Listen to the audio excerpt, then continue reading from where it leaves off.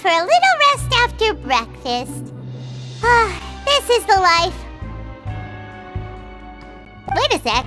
Isn't something important supposed to happen today? Oh, today's our big day! We're supposed to leave the Fortress of Mirapede! Come on, we've got to go complete the release procedures now!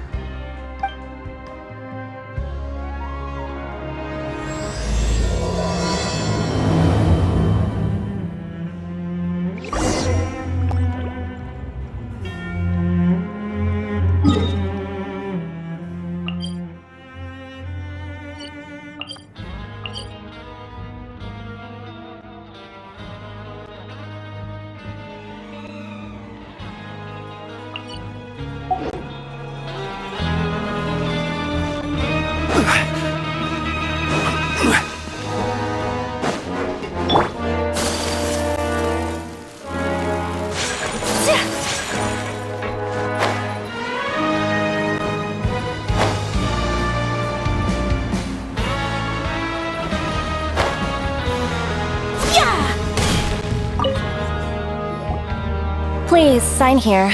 This document will be effective immediately upon signing, and you two may exit the Fortress of Mirapede via the regular channels.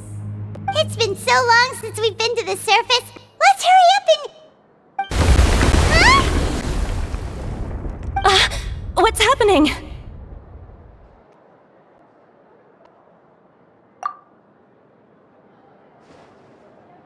I'm fine, thanks. But I wonder what that tremor was just now. Let's go ask the Duke!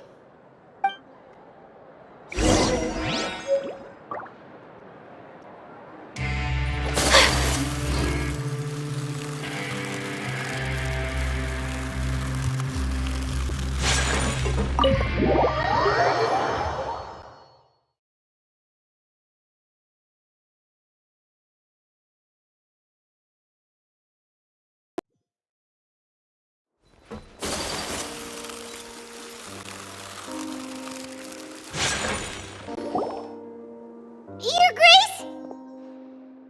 Ah, good to see you two. Is there something you wish to see me about? Yeah, what was with that earthquake just now? Ah, that. The tremor didn't originate from the seafloor. In fact, it seems it came from the surface. Over the years of serving as the warden here, I've developed a sense for distinguishing between what occurs on the surface and what occurs underwater. Besides, the seal that Monsieur Neuvillette set in place won't fail so easily. So the fortress is okay?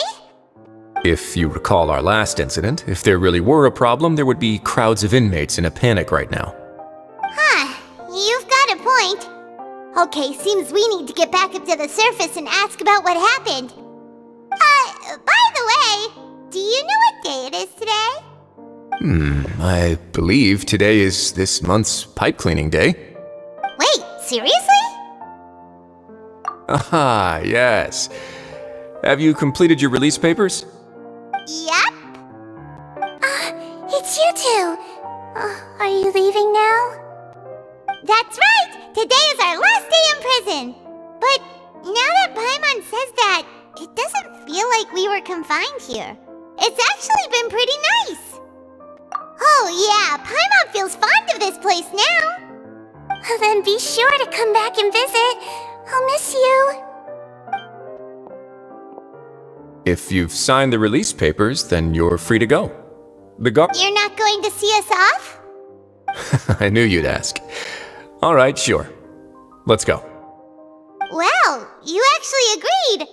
No worries, you must be busy. Paimon was just joking. Ah, so you do have a polite side, I see. After being down here for so long, I imagine you must feel like you're lacking companionship. Shall I come along too? Yeah, don't worry, we'll come back to see you. Paimon really likes the cafeteria here. The chefs sure do know how to make good grub. I hope you won't be here as convicts the next time I see you. We'll do our best to stay out of trouble.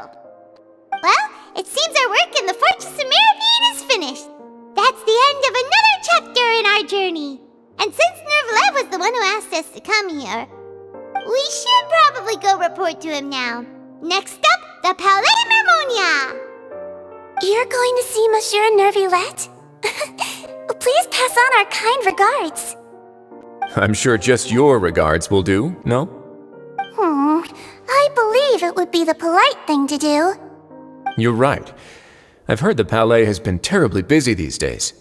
Tell him that I hope he hasn't been overwhelmed by the recent string of troubles.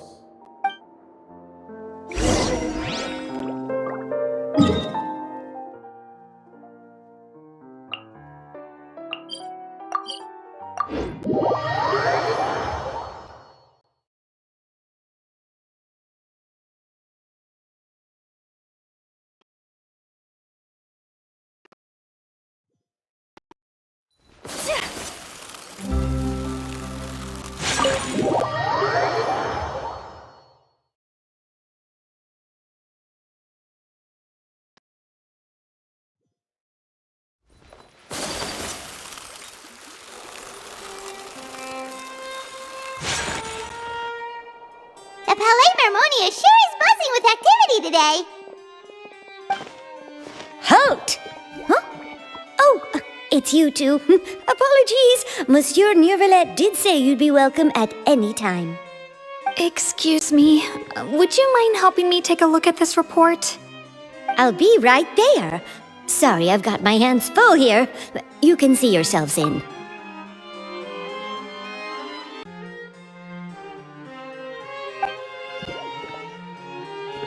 Everyone's so busy.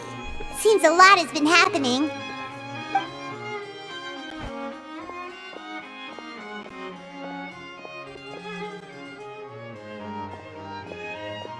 Nervulette!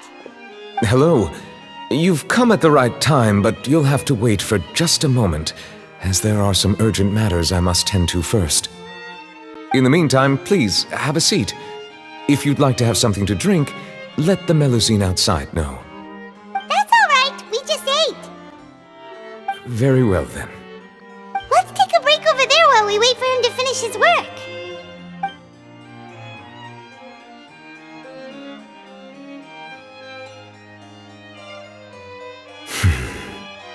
All right.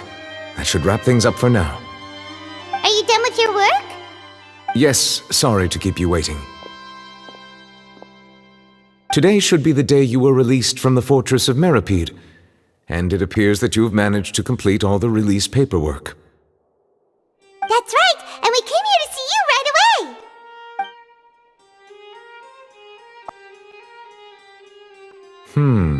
A massive whale. Do you have any idea what that might be? Judging from your description, that cannot have occurred in any ordinary waters, but rather something like the primordial sea. A whale of that size and shape cannot usually be found in the waters of Tevat. Therefore, we can only assume that Child is presently immersed in primordial seawater. Immersed in primordial seawater? But how? And is he okay? Most people wouldn't be capable of entering in the first place. I'm not completely sure how he could have gotten there myself. Yes, what is it? Ah, right! Paimon felt it too! We asked the Duke and he said it wasn't from underwater. water, so we figured you might know something about it. It turns out that I have just received a report about this particular matter. In fact, that's exactly what I was busy with a moment ago. The source of the tremor was here on the surface near Poisson. After the shaking stopped, the water levels in the Poisson area rose at an alarming rate. The water levels rose? Oh no! What about all the people there? Fortunately, the water levels only rose for a short period of time and have already returned to normal now. However, I still have a bad feeling about the whole phenomenon. If the change in water levels is connected with the leaking primordial seawater, then the situation in Poisson may be much worse than it appears. Navia should be in Poisson, right?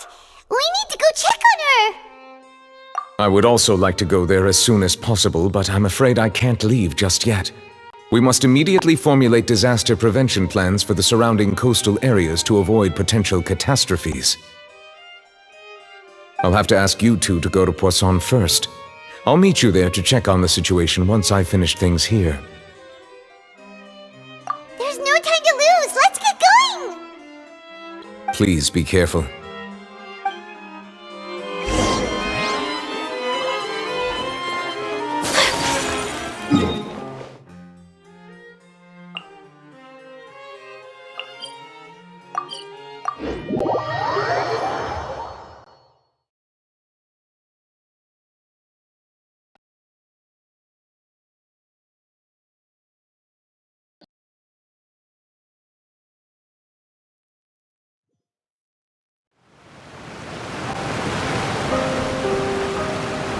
Oh no! What happened here?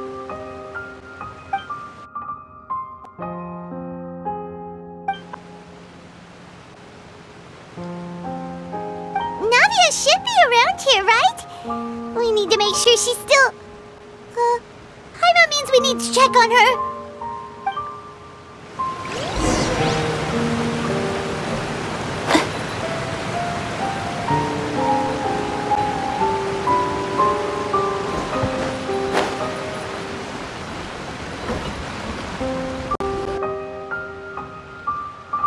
We haven't seen a single soul all the way here. Oh, this is getting scary. What will I ever do now? Look, there's someone on the roof over there. Just stay put! We're coming up! Watch your balance! All right, just hurry.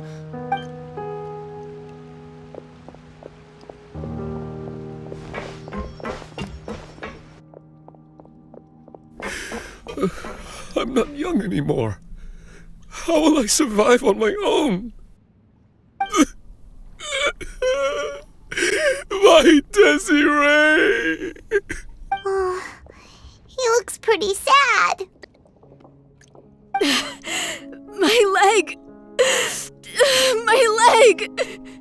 How could this have happened? It hurts! Just hang in there. Help is on the way. You can hold my hand if it makes you feel better.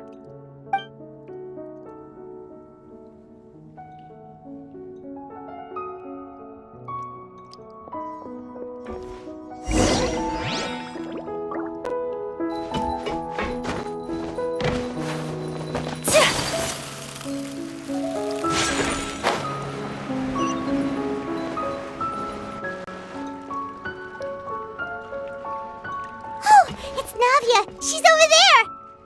Hey, Navia, are you okay?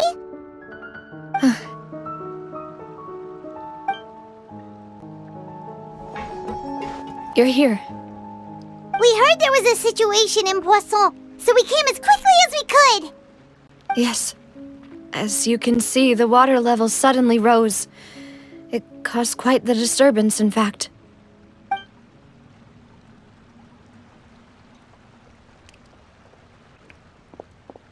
Demoiselle! There was a wounded resident next to a building southeast of here. We've already transported him to safety, but we've run out of medical supplies. He's wounded? How badly? He fell, so it's probably a broken leg. He's pretty shaken up. When the water level rose, he desperately climbed up to the roof. Once the water receded and he saw the ground, he became terrified and eventually... He jumped down then.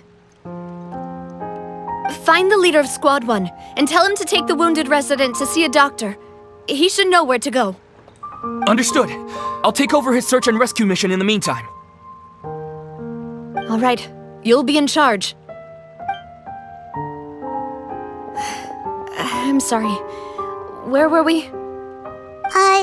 The situation in Poisson? Right. Allow me to explain. A little earlier, we suddenly heard a loud noise.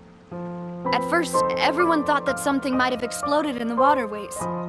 But before we knew it, water started pouring out from everywhere. The rushing water seemed a little odd, almost like the unique color of primordial seawater. Some people didn't realize the danger and thought it was just ordinary water, leaking from somewhere. Everyone on the street who happened to be close to the water didn't have a chance to escape. Those who realized what was happening started to flee in a panic, desperately trying to get to higher ground. Many were injured in the stampede, and some people fell from significant heights. The Spina di Rosula initiated rescue operations as quickly as possible, but there have been a lot of casualties. Fortunately, the water began to recede after some time, and the chaos came to an end. The water that flooded the area contained primordial seawater, so the lower levels of Poisson are still hazardous. To ensure everyone's safety, I've asked the people there to leave as soon as possible. No one knows if this could happen again. All we can do for now is try our best to help evacuate the residents. We still haven't completed the head count, but we'll have some numbers soon. How awful. And all of this just came out of nowhere. It was quite frightening indeed. I only wish that everything that just happened was a bad dream. Is there any way we can help, Navia? Thank you for being so willing to help in a moment of crisis like this. You don't know how much it means to me. I really can't express how grateful I am.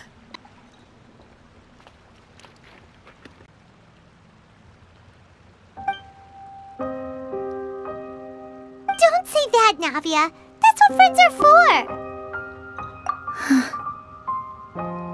Demoiselle! We've got a situation here! I'll be right there. Sorry, I need to go for now. And out she goes. Seems it might be a while before she can take a break.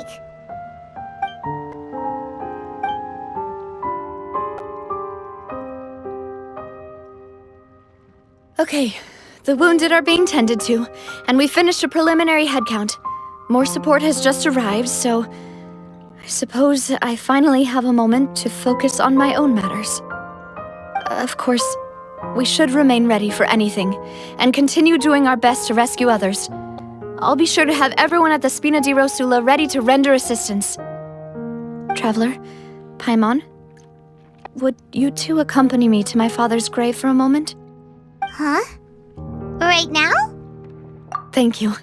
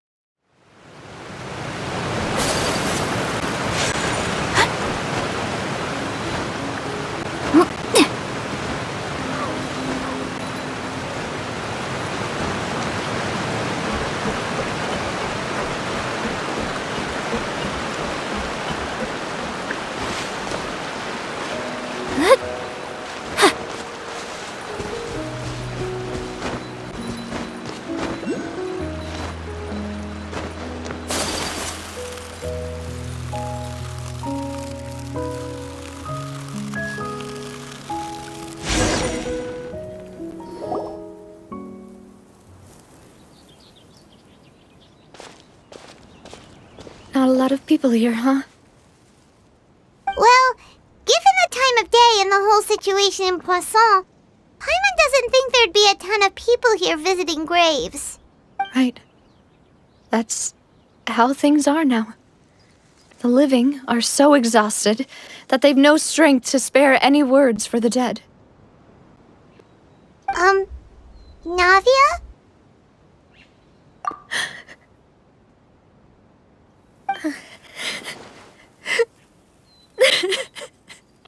Navia, what's wrong?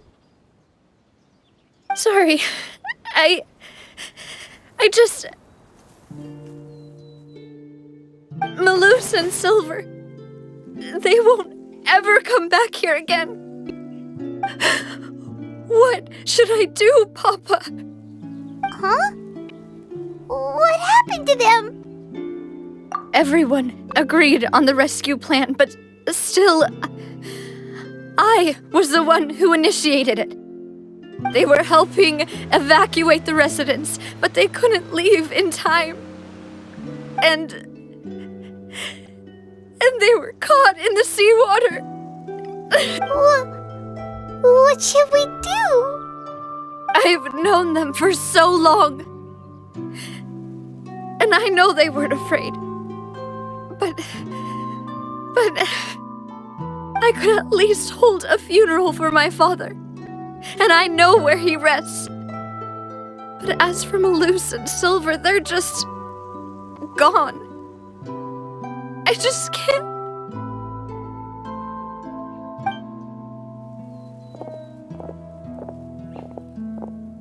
Everything looks so clean after it rains. Even the gravestones. I didn't expect that you'd enjoy a glass of red wine in front of Master Callus's grave. I can understand. Besides, the scenery here isn't half bad. See, it's not just me. I always want to bring something when I visit Papa. Perhaps we might even have a picnic. He wouldn't be How could Master ever be upset with you, Demoiselle? Yet the cemetery is the home of those who have passed, is it not? Everyone ends up here sooner or later, no matter who you are. Buying yourself a plot in advance, are you? No need yet. But when I do, I hope you'll let me be buried beside Master Callus, Demoiselle. Hey, stop joking around. I'm quite serious. That way, it'll save us both the trip to see each other whenever you visit your father's grave. That makes sense. In that case, could I be buried on his other side? After all, besides you, Demoiselle, the two of us could certainly be considered Master's closest companions, no? Personally, I believe we fill those shoes just fine. Why are you bringing this up all of a sudden? Seriously. All right. I'll remember your requests. But I'd really prefer not to talk about this stuff. And what do you mean by saving me a trip? I'd make the journey even if I had to visit you two somewhere else. I'd promised to let them rest in peace here. But here I am breaking that promise.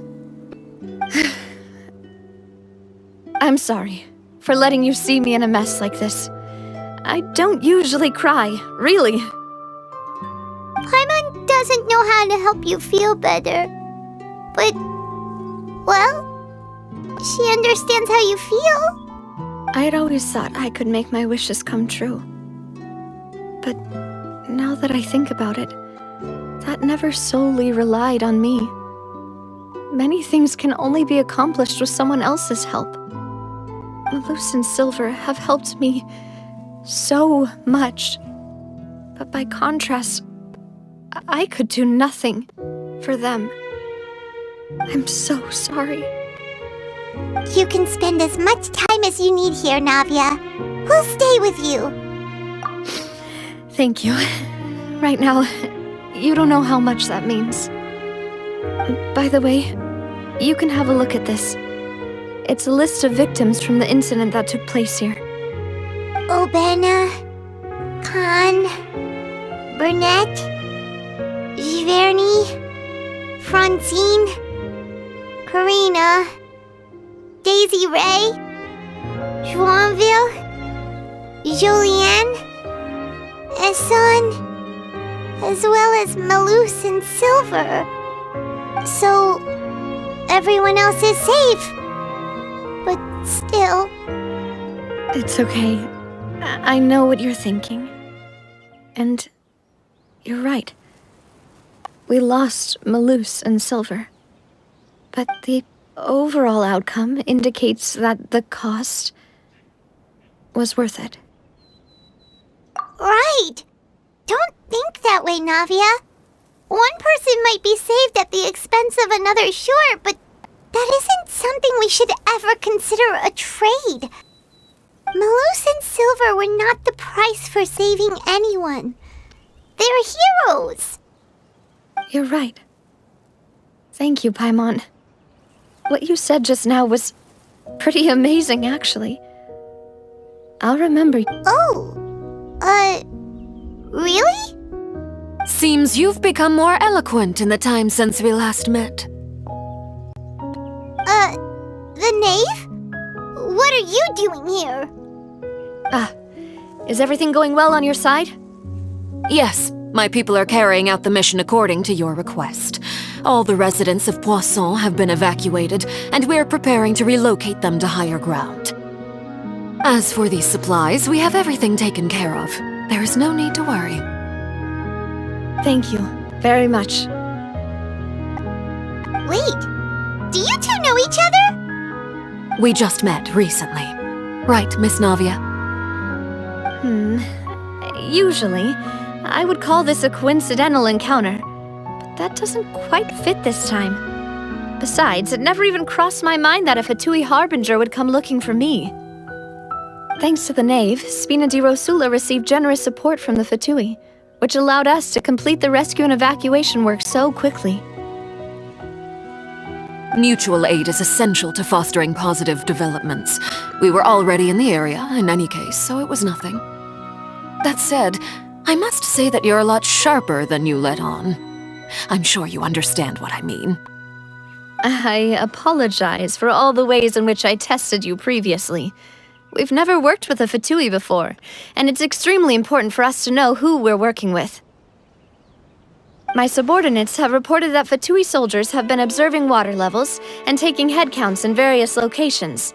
I hear that they've also prepared a large amount of emergency supplies. I'm quite surprised. This is nothing to brag about, nor do I intend to. It is simply the way of powerful organizations to act forcefully, whether they are doing good or ill. You've witnessed that firsthand, in any case. As I've told this traveler before, I know of the prophecy, and I intend to prevent the impending disaster. Lending your organization a hand was a natural first step in accomplishing that.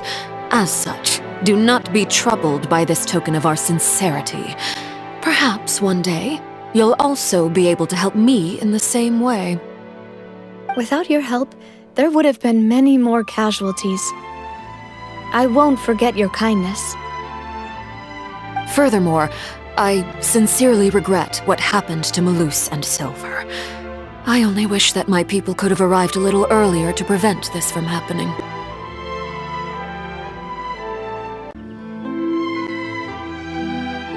Don't say that. You and your subordinates did everything you could.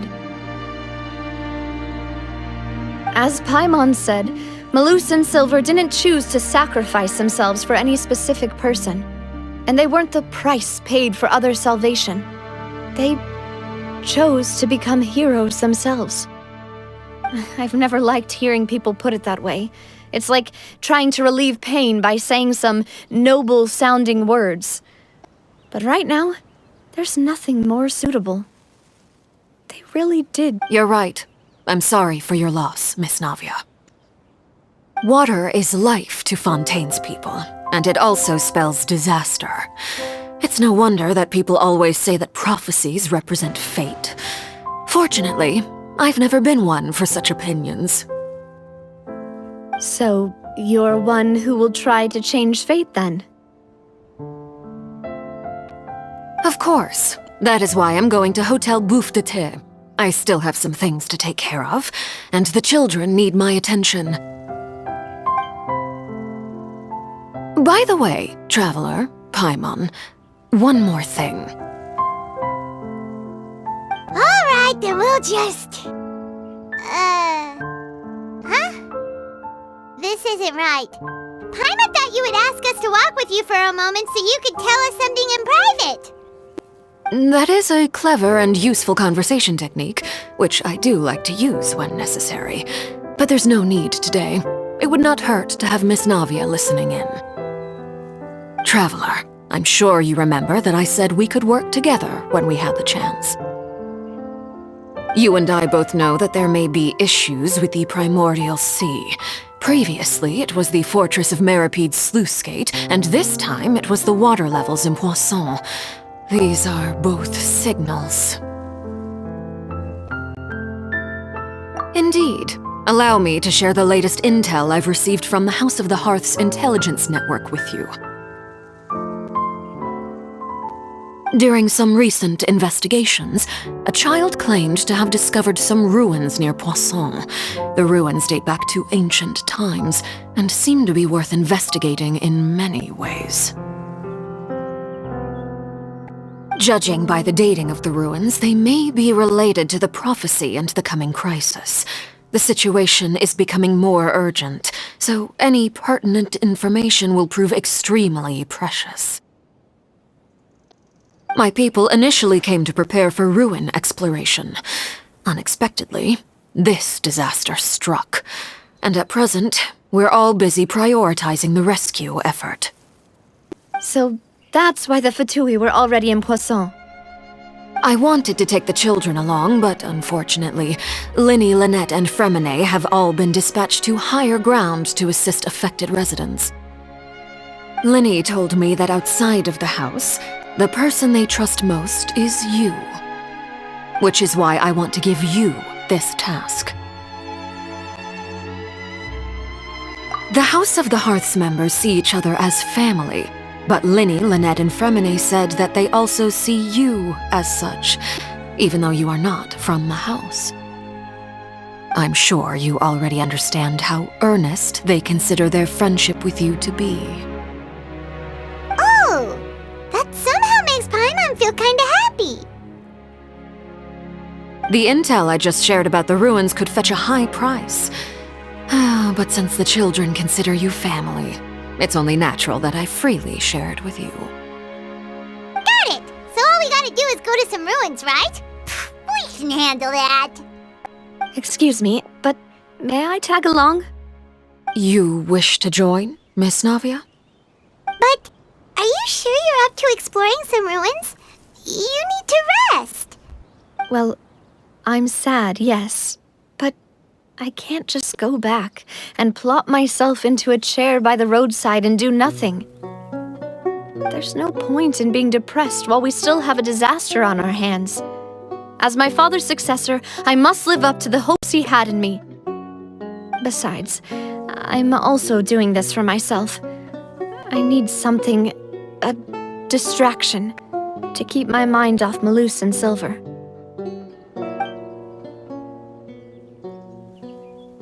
Since you put it that way, I have no objections. What do you say, Traveler? All right. The ruins are to the south of Poisson. Here's the map. Okay, the three of us will handle it. Come on, let's pack up and get going.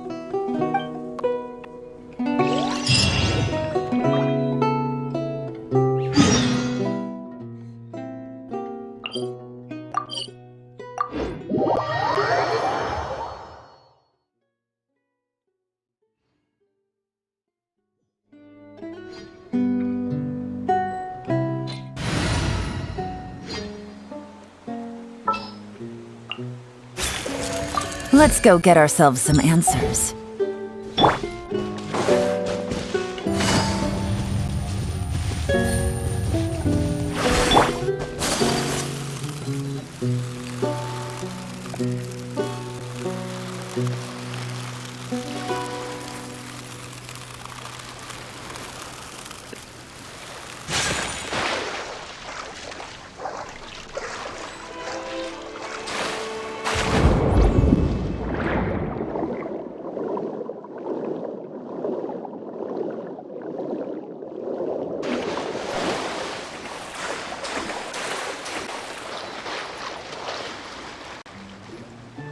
So, are these the ruins the knave was talking about? Whoa, talk about old. They seem to be pretty ancient, all right. Let's go in and have a look. Just be careful.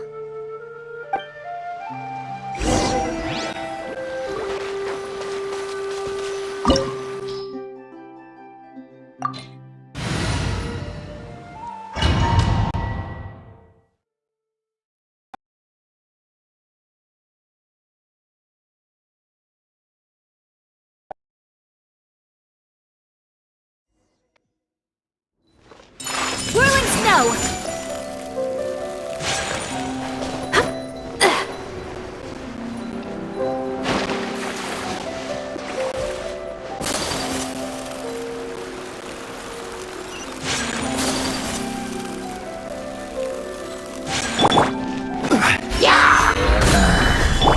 Right now, right here, right now. Here comes the catch.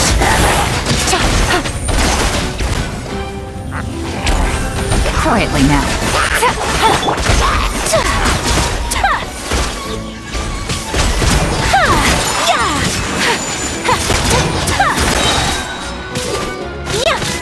Embrace the ice! Gather! Busted.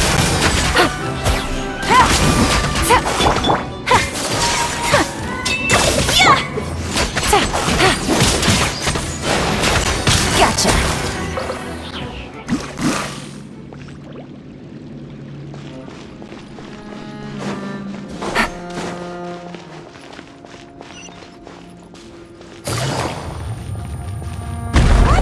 The floor here isn't safe.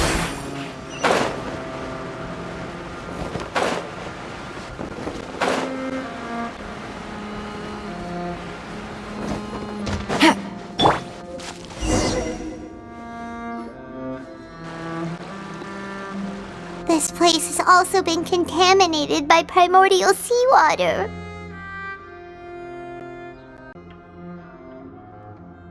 Yeah. And a lot of it, too. A Fontanian would most likely dissolve the moment they fell in. Right!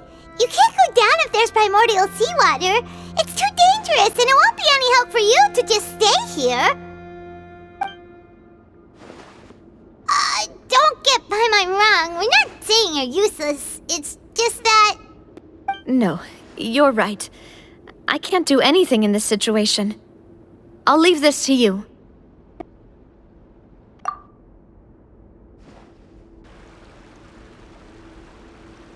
That complicates things. Maybe the only way left is forward. In that case, do you want to wait for us here? The water levels here are unstable, and there's a chance the water will rise. So, staying here wouldn't be safe either. I'll go together with you. Perhaps we'll find the exit just up ahead. All right. Come with us for now then, but please be careful.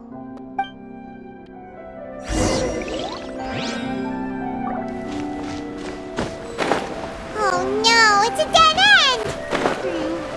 Let's try climbing over from the side.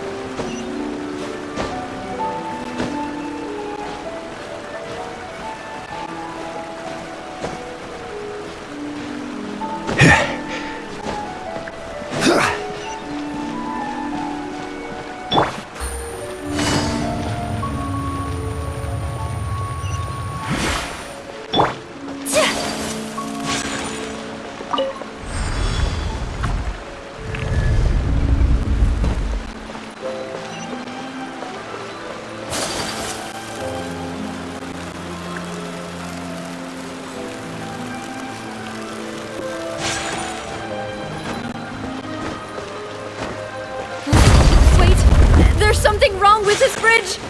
Run!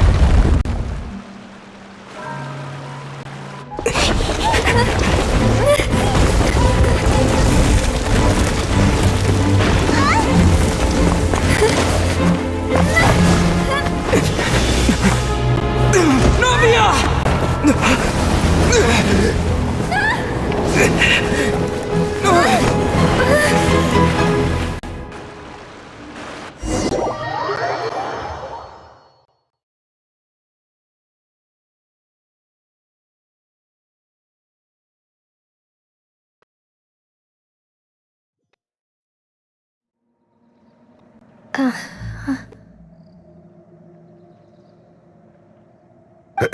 Demoiselle? Huh? Demoiselle, what are you doing here by yourself? Would you be standing here till dark if I hadn't come to get you? Maybe she just wants some time to herself, Maloose. Oh, was I sleeping? Yes, it would appear so. I must be tired. That's quite possible. However, you were the one that suggested we go out for a walk. Oh, right. I nearly forgot. It must have slipped my mind when I dozed off. I haven't had a nap today yet. This is a familiar feeling, yet something's a little strange. Is something the matter, Demoiselle? Oh, no. No, I'm fine. I was just trying to recall why we came out for a walk. Do you remember Mr. Giverny? He'd requested our help before with foreign merchants who had a debt dispute with him, and we'd resolved the matter not long ago. We were headed to see how things were going with him at the moment. Ah, right. Yes. I remember now. Oh, Miss Navia. Ah, Mr. Maloose. And Mr. Silver, too. It's good to see all of you. How have you been? I've been great. Thanks to your help, those bothersome merchants finally realized that I wasn't the one they were looking for. Why, they were knocking at my door day and night. Even my neighbor, Obina, was getting fed up with them. Sometimes force is required to calm someone down and get them to listen to what you have to say. That's right. Oh, by the way, Burnett, what was it that you wanted to give to Miss Navia again? Oh, yes. One moment, I have it right here. Miss Navia, these are some flower seeds that I prepared. Please take them. They're a very good variety, and they'll become very big and beautiful once they bloom. I don't know what we would have done without your help, so this is a little token of our appreciation. Ah, did you cultivate them yourself? Thank you so much. I'll certainly take them. Maloose, we do still have some empty flower pots at home, right? Why, we can have as many pots as you'd like, Demoiselle. Perfect. In that case, we'll swap out some of the decorative plants for some of Mrs. Burnett's flowers. Very well. Wait. Something seems to be off here. Excuse me, madam. If I'm not mistaken, your name is Burnett, correct? That's right. Is something wrong? No, it's nothing. This is the first time we've ever met, but your name seemed familiar to me. I've heard this name before. Sometime recently, I'm sure of it. And why are there so few people around here? Where did everyone... We must mind the time, Demoiselle. We still have important things to attend to today. Huh? We do? Like... Well, now, did you forget? Miss Navia, here you are. I've been looking for you. Please, come to the Opera House. Your trial is about to begin. My trial? Wait, why would I need to go to the Opera House? Yes, she's right, Demoiselle. It's just about time now, so we should get going. Oh? All right then.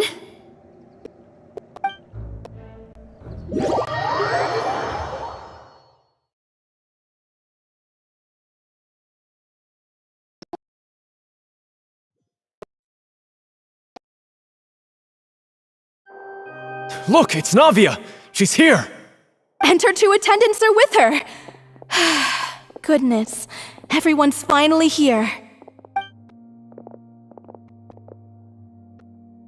There sure are a lot of people here to see the trial. And they all seem to be oddly... excited about something. Karina, Desiree, Joyville, Jolien, Essen. Why are so many people here? And as for the judge... huh? Where's Monsieur Neuvillette? Please sit in the defendant's seat. Don't worry, Silver and I shall accompany you. All right. But are you sure you can stand behind me? Typically, it wouldn't be allowed, but today is an exception. Hey, what kind of place do they think this is? Come on, do they have any idea what they're doing? Seriously. Enough with the whispering! Could someone please tell me where Monsieur Neuvillette is? And why I'm standing trial? My dear Miss Navia, have you not yet realized what you've done? In that case, allow me to explain. As all here know, you are Master Callus's successor, the head of the Spina di Rosula, someone held in high regard by every soul in Poisson. After you took over the Spina, you treated all of us just like the late Master Callus had. If anyone in need reached out to you for help, you responded. Not only you, but your butler, your subordinates, nearly everyone in the Spina di Rosula fought for the well-being of those in Poisson. Wait a moment. Aren't you just proving that I'm a good person? Yes, correct. Absolutely right.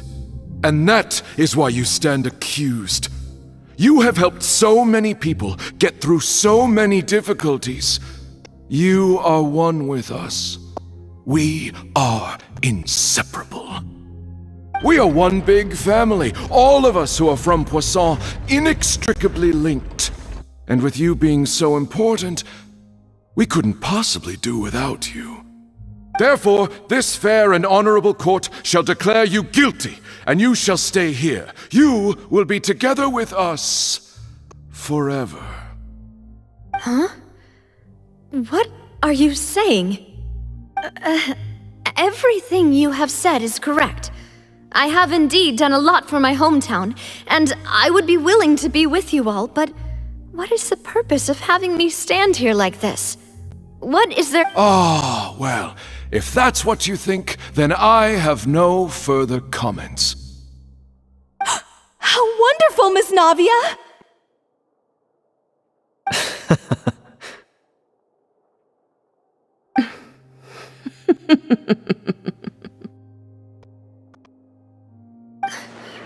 I know all these people. Why are they laughing? I seem to remember now. Yes, I get it. This trial is...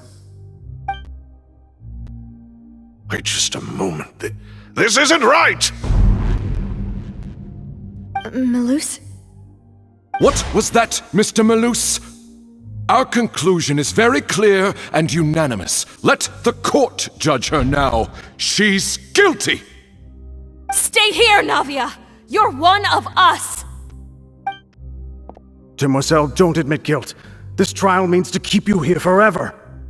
I wish to exercise my right to defend Our Lady. Mr. Joinville, you only know of Navia's goodness, but nothing of her utterly independent mind. She was born a free and independent spirit. She has never been tied down by anything. Indeed, even the death of Master Callus couldn't stop her.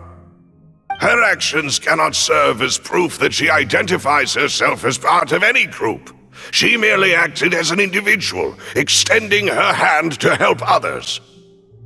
Please do not mistake her actions as being otherwise.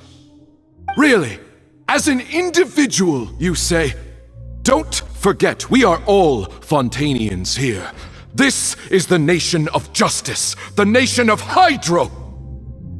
Even if Miss Navia only voluntarily rendered her assistance, that doesn't change the fact that her beautiful soul must return to everyone. Water accepts all, blends with all. It will surely accept her kindness. Everything is measured here in the nation of Hydro, and in the end, everyone shall meld together. Thus, when a unanimous opinion emerges, that opinion represents justice. Now I speak for everyone. Our opinion is consistent. Navia should stay. We and Navia are one. And you would call this justice? Preposterous. You are merely jealous that Demoiselle still has a chance to exist as an individual. Have you forgotten how much you all once longed to become individuals, to become independent? Do you mean to defy our justice? If your justice is flawed, then why should we acknowledge it? As you said, we can also have our own justice. Silver and I shall defend Demoiselle. And that is how we will enforce justice. Ugh, my head... It hurts. Demoiselle! Silver, it hurts. My head is spinning.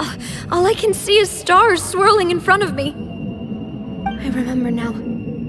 Everything that seemed odd from the very beginning.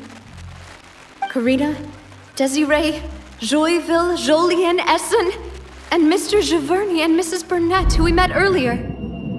Even Malus and Silver. I don't want to admit it, but they're all dead. Don't be afraid, and don't admit guilt.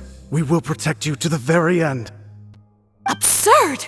Who are you to say that she cannot be judged? We are the majority, and in the nation of trials, the majority is absolute justice. Don't let them escape! We shall keep Navia here with us! Mr. Malus and Mr. Silver, must you be so stubborn? How could the two of you possibly hope to stand against the collective? Do not resist. This judgment is fair and just. Navia belongs to us. After all that happened, she should not be left alone in Poisson. What are you saying? No more excuses! He says we're jealous. Jealous? How could she possibly be an independent individual? What's with these people? Who's jealous of her? She belongs to us! Miss Navia, she... Silence! That's...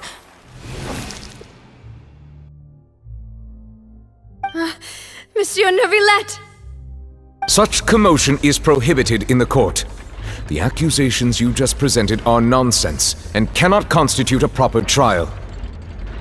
The court will adjourn for the rest of the day.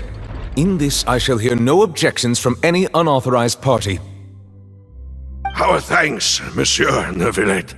Please leave with me, Miss Navia, while there is still time. But... Go on now, Demoiselle. This is your only chance to leave this place. What, can't bear to leave us behind or something? Malus. My apologies.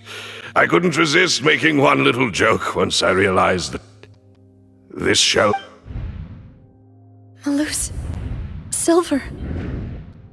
Quickly! You must come now! Goodbye, Demoiselle. Farewell.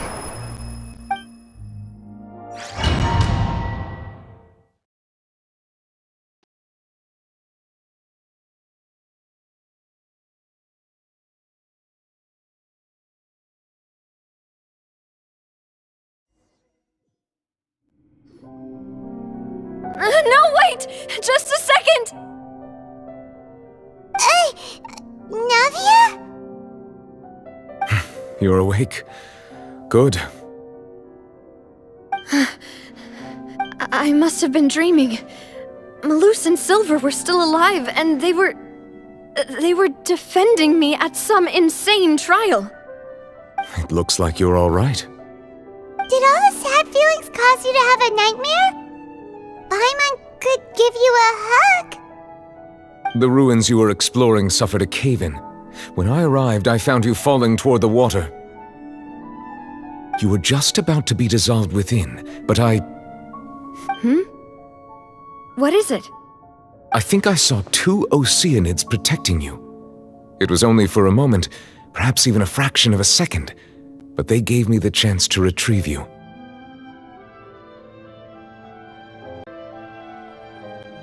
Were it not for their intervention, I would not have been able to rescue you before your consciousness dissipated. Wait, did you say Oceanids? You mean like what happened with Vache?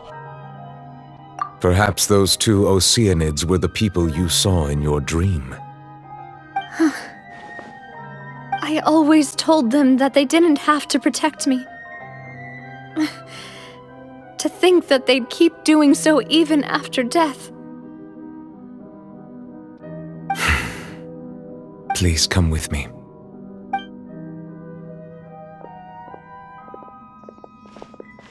Neverlet, are you okay? Oh, I am quite all right. Perhaps there's something we could chat about? Why do you look so stiff all of a sudden? Oh, Paimon knows. You're the type who feels awkward when there's nothing to talk about, right? I merely thought that we should give Navia some time to herself. Huh? Why didn't you just say so then? Don't you think it's even more awkward to call us over like this and then have nothing to talk about? I suppose so. Ah, Sigewinne. I hope all is well with her these days. Her work in the Fortress of Meropide has not been too much for her, has it? No way, don't worry. She's doing fine down there. She's an amazing head nurse. I see. Well, that is good. I have always worried that Sigewinne would need a lot of time to understand the world of humanity, just as I have. Oh, and the Duke also says hi. Even though Sigewinne made him do that. He hopes that you haven't been overwhelmed by all that's happened lately. Thank you. I have indeed been busy lately, and I also hope that everything is going well in the Fortress of Meropide. He still doesn't know what to talk about. Let's chat about something else then. So, Neverlet, you're probably quite the swimmer, huh? Yes, of course. This isn't going anywhere. Let's try something else. How did you find these ruins? Did the knave tell you? Yes, in fact. I had arranged to meet you in Poisson, but when I arrived, I discovered that the Fatui were helping the residents evacuate. Amid my astonishment, I ran into the knave, and we had a chat. She informed me that she had asked you to investigate the ancient ruins here. Yeah, we originally planned to meet up with you, but we thought you might still be busy with all those official documents. We didn't think exploring the ruins would take very long, and who would have thought you'd wrap things up so quickly?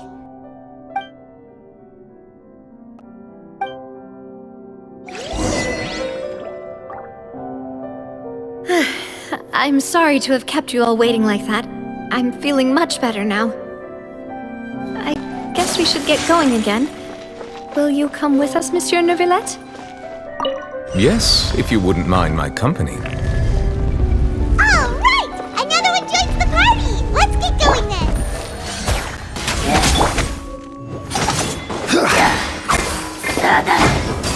Order guide you!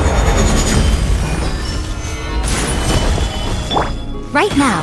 Emerge. Right now. I'm always watching. Right here. Right now. Emerge. Busted. Things are about to get dicey. My apologies.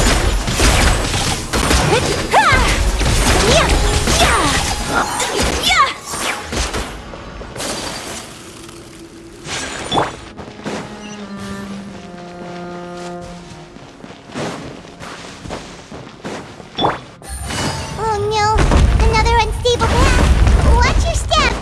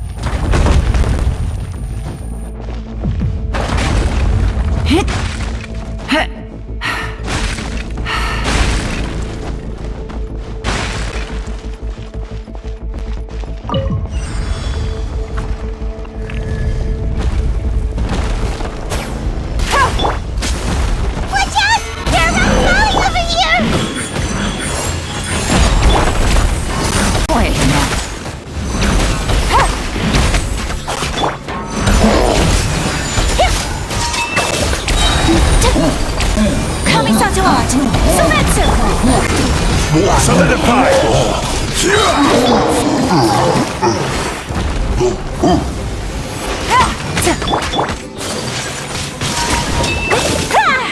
Whirling snow!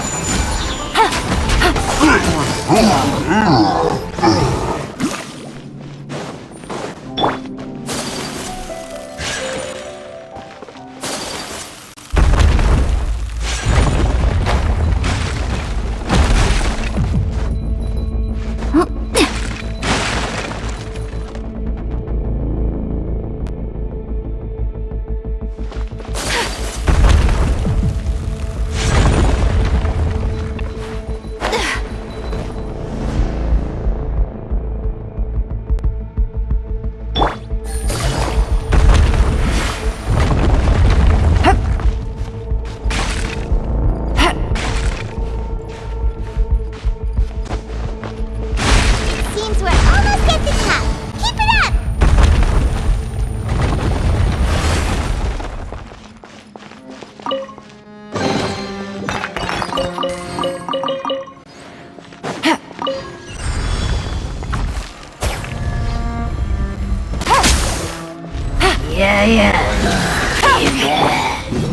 I will have order.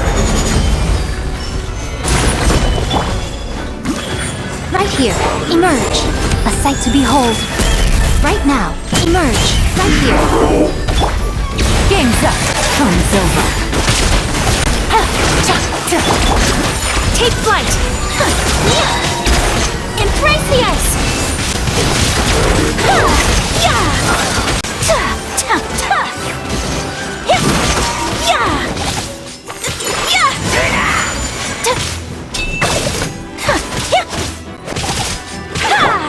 Busted.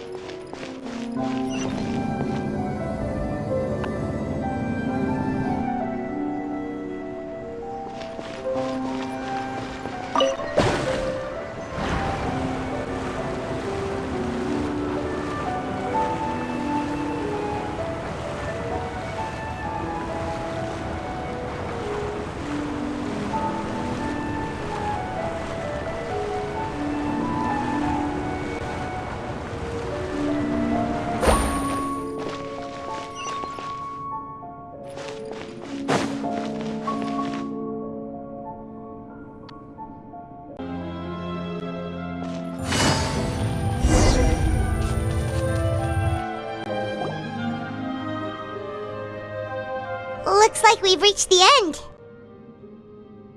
This is the place. There should not be any other hidden spaces in the vicinity. The path sure had some twists and turns, but it turns out that this place isn't actually that big.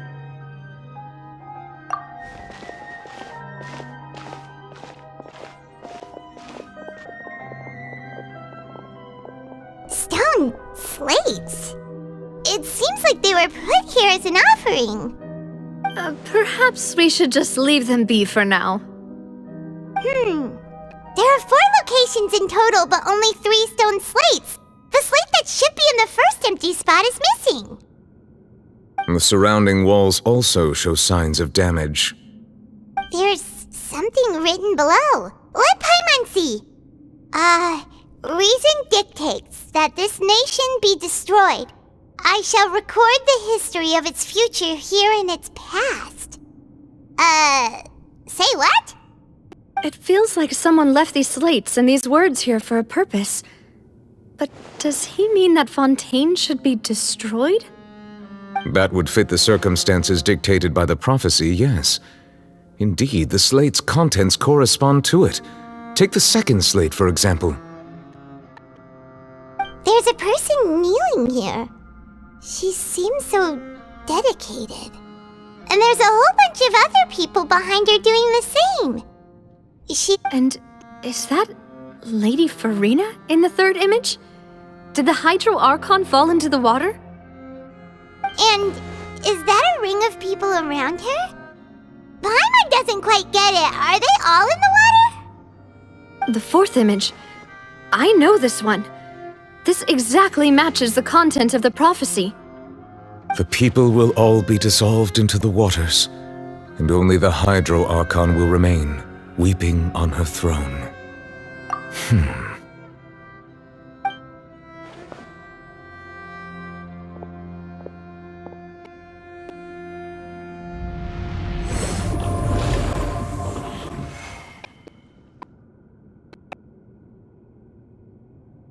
More information should be hidden in these slates, but I fear I cannot easily uncover it, most likely due to us missing the first slate.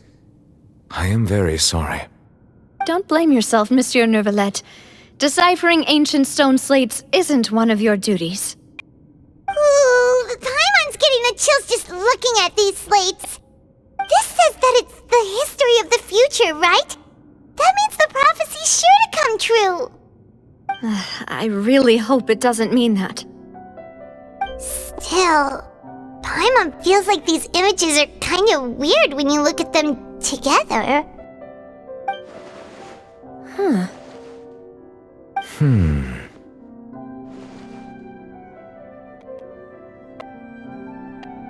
That's right! If the images are in chronological order, shouldn't the fourth, the waters drowning Fontaine, come before the third, where the Hydro Archon herself falls into the water? And yet the order is reversed here.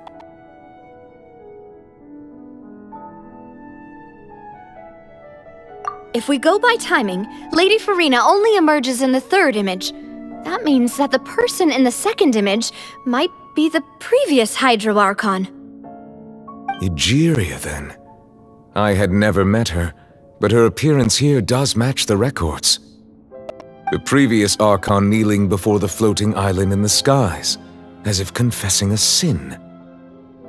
Did she herself commit that sin? And if not, why would she be in such a posture? Also, I'm still wondering why these ancient stone slates are here at all. Judging from their contents, could this place be the origin of the prophecy? Does that mean that someone, or some people, once saw these slates? But who would have created these slates and left these words here? It seems that any further clues will have to come from Farina. In that case, there's no time to lose. There's nothing else to be gained here, so let's head back first. Yeah, we better get somewhere safe for now.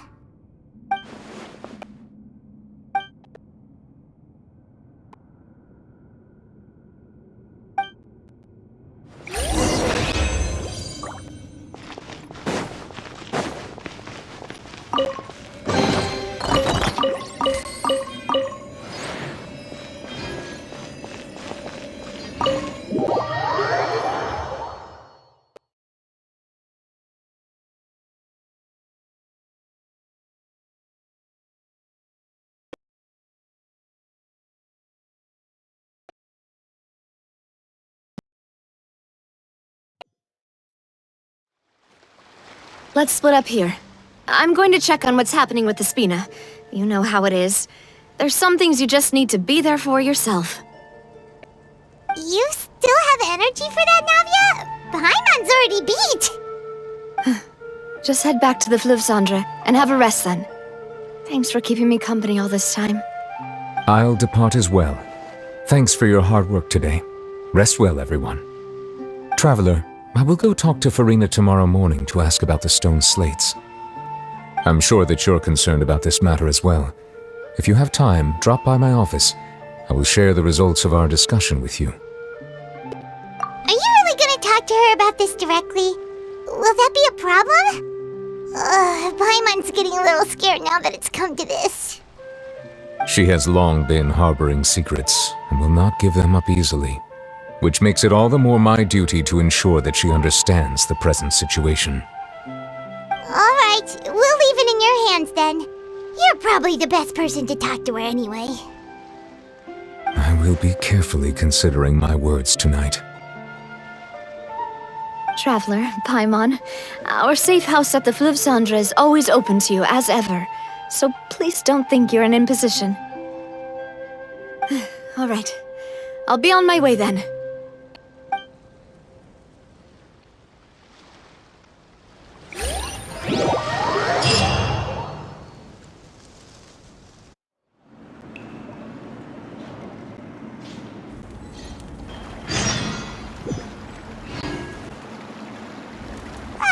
We're finally back! Welcome back. We've got a special menu prepared for you two tonight. Yay! And there's good food too! No, the boss is the best. Ooh, desserts! Nice, these are all Paimon's! Paimon's already starting to forget what happened today. Oh, that voice. Is that who I think it is? Huh? It's you two. What are you doing in Fontaine?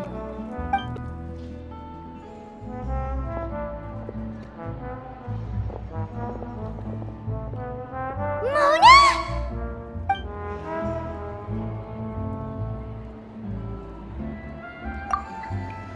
Seriously, nobody just uses a scry glass whenever they've got time to just see who they'll meet on the road.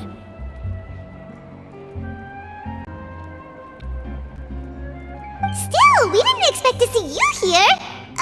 Wait, you're not a Fontanian, are you, Mona? Well, I have some business to attend to here, so I booked a hotel in the city.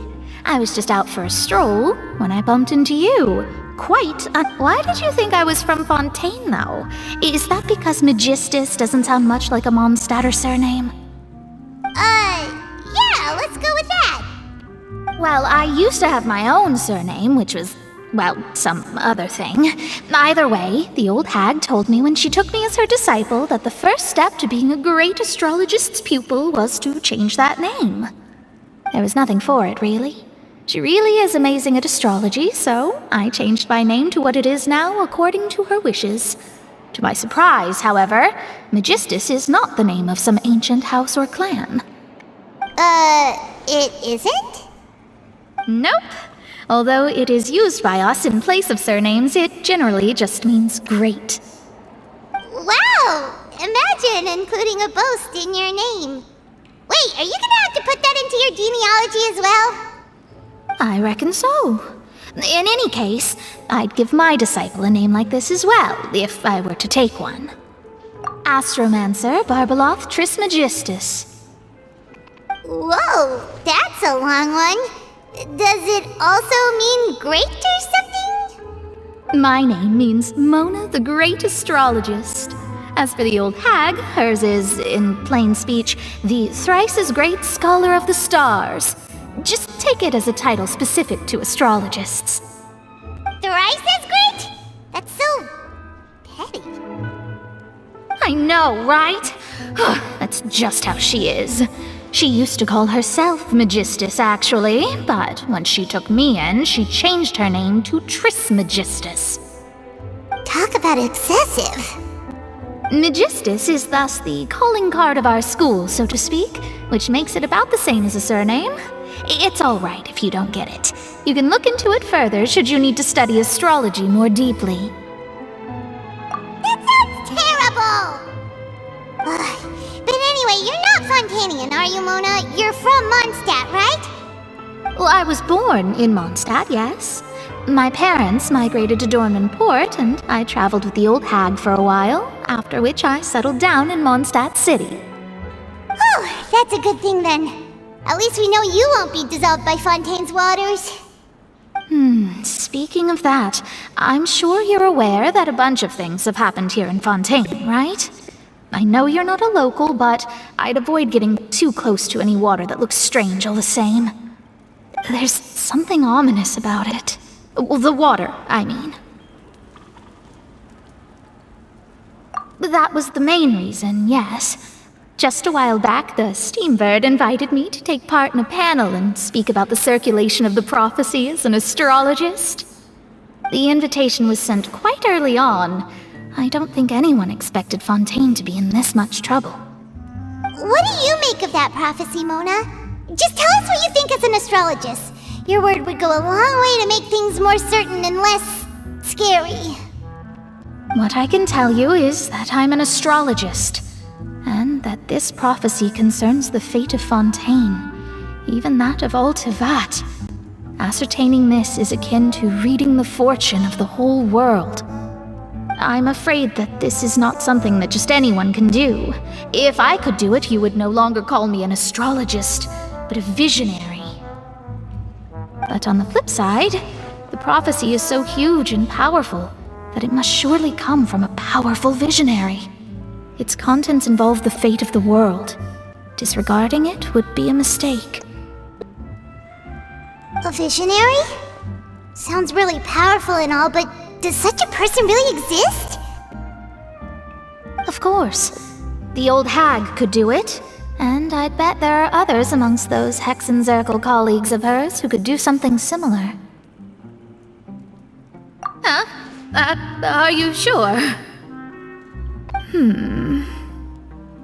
All right, I'll help you. It isn't often that I see you with such a serious look on your face. I'll tell you once I hear back from her. Thanks, Mona! You're amazing as always! Oh, well, this is something only I can do after all. So yes, your praises are quite welcome. That's the greatest of astrologists for you! Of all the people we know, you know the star's the best! Indeed. That's the spirit. Oh, sorry. I came to see what all the commotion was about. If there's anything you need, do not hesitate to inform the Spina di Rosula. Oh, whoops. Guess we were getting a little too carried away there. Well, I'll go tend to my own business now. If I receive any news, I'll be sure to come find you two again. And there she goes, quick as rushing water. And here we are with the Spina guy giving us suspicious looks. Right, but we were able to recruit Mona's help, didn't we? Our Fontanian friends will thank us someday.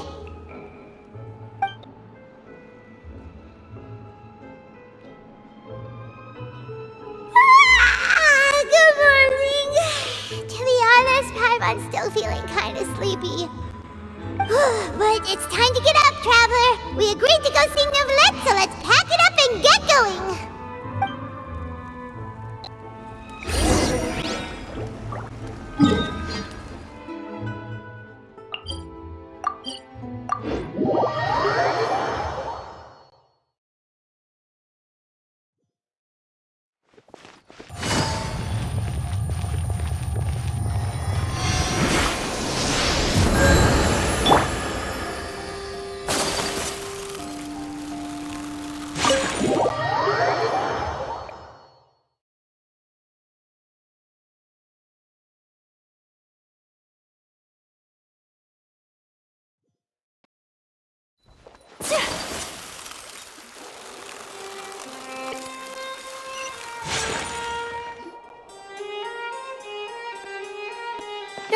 You're here! Finally! Is something wrong? Monsieur Neuvillette and Lady Farina, they seem to have gotten into a dispute. Please go see for yourself.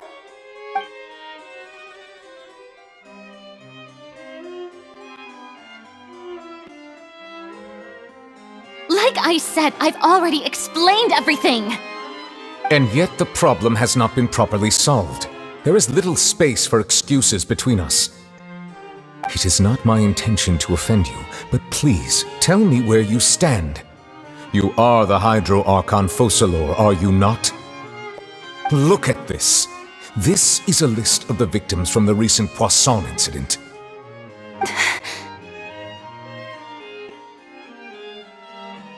You mean... they're all... We did not arrive in time to avert this disaster, and I will not have it happen again. I will say this once more. You must tell me everything you know. Yesterday, I found 3 stone slates in some ancient ruins near Poisson. Do you know anything about those? Seriously? You're questioning me like this is a court case now. I don't know anything about that. But you found them in some ancient ruins, you say? That's correct, which is why I came to ask you some questions. There should have been 4 slates, but one of them was missing. The other 3 feature different images that seem to correlate to the prophecy. The prophecy? The second of these slates depicts the previous Hydro Archon Egeria kneeling before a floating island in the sky, as if confessing something. Do you know nothing of this either? I don't. I've never seen such slates. I'll ask you again. Do you really have no information regarding the previous Archon? My deciphering of the slates indicates that the Hydro Archon Egeria once had to confess to, or apologize for, a certain sin. If anyone would know about it, it should be you.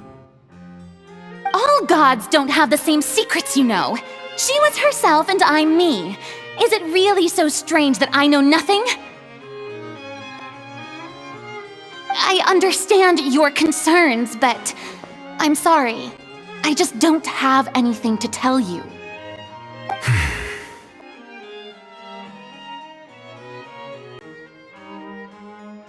Forgive me for saying this now, Lady Farina, but I have long known of your various secret investigations into certain matters. There are several indications that you have been investigating the prophecy on the sly. This is not strange in itself, considering that you are the Hydro Archon. But it is strange that you should also claim to not know any of Egeria's secrets, as well as do nothing following your inquiries.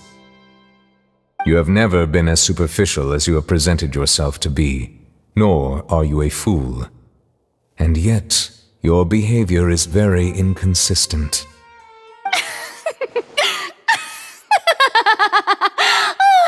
So you've been watching me all this time, have you? I didn't think you were that type. You... Well, since you know about my secret investigations, then you should know I'm actually working to take care of it.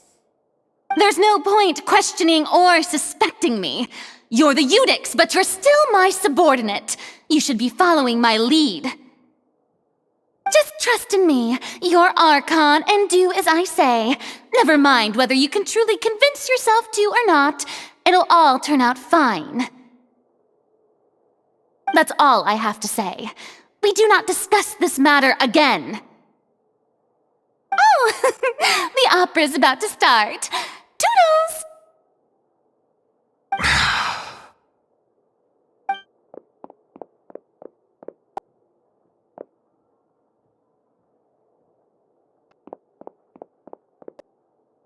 Did Farina not notice us standing by the door?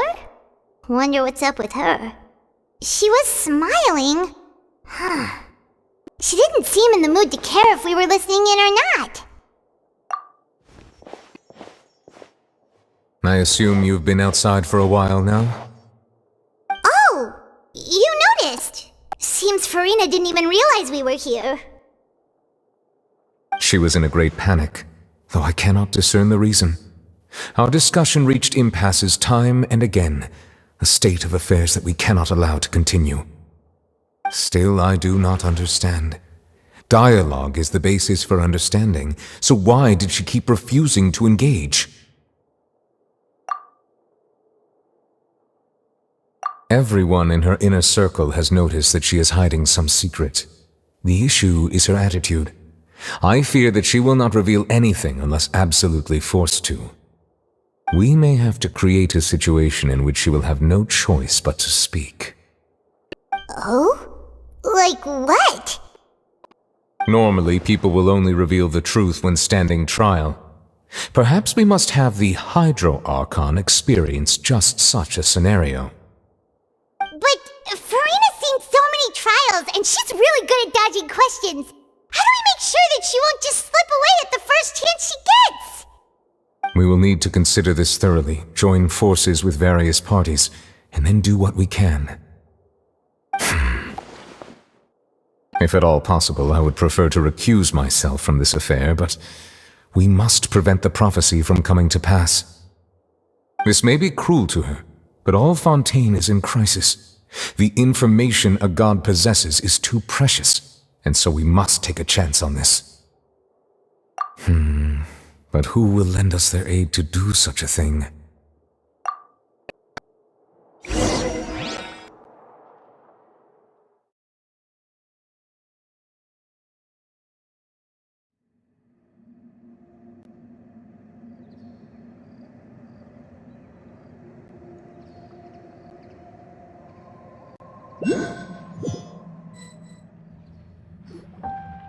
Well, that's everyone, huh? Speaking of which, it was pretty smart of you to think of hiding here. Poisson was just involved in a disaster, so it's presently devoid of people. That naturally makes it the best choice. And here you are drinking tea like it's the most natural thing in the world, huh? That's what families should do. Sit and enjoy a leisurely time together. It's nice to enjoy tea here, you know? Care for a cup? Lend me your ears, everyone. Or perhaps one of you might like to start us off. How about you, friend? Me? No, I don't think I can. Then, how about you, good sir? I fear that I will cause the mood on this boat to become as somber as it is in court. Well then, I guess we're lucky we've got a local like me to organize things. Wonderful, the spotlight at last. That was a little long-winded, don't you think? Oh, you might be right. Anyway, to cut to the chase, our friend here, the Traveler, has brought us together to discuss something. As for what that is, well, let's start by saying that we'll be pooling our efforts together to create a series of traps. Oh, how intriguing. Well, it's just an expression, really. One that I just learned from Chlorand, and used on the spot. So, let's invite her to explain in detail. A round of applause, please. Huh? Didn't you say that you would be facilitating this? Oh, come now. Your work doesn't involve much public speaking, right? This is a good chance to practice. You might even pick up some fancy oratory tricks to impress your boss with in the future.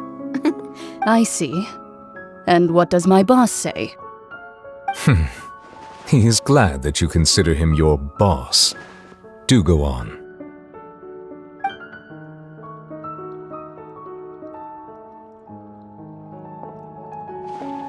In that case, do any of you have experience hunting? Not that I recall. Fremine and I once used a wooden stick in a basket to catch wild rabbits when we were younger. As for Lynette, oh, right. You were sick that day, weren't you? I've also gone diving to catch some fish before. Does that count? I'm afraid not. You may or may not have heard, but Fontaine once played host to a group known as the Marechaussee Hunters. Though that was their name, they did not hunt animals, but rather various monsters left behind by the ancient dynasty of King Remus. Today, Fontaine's monster population has already thinned greatly, so the hunters have blended back into society, taking up arms in other lines of work. They even left a unique methodology of hunting in their wake. A trap comprises of the following components: bait, a trigger, and a containment device. Sometimes a lethal implement will also be necessary to deal with the prey. So, if we were to build a trap together, right now, what would you choose to build it with? For me, I would prefer something basket-shaped. Pigeons and rabbits will see the bait and naturally enter the snare. Our line of work requires a deft hand, and we're some of the best in the industry, so you can count on our techniques. You used some of those techniques while moving the people of Poisson, didn't you? My subordinates mentioned that you even performed some magic for the bawling children. Yes, and I even managed to gather some intelligence in the meantime. I'm quite the multitasker if I do say so myself. I'm afraid I can't claim that as my strong suit. I prefer more stable methods, like placing bait in the water and waiting for the fish to come within reach. That's the kind of method I would count on. Calm and steady. Exactly the kind of person who would catch loads of fish. And I can be their assistant. With discretion, I'm sure. I'd probably use some sort of mechanical animal. Papa once bought me some small clockwork squirrels, mice, and such. When placed in the forest, they can attract others of their kind. I remember that you liked those too, didn't you? I did. And that would be a good way to go about it. If they're realistic enough, animals of the same kind will follow them all the way to the trap. What about you, Monsieur Neuvillette? I fear I do not have any related experience. That makes sense. You usually solve problems directly, without the use of any such tricks. But I do have one more question for you, Monsieur. If we were to create a trap now, how would you design it? I would like for it to be effective, but bring no harm to the prey. A more gentle trap would be ideal. Kind, as always. However, our intention doesn't necessarily change the containment device and the type of implement we need. If we wanted to kill the prey in one strike, we would need a powerful implement. However, that also goes for prey that must be captured and safely contained. Wait, why is that? Only a hunter who's a true expert at subduing their prey can snare it without harming it. The line that divides life and death is often exceedingly thin. So are we going hunting together? We hadn't thought of seeing ourselves as hunters. It kinda works, but maybe it's still not the best metaphor. If our means of capturing and dealing with our prey is to put them on trial, then the hunting metaphor is actually quite accurate. But we shall require much more courage than any hunter to judge a god, a being whose seat is an exalted throne. Oh, so that's what's going on. Sounds very interesting.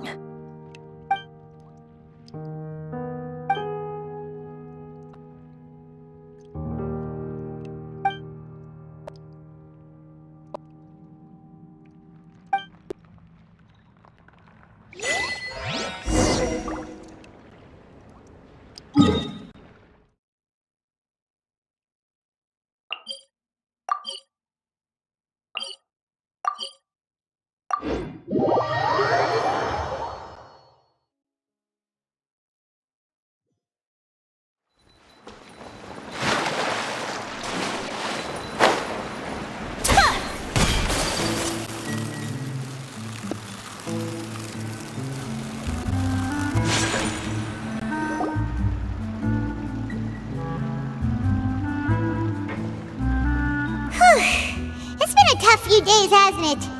So much has been happening. Paimon didn't think the meetings would go on for so long, but everyone seemed pretty fired up, huh? Paimon thought they'd be at least a little frightened. Well, Fremine was, now that Paimon thinks about it, but everyone else just looked a little surprised. Well, it's hard to say. Paimon doesn't have any experience with this sort of thing. But with you around, Paimon sure will do great! After all, you're the most reliable person in the world, aren't you? Did you just pour some tea? Paimon didn't notice you doing that at all! Then what's that? Paimon's never seen that cup before! Don't be frightened. I'm just joining you two for tea. I merely refrained from saying anything till now. Who's that voice? But there's no one here! Ah, have you forgotten me already? Wait, you are familiar. You're the voice we heard from the sky in Sumeru. The voice from the sky, I fear that description is wrong. Though, not completely wrong. You're feeling lost now, just as you were feeling previously. I sensed that confusion and thus came to you. Guiding people is an irresistible hobby of mine, after all. Consider me a passerby, just accepting a commission from my friend's disciple on a whim.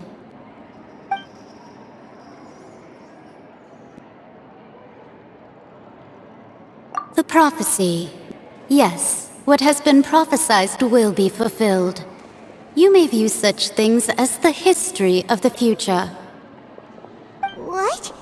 Then is there any way we can stop it? I believe you have witnessed a failed attempt with your own eyes. Can everything in Teyvat so easily be changed? Ah, so you've caught on. Just as prophecies are usually only the future as seen from the perspectives of the gods, could things be happening in hidden corners where the gods' gaze does not fall? Are the things that you shall see different from the fate that the gods perceive?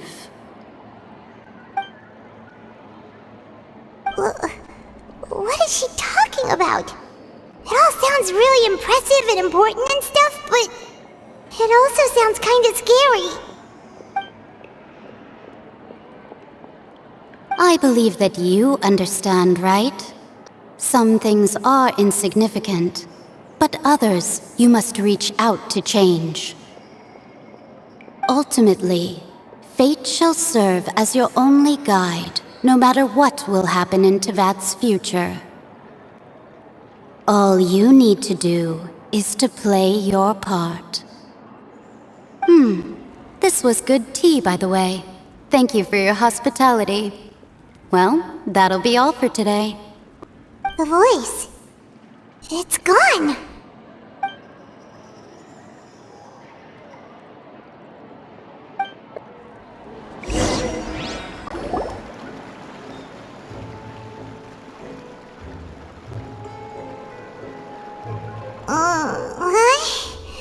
I want to hear someone talking. Alright, coming! Hey, it's you who's getting lazy, okay? Well, I see I've walked in on some lively banter. Fine, just fine. I went to take part in that Steambird panel. It turned out to be more interesting than I expected. Not all Fontanians are pessimistic about this.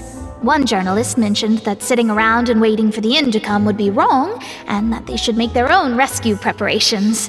I agreed, so we had a brief chat with her. Did she have pink hair by any chance? Why, yes! It was Charlotte. You remember her, right? That daredevil journalist?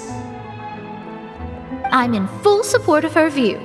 Prophecies are very important, but how can people allow their lives to be commandeered by just a few words? That's right! Paimon's glad to hear something sensible for once. Ah, yes. About what we had discussed before. I did try, but I'm afraid I couldn't reach the old hag. I'll try again tonight, but I wouldn't get your hopes up. Huh?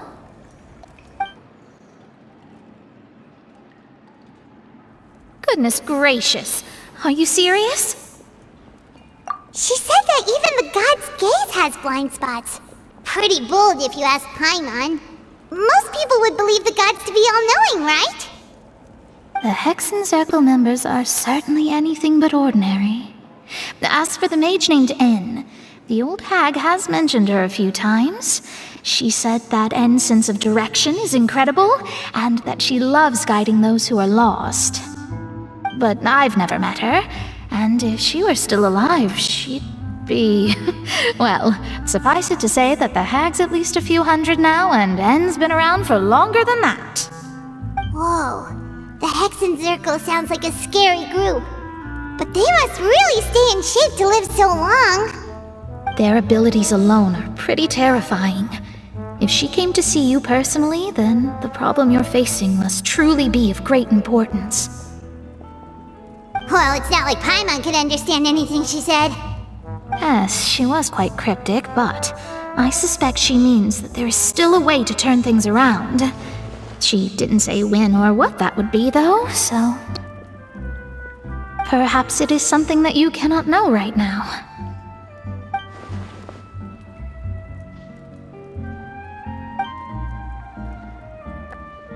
Traveler, Paimon, are you two alright? Oh, we're fine. We're just a little down right now. It kind of feels like the end is coming, you know? I see. I feel that same sense of desperation, too. I guess you could consider me someone who has often witnessed fate. So far as I have seen, it cannot be swayed. But even so, I still hope for, and believe in, miracles. Astrology is eternal and rational, but fate may not be. It is cruel, but it can also be beautiful. Perhaps that's what En was trying to tell you. Not to lose heart, and to believe that what you are seeing playing out before you is not yet set in stone. I did originally think of steering clear of all this, but I couldn't. Even if this is all futile, I still wish to help everyone. If we don't struggle to the last, then how can we face the end when it comes? Huh. You do have a point. There I go, talking about astrological principles again. Sorry about that. The moment I start talking about work-related stuff. I need to get going. It was worth trying to comfort you, even if only a little. I believe that you'll help those who are struggling in the same way I did. I suppose that might be why we always seem to meet by coincidence. Paimon feels kinda moved by what Mona said, but also kinda sad too. Hey, Traveler, Paimon suddenly feels like going outside for a walk. Let's go. Let's walk around the city, shall we? There's a few spots we always like to walk by.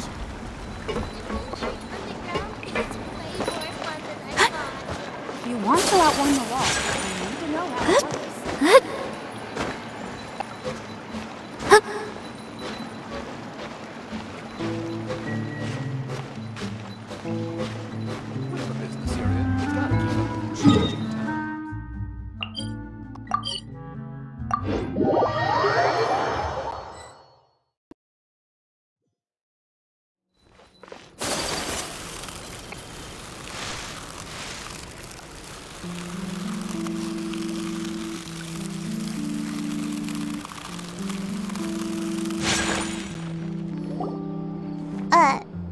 Huh?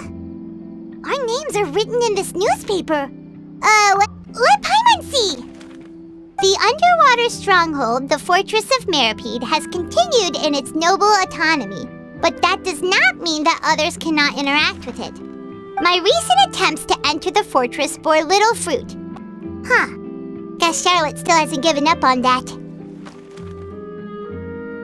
Thus, did an Outlander friend become the focus of this report, a blonde adventurer with their white fairy legends trailing in their wake. It is said that this mysterious traveler once visited the underwater fortress. So while the fortress's interior remains a mystery behind closed doors, do not fear, for the tales of the traveler contain surprises in spades. Journalist Charlotte's biggest scoop yet, the Traveler's Trail, World Walker. Huh. Charlotte took so many awesome photos of us and we never even noticed her.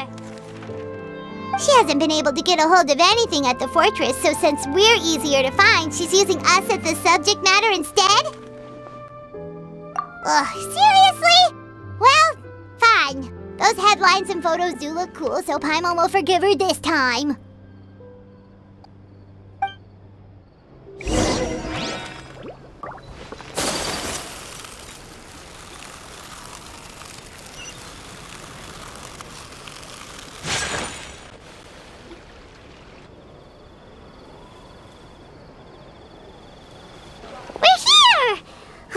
Paimon's hungry. Should we go in and get something to eat?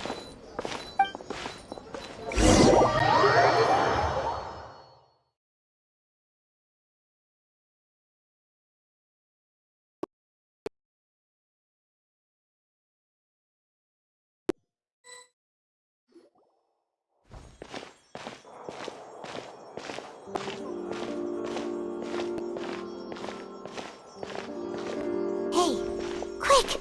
Look! That's the limited edition only 16 slices a day cake! It was so delicious the last time we tried it! Despite the tense situation we were in, let's give it another go. I'm sure it'll be great! 1 slice of cake, please. Someone showed up after all! Oh, wait, you're the one from the Palais Mermonia. Oh, are you here to buy cake too? It seems Monsieur Neuvillette was right. You really can eat. Wait, did he really say something like that? That's right. Even he has his own preferences when it comes to food. As for me, I love the cake and coffee here. Do you come here often? Usually every day. Every day? It's part of my daily schedule, apart from work. I shall have my cake and coffee. Then what if someone told you one day that this place would be closing soon, and you wouldn't get to eat cake here anymore? What would you think? But why would it close? Well, Paimon doesn't know either, but maybe the waters will rise tomorrow. You know, like in the prophecy. Oh, the prophecy. To be honest, I haven't paid much attention to that. No, still, even if there'd be no more cake tomorrow, that wouldn't keep me from having some today. No, it's the same for eating in general. You might not be able to eat tomorrow, but if you can do so today, then you should carry on. That's what people call living, you know. Huh. Don't be sad. Excuse me, could I have 2 more slices of cake to go? These 2 slices are for you. Sijuin said that this kind of expression you're making is what humans call being sad. Oh, you know Sijuin? I sure do. She was born before me, and she sometimes comes to the surface to teach us things about humans. She said that humans are creatures that are saddened easily, yes, and you can only lift their spirits by feeding them delicious food. So please try the cakes here. I've got something else to do, so I'll be going now. You two try to stay in a good mood after eating, all right? Bye!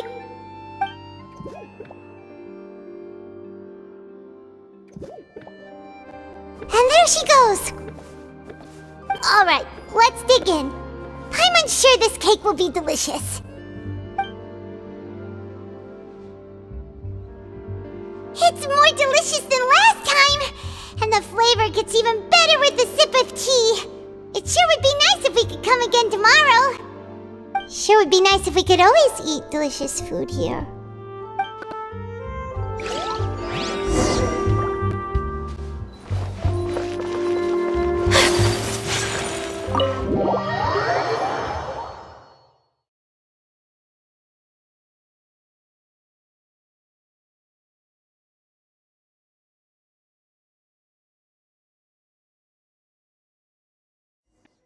Oh, we're near the Steambird office. Let's go look for Charlotte and have a chat.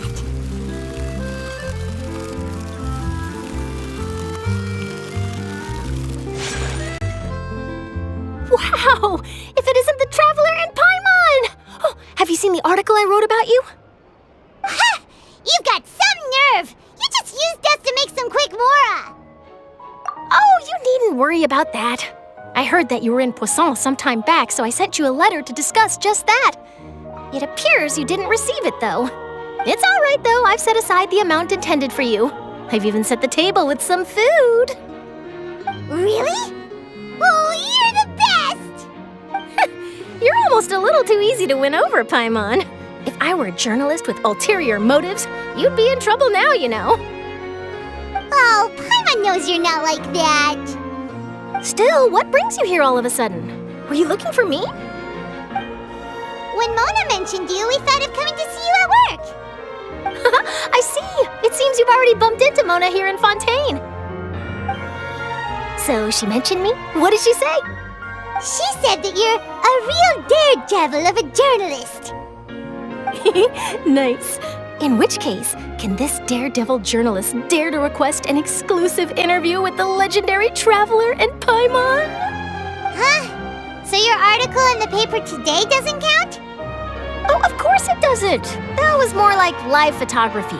What I'd like to do is dive deeper and ask you to talk about the things you've seen and experienced. Yeah, are we even qualified enough? Why not? If I say you're worth an interview, then you're worth it. But not right now, of course. I'll need a few days to prepare. Oh, in that case, we'll just chat when you have the time then? Oh, so that's a yes? Ooh, splendid! I'll tell the editor-in-chief immediately. I'll have to apply for lighting, a venue, some props, and... Whew, so much to get done now. Talk to you later. Wait, Charlotte, Paimon's still got a question for you. And what's that? If, just for example, Fontaine were to be flooded tomorrow, what would you do today? Huh, that's the prophecy you're talking about, isn't it? I mean, I do hear about it often, but I've never once thought that the day could be tomorrow. If you're seriously asking, then I might try and think of a way to leave Fontaine. Oh, but I'm still a journalist first and foremost. That means I have a duty to be reporting from the scene. And secondly, I wouldn't forsake my homeland that easily. From what I've seen, most people don't know what they'd do should the worst come to pass. In truth, it might be better just to behave like normal rather than worry over such an end. So in all likelihood, I'd probably still be prepping at the office for that interview of ours. I know what you're thinking. That sounds a bit sad, but I've always believed that it's best to do what you enjoy. Just think about it. If this nation really were to be suddenly destroyed tomorrow, but I still successfully finish an exclusive interview with a truly unique person, then the story I would wind up writing would truly be timeless. And then do you know what I'd do? Well, I'd write that story, send it for printing, and use messenger pigeons to get copies out to the various nations as soon as possible. I'm not a dreamer, nor am I a workaholic, but I do love my job, and I'd be proud of leaving such an article behind. I guess you could say that I was born to be a journalist. But anyway, that's my answer. And on that note, I'll get back to my preparations. That's so nice. All of a sudden, Paimon actually kinda envies her. Anyway, let's go and take a look at the sea, shall we?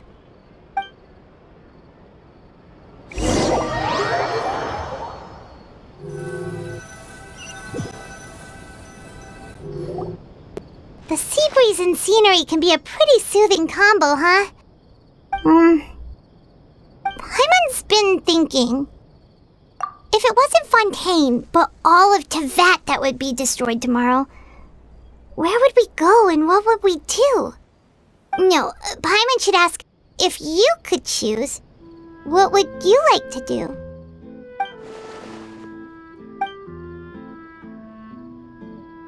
We've always been moving to the next destination, so we haven't spent much time thinking about these kinds of things. We didn't have to either, with us always being on the road and whatnot. You mean, still traveling? Huh. Wait, isn't that what we've always been doing?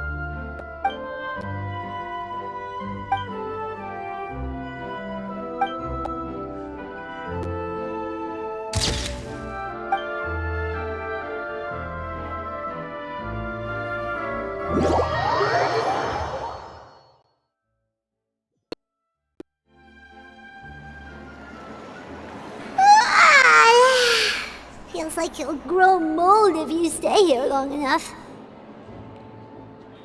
But it's still better than the Fortress of Meripede, that's for sure. It's not only damp there, but salty too. Ah, so the two of you are still here. Wonderful. Oh, you're from the Palais Mermonia, aren't you? Yes, I'm Isadora. Monsieur Nervillet sent me to look for you two before. I heard that afterward you went to the Fortress of Meripede. Not at all. I'm well aware that you're friends of his. Actually, I'm here to pass along a message from him. Yes, inside the Opera House. The Maréchaussée Phantom has declared the incident a small-scale riot. A riot? Well, that said, I don't personally think it was that serious. Lady Farina was watching a performance at the Opera House, And while she was resting during an intermission, some other audience members suddenly started harassing her, loudly accusing her of doing nothing about the prophecy crisis.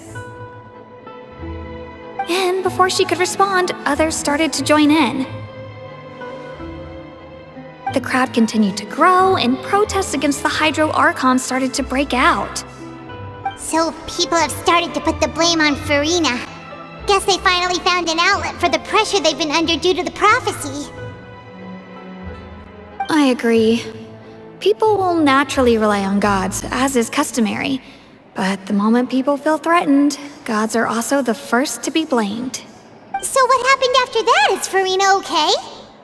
Seeing that the situation was spiraling out of control and that further argument was pointless, she claimed that she'd gotten tired of this and left in a hurry. The Marechaussee Phantom had their hands full maintaining order and did not catch where Lady Farina had gone. Only when things had stabilized did we realize that she had gone missing. So, you mean she's still missing? That's right. The Marechaussee has dispatched many people to search for her, but we don't have any leads yet.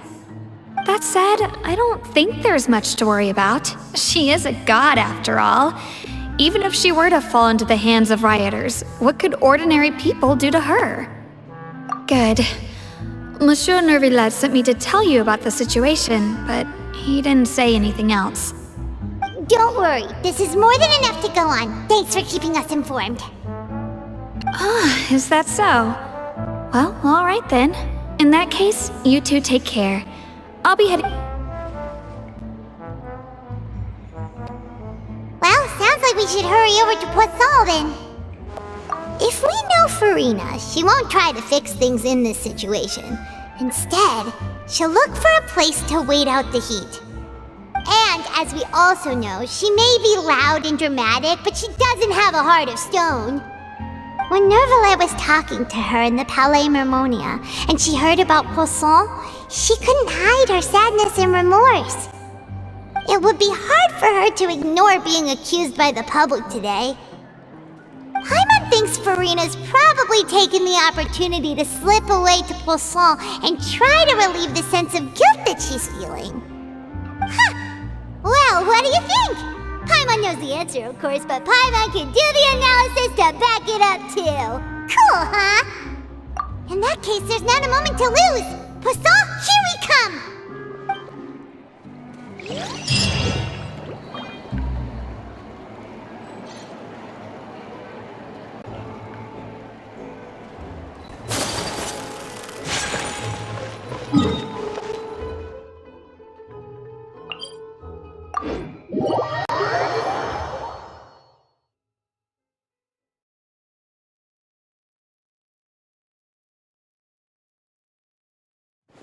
This place looks deserted. Guess all the survivors must have evacuated already. All that's left here are signs of devastation. Could Farina really be here? Let's try to find her as soon as possible.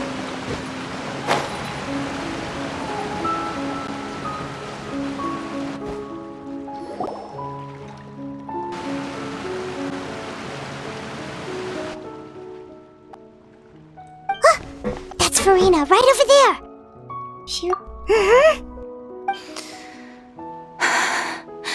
Should I just give up?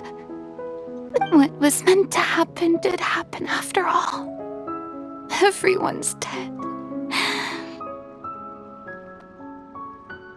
I'm sorry. I'm so sorry. Give up, Farina. There's no point in holding out. I'm sorry. But what can I even do other than to repeat meaningless apologies over and over? Who's that? Don't worry, Farina, it's just us. So it is you, blonde traveler from another land. Why, I almost thought you were someone from that mob of my ignorant subjects. Come to kneel and beg for my forgiveness. Farina, you were crying just now, weren't you? The tear stains on your face are obvious. What do you mean, tear stains? Oh, I remember. The show at the Opera House earlier this morning was so moving. I'm still trying to process it. Who did that uncivilized rabble think they were, disturbing my enjoyment of the arts? They even dare to tout their Archon. I must teach them a lesson. I can just imagine their twisted and frustrated faces once they realize that I'm nowhere to be found. Oh, and I'm sure Nouvellette and those people from the Maréchaussée Phantom are freaking out right next to them, too.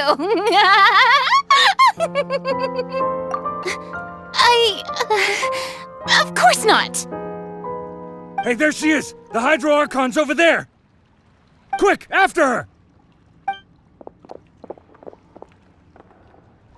Farina, those people seem to be after you. They are? They're just some rabid fans who want to cut the line because they haven't been able to meet me in person, aren't they? That's against the rules.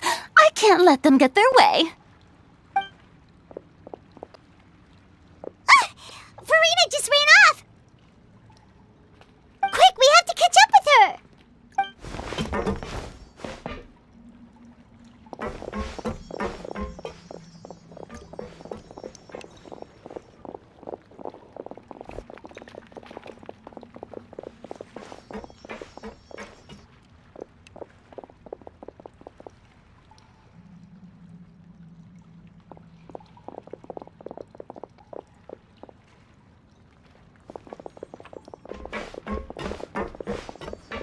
This should be the place, right?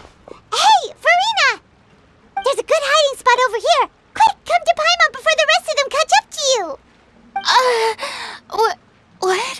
What is this place? Hurry, they're almost here! Fine. I suppose haste is warranted. Lead the way.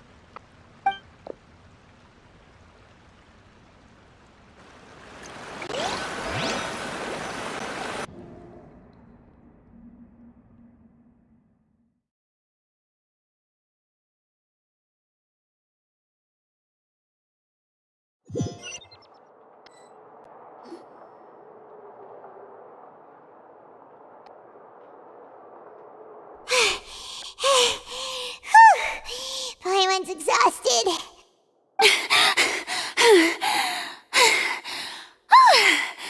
I'm so tired. I totally thought they had caught me. No,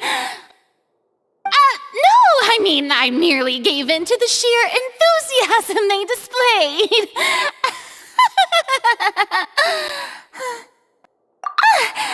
You're right. Yep, that's a good girl.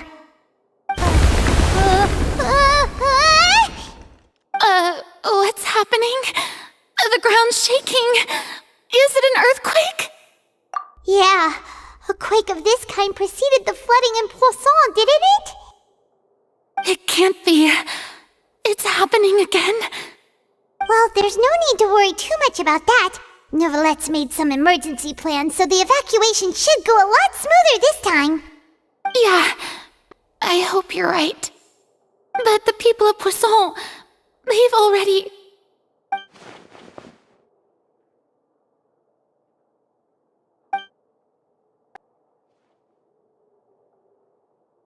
It's true. I've been investigating the prophecy for hundreds of years. I once had informants all over Teyvat, searching for clues and feeding information back to me. I've tried all kinds of ways, too, to hold back the sea. Anything to keep the coastline from advancing. But all my efforts proved to be futile in the end. Really, the truth has been clear to me for a very long time. We cannot make an enemy of the divine. No matter what we do, the will of the heavenly principles will have its way, and the prophecy shall be fulfilled. Give up. I do love the sound of that phrase. It would mean finally coming to terms with fate, but also for me to finally be free. Indeed. I've thought about giving up so many times, especially after we almost lost Poisson. Fate is really unreasonable, isn't it? It has no heart and obeys no rules. The prophecy has only just started to come true, and so many people have already lost their lives. But just now, it all became clear to me. As long as the final moment hasn't come, it's still not too late. Don't worry. I will keep hope alive for everyone until the very end. Well, that's enough for now. I got the impulse to play the stricken maiden, but honestly, considering my rank and station, that wasn't a good fit at all. Don't take any of what I just said seriously. How could I possibly let Fontaine fall to the whims of trivial prophecy? Come on! Paimon could have sworn you were actually being honest just now.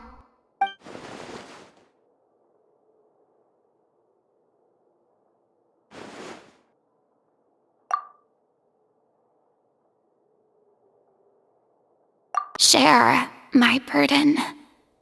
That's impossible. It was fated right from the start that this would be my duty alone. A witness. Yes, I've heard that you came to Tevat from beyond the stars, yes. In other words, you never belonged here. And if Tevat is, in its entirety, a show on a stage, then you're just a spectator, aren't you? If that's the case...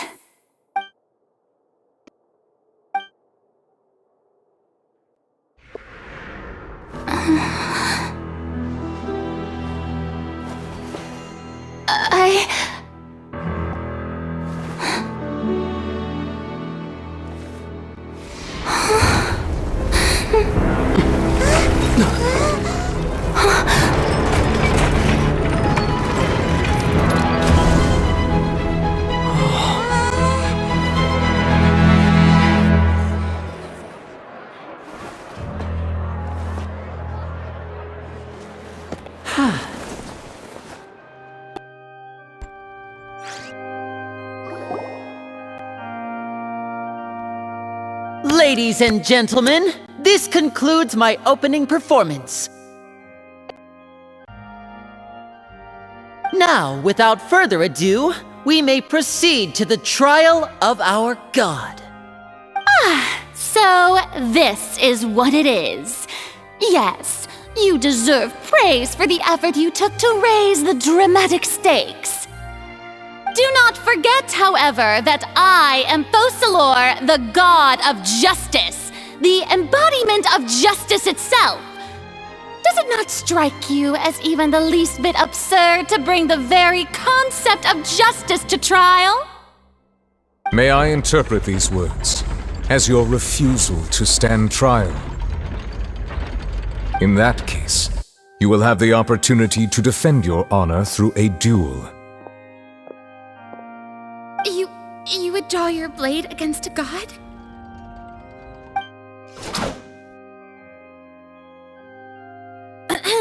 I see.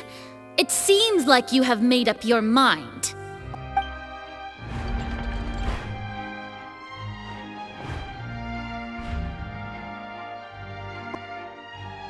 Paimon can't believe it. She just surrendered. What the heck is going on? Did I just see an Archon surrender to a human? Wow, how utterly humiliating. Lady Farina, what is the meaning of this?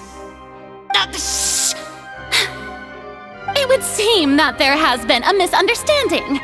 To be clear, the raising of both hands is not always an indication of surrender. Looking for excuses again, huh? I raised my hands just now to indicate my acceptance of the trial. No duel shall be necessary. I will admit that I've been running away for a long time. I'm sorry, everyone. I was unable to protect the people of Poisson. It is my duty to stand trial for my crimes. You are not the only ones to be disappointed in me. I, too, am exceedingly disappointed in myself. But now, it is time for the Hydro Archon to show you her courage and resolve. I, Farina, will use this trial to show the world the true meaning of justice! This time, I will protect you. Applaud and rejoice! One of the most outrageous and fantastical arcs known to the opera epiclese is now unfolding before your eyes. Mark my words, this shall be one of the most exhilarating and brilliant shows ever to grace the stage of Fontaine! The trial of the Hydro Archon, Focalor, will now begin! Woohoo! Oh, now we're making history! Why does it feel like Farina just took over the whole thing? Like, come on! Didn't she just get forced to stand trial for her crimes? Also, even though she's still acting super dramatic, she is taking this seriously this time, right? All right, then. Who will be my opponent in this trial? The court asks the prosecutor to please take the stand. Is that so? Very well. Then please speak, witness of Tivat, my accuser and fated opponent.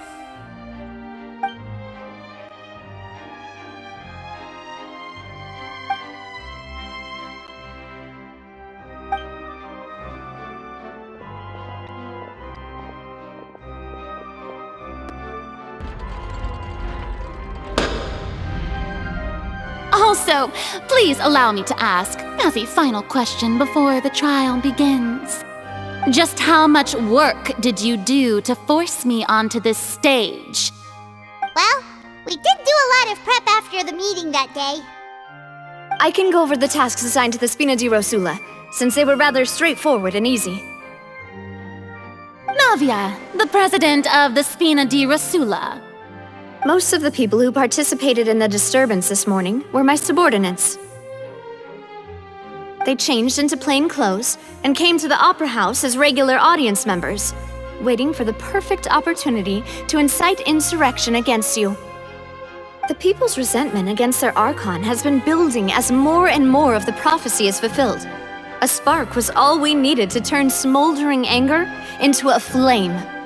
Moreover, according to our understanding and analysis of you, when something like that occurred, you would likely flee the scene and head to Poisson by yourself. So, we arranged for a second group to lie in wait there. So, you mean, the ones who scoured the settlement for me were also from the Spina? And their goal was to force you to step into the giant magic box so you may personally participate in the greatest magic performance in all of Fontainian history. That's right. That house was a magic box, rather than someone's residence. As the super ultimate version of the setup that I used when I first performed at the Opera Epiclese, the volume of the box was increased by a whole order of magnitude, and the distance it traversed was the entire gap between Poisson and Areneas. Its cargo, of course, was an Archon instead of a human. My thanks, Farina. Without your help, we could never have pulled off such an extraordinary performance. You're welcome? Of course, this performance was only made possible with Father's support. The House of the Hearth spent a massive amount of labor in Mora to pull this off. We had to select a location, construct the giant magic box, dig a tunnel, and open up a path through the water. It was a lot of work for all of us.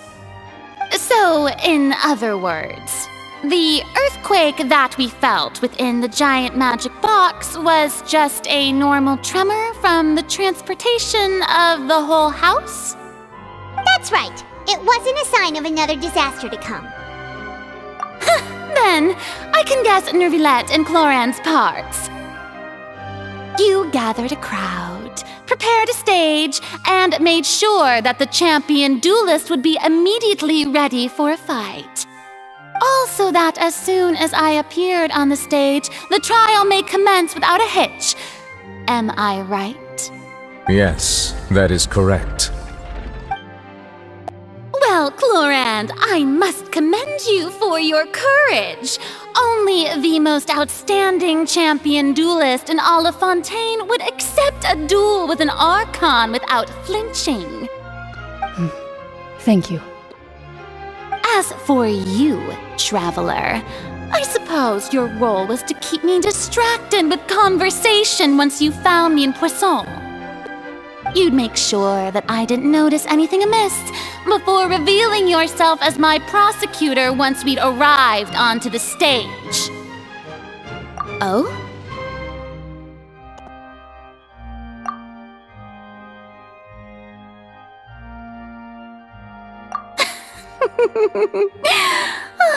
Is that so? Then I suppose I must have missed my final chance. It's fine. It matters not. What's done is done. The stage is already set, so there's no reason to disappoint the audience. Let's see this trial through to the very end.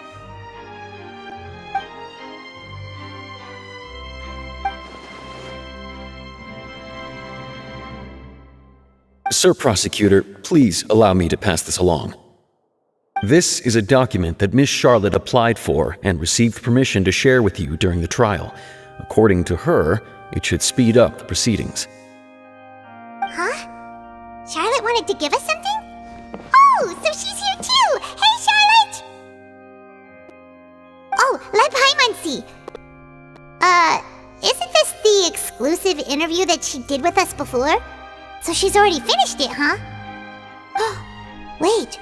Then that means this document is a perfect timeline of everything that's happened ever since we stepped foot in Fontaine! So in other words, we can refer to this anthology of evidence every time we want to use something from our journey as evidence for an argument! Let's quickly confirm the information in it. Just think of it as a refresher, alright? You defeated the Hydro Archon in the very first duels you took part in at the Opera House. That's one for the history books, all right. I didn't think that you'd wind up getting to the bottom of the case I'd been following all this time. I guess this is the first time Monsieur Nervilette had a difference of opinion with the oratories. Even the Hydro Archon can't figure it out. The words of someone as extraordinary as a witch can probably only be truly understood when something surreal happens to you. I nearly lost my awesome friend Navia. To be honest, that still gives me shivers. According to Monsieur Nervilette, both Child and that whale should have been in the primordial sea at that time. The fortress of Meripede was almost destroyed in a single day. A Fatui Harbinger. She's an extraordinary person. Her instinct must mean something.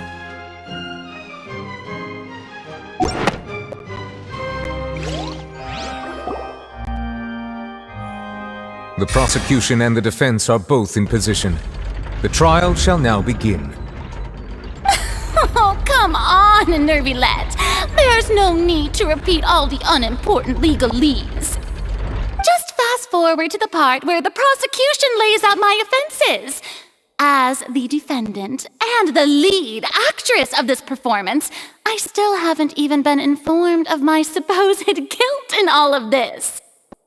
Of course, it is only natural for humans to struggle to understand the actions of a god. However, you will need more than that to convict me of a crime. That's true, but my charge here is unrelated to your conduct as an Archon. Instead, I would like to charge you as a fraud who's never been the Archon in the first place. Wait, what was that? Lady Farina's a fraud? Hey, I came here thinking that we were going to try the Hydro Archon for forsaking our duty, but did I hear that right? She's not our Archon at all? Charge accepted. Lady Farina, do you plead guilty to the charge? Lady Farina. I plead not guilty. How can I be guilty? There is no way that I, Focalor, otherwise known as Farina de Fontaine, a member of the Seven and the Regina of all waters, kindreds, peoples, and laws of Fontaine, could be anything other than your true Archon. Yeah, even though Lady Farina can be rather eccentric, isn't it going too far to doubt her very identity? Yeah, I've never questioned her identity either. Sure, Lady Farina can be super irresponsible, but what grounds does that prosecutor have to make such a huge claim? I have cause to believe that common sense will prevail in this case. Many of the members of the audience have known me as the Hydro Archon ever since they were born. There would be no fooling their memory. See? Even the Oratrice has decided to show me its favor. Are you sure you want to commit to a charge that will never be upheld? If you wish to drop the case, I can promise you as the God of Justice that you will not have to face trial for making a false accusation. We will treat everything that's happened as a dramatic spectacle and move on with our lives. What do you say to that? An argument with near impossible odds, huh? We have to not only refute Farina's claims, but also overturn the long-held beliefs of the people. Well, I tried to give you the chance to surrender. If you must persist, then let me ask. If you believe I'm not the Archon, then what manner of being do you think I am? And if I was not the Archon, then how did I manage to live for over 500 years?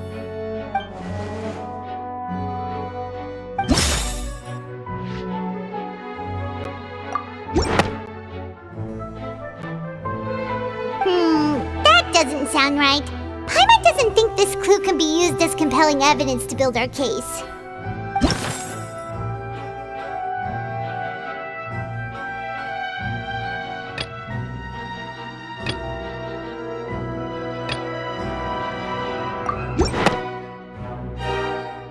First of all, you may be a member of another long-lived race, which would allow you to naturally possess an extended lifespan. And second of all, even if that wasn't the case, there could be other ways to extend your life. Who gave you that idea? Was it the knave? You'd sink so low as to use a harbinger's words against me. A curse? I once thought it possible that the aura of an Archon might naturally resemble a type of curse. But in light of this claim, perhaps what I sensed was not your divinity, but a curse after all. You sensed it too, huh, Neverlet? Lady Farina is actually a human? Well, it is true that it's extremely difficult to tell humans and gods apart just by looking at them. It's not impossible.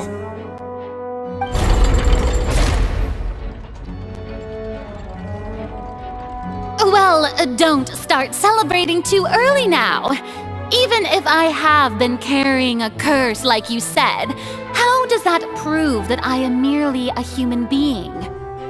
Besides, everyone knows that the main difference between a human and a god is the possession of authority. Gods can do what humans cannot. That's why they're worshipped as gods. For centuries, manifestations of my authority have served the nation of Fontaine.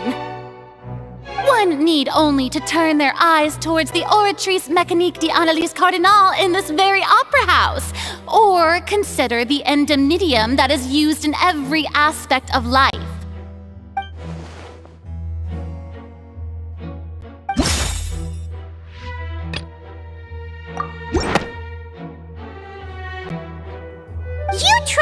referenced the Oratrice. But weren't you as confused as all the rest of us when the Oratrice declared Child to be guilty without any proof? Otherwise, you should have come up with a good explanation for that by now. Didn't I make myself clear at the time? The decisions of the gods are naturally difficult for humans to comprehend. There is no need to provide an explanation. Lady Farina, I believe a reminder of your current circumstances is in order. While the court is in session, the principles of justice and the law must come before all else. While you are an Archon, you are also first and foremost the defendant in this trial. You will prove yourself unable to defend against the prosecution's charges if you continue to withhold vital information against the rules of the court. I never thought you'd use that kind of rhetoric against me. That was no trick of rhetoric, Lady Farina. I've merely reiterated the rules of the court, rules that all should respect and follow. So, you neither knew why Child was declared guilty, nor did you understand the structure and operations of the Oratrice. Instead of having been created by you, the manifestations of authority you mentioned have been made by the real Hydro Archon, haven't they? The real Hydro Archon? Well, now you're really losing me. It is true that I did not know why the Oratrice gave out a guilty verdict that day. But the Oratrice handed out that verdict unilaterally, and it has been operating independently ever since it was first created.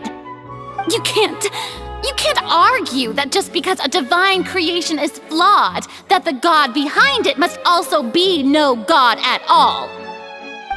She's still throwing out all kinds of excuses. Seems like she's confident that we won't be able to produce proof that she has no power over the Oratrice. My power as an Archon. There are many ordinary citizens in the audience. How can I just carelessly demonstrate the formidable power of an Archon? If that poses a concern, I'm prepared to extend my protection to the audience.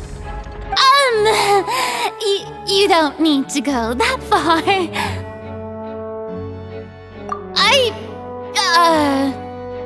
Aren't you the Hydro Archon? Or is it that you can't even wield the power of Hydro, much less the authority of a god? Indemnitium! Yes!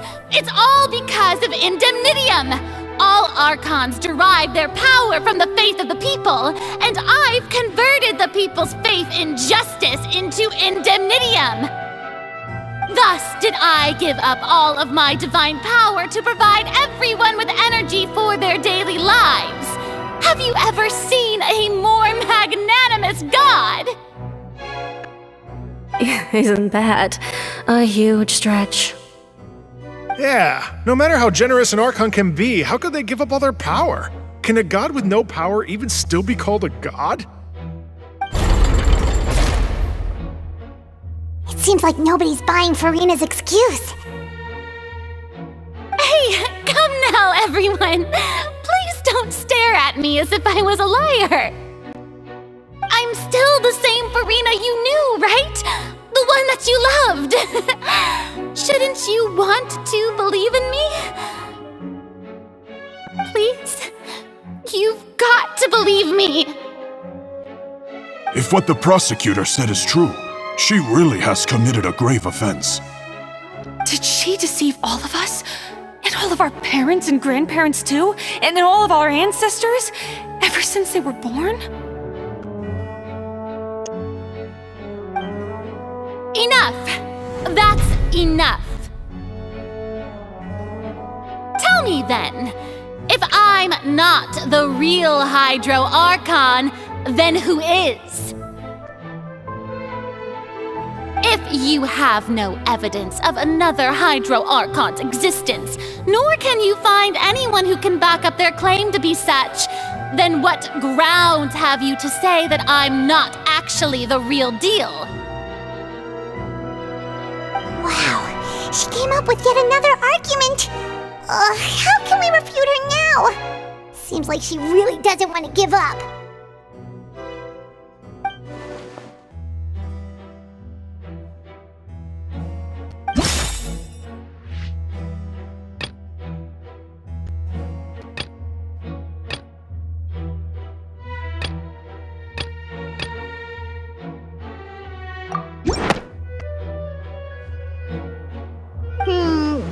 doesn't sound right.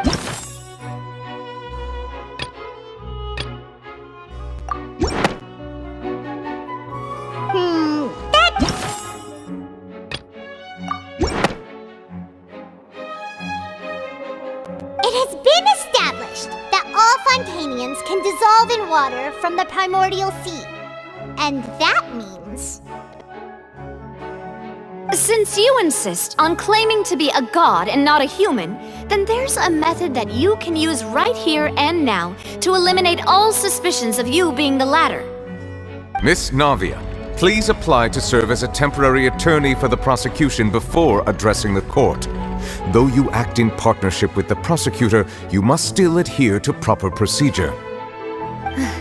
Super sorry, Monsieur Chief Justice. I swear this really will be the last time that I'll speak out of turn. Now, I've brought some seawater from Poisson. As everyone knows, a massive flood struck the area not long ago, taking many lives, including those of some of my closest friends.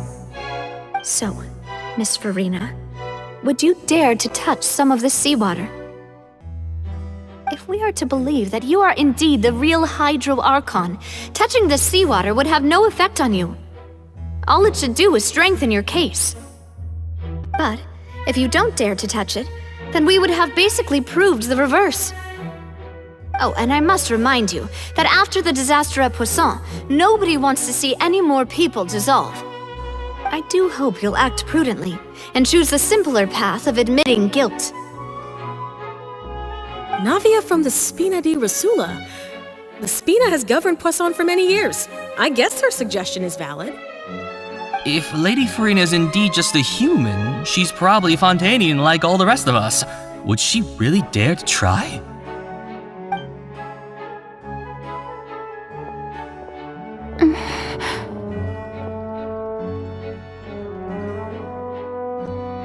Lady Farina, this test has been unilaterally proposed by the prosecution. As it falls outside the realm of standard court proceedings, you possess the right to decline participation. Well, of course he had to tell her that. But refusing to participate is basically the same as a confession of guilt. She's just staring at the water without saying a single word. It really does seem like she's quite terrified of it. What's going on? Is she really planning to...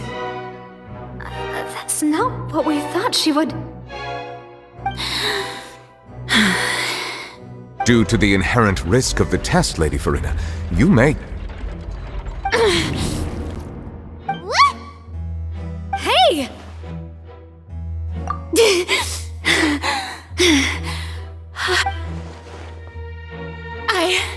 I'm fine! Look at me, everyone! My hand is still here! I haven't been dissolved! Will you believe me now?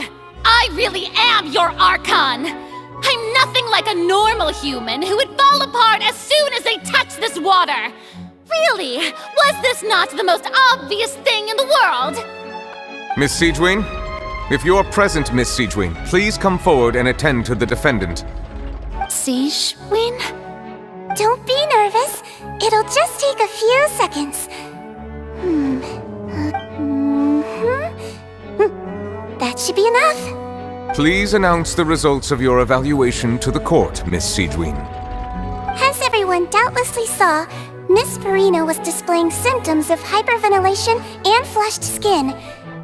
She was experiencing the adverse effects of exposure to primordial seawater.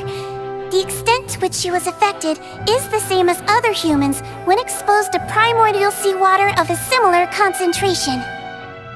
Thank you, Miss Siegewin. Lady Farina, you may return to the defendant's stand. Oh wait, what did she just say? I didn't get dissolved! Shouldn't that be enough to prove my innocence? Well, considering your tendency to run from your problems, we did originally prepare a direct sample of the seawater around Poisson. However, after extensive discussion, we exchanged it for a sample that is not concentrated enough to dissolve an actual human. After all, on the off chance that something entirely unexpected might occur, We don't want anyone else to lose their life to the sea. Yeah, so out of regard for Farina's life, you secured a low-concentration sample and asked the head nurse to serve as an expert witness. It's a great thing that the direct sample wasn't actually used. Farina could have... I can't believe you...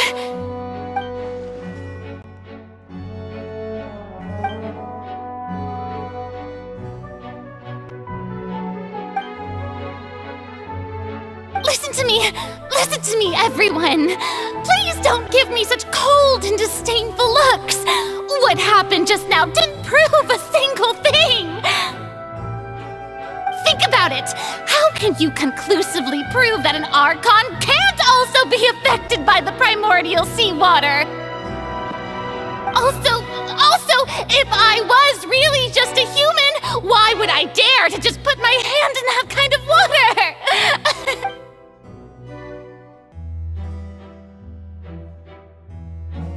Please, everyone, anyone, just listen to me! I swear, I really am your Archon!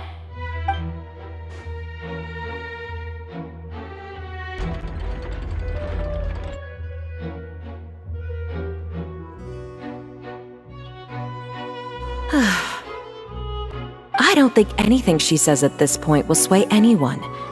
With all the things that have been said, Paimon doesn't think there's any way left for Farina to win. I believe the time for arguments and presentation of evidence has come to an end. If there are no objections, we will move on to the final judgment.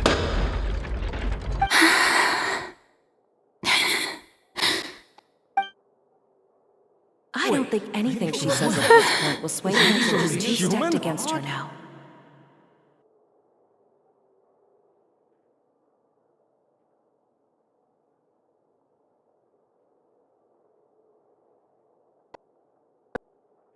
In my capacity as Chief Justice, I shall now render judgment on Farina's misrepresentation of herself as the Archon of Fontaine. As a human who knowingly deceived her fellow citizens, Farina is... guilty.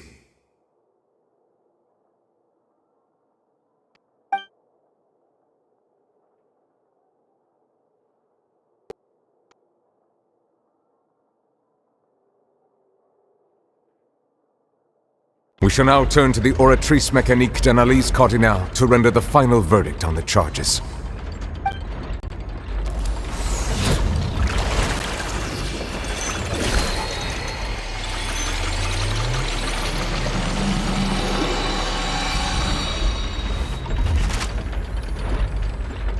According to the judgment of the Oratrice Mécanique d'Analyse Cardinale, Farina...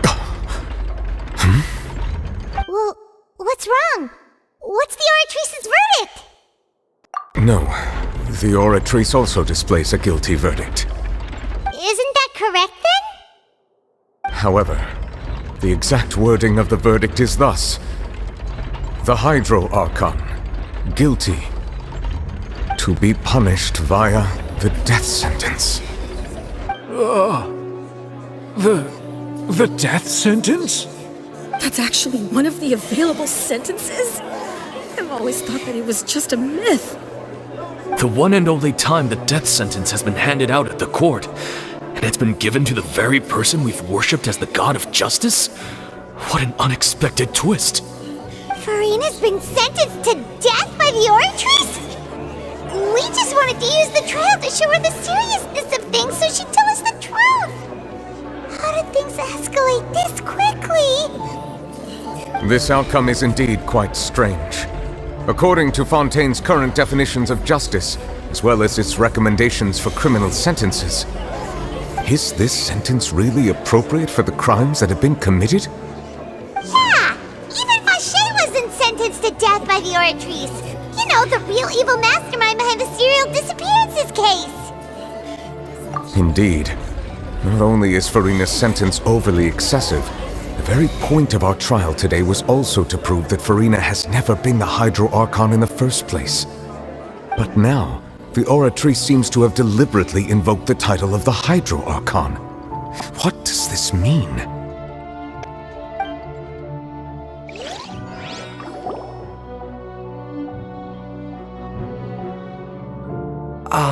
Excuse me if I may interrupt.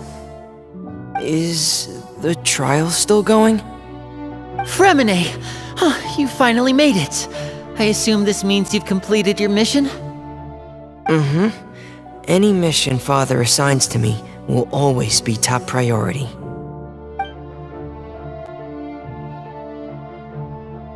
Is that the first prophecy slate?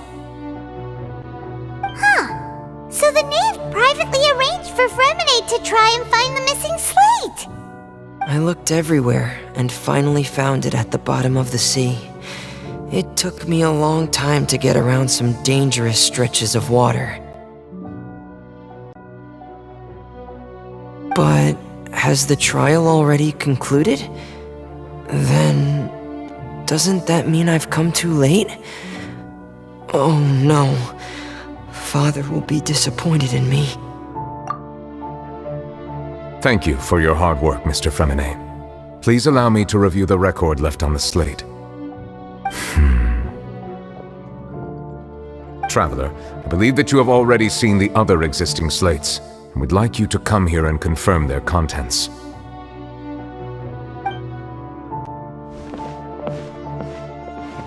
Huh? So what do you see? What is it?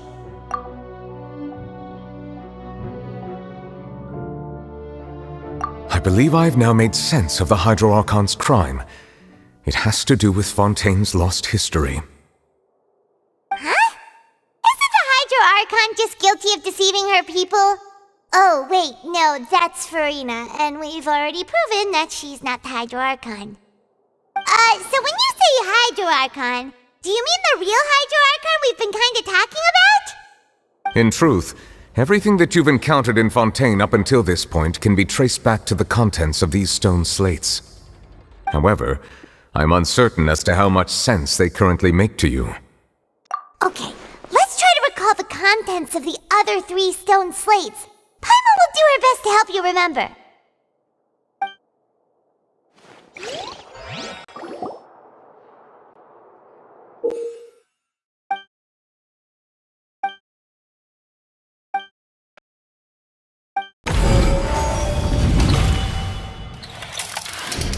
The first stone slate describes what you just said. It seems to show the previous Hydro Archon using her divine power, and then the Oceanids turn into humans. Does that mean that Fontainians are transformed Oceanids? Oh, Paimon wasn't expecting that. But the second stone slate shows Celestia floating in the sky, and the Hydro Archon and her people worshipping it together. But the heavens still brought judgment down upon them. This must be the point when the Hydro Archon and the Fontainians were branded with their original sin.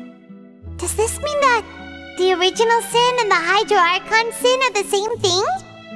The third slate shows the Hydro Archon sinking into the sea surrounded by many people. Huh. That reminds Paimon, didn't we also watch that happen to someone else? Well, the fourth slate is the prophecy the Fontainians have been talking about. People dissolving into the sea, the Hydro Archon crying on her throne, and so on. We didn't believe that such a crazy disaster could happen at first, did we? But after that incident, it was just a question of when and not if.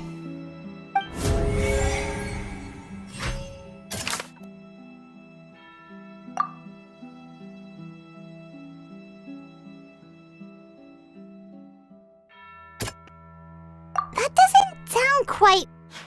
That doesn't sound... That doesn't... We know from the case of the serial disappearances of young women that Fontainians can be dissolved in primordial seawater, and the first stone slate tells us that long ago, the Hydro Archon used her power to turn Oceanids into humans. This might be the reason that Fontainians can dissolve.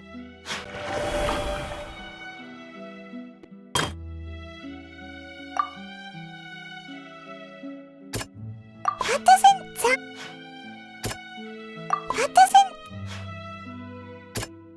That doesn't Perhaps what is about to take place has all happened before. And the original sin cast down on the people of Fontaine by Celestia, as recorded on the stone slates.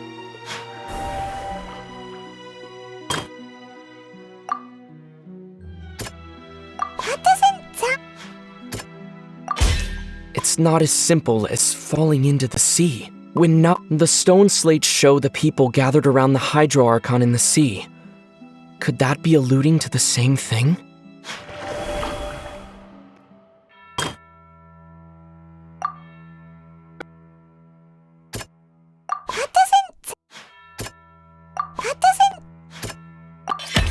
The prophecy from the stone slates found its way into society, but not many people believed it at first. The fortress of Meropide was nearly flooded with primordial seawater, which we know can cause Fontainians to dissolve. It seems increasingly likely that the prophecy may come true. If we hadn't dealt with it in time, things could have gone very badly. They'll dissolve into the primordial sea but won't cease to exist. Their essence will flow in the seawater, converge, and take the form of an Oceanid. The Hydro Archon was sentenced to death in court, shocking everyone present. Perhaps this means that her sin was actually Fontaine's original sin. Navia fell into the water inside those ruins, and she nearly dissolved. She was surrounded by the people of Poisson in a court within her consciousness. And the eruption of the primordial sea at the fortress of Meropide was the surest sign that the prophecy was about to come to pass no matter what. The prophecy's contents can all be verified by recent events. If we combine what we know together, loads of truth should come to light.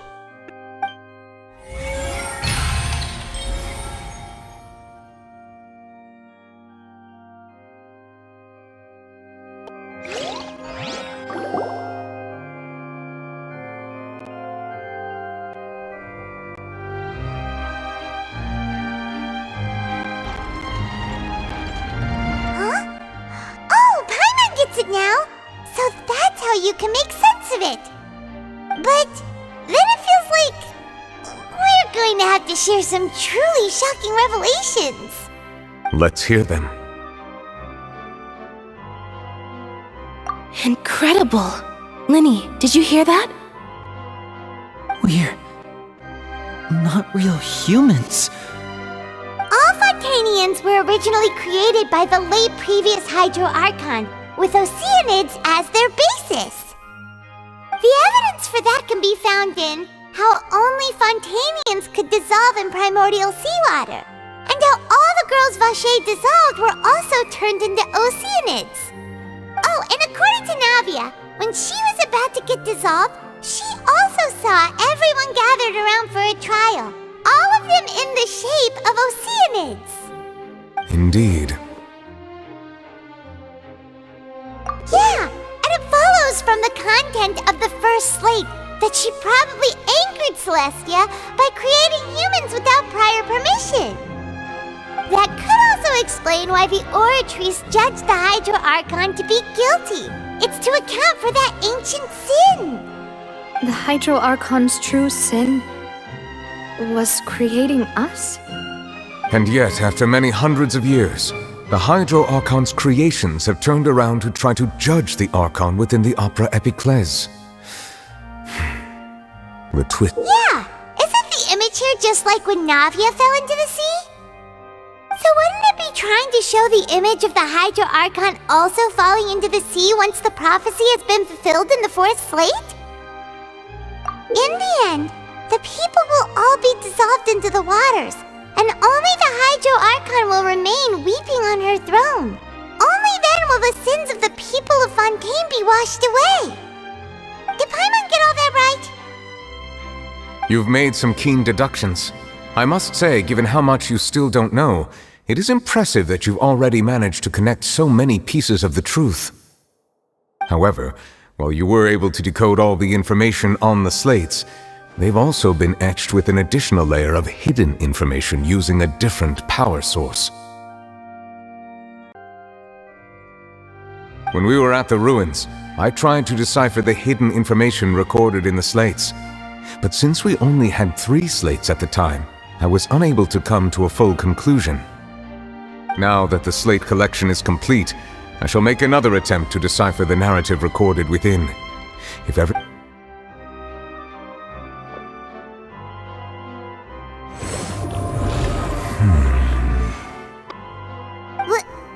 Well? I believe I should share this truth not only with you, but with all the people of Fontaine as well. I will try to briefly summarize it for you. Your hypotheses regarding the origin of Fontainians and the sin of the Hydro Archon were both correct. In the Fontaine of old, the previous Hydro Archon sensed the yearning of her Oceanid familiars for life on land.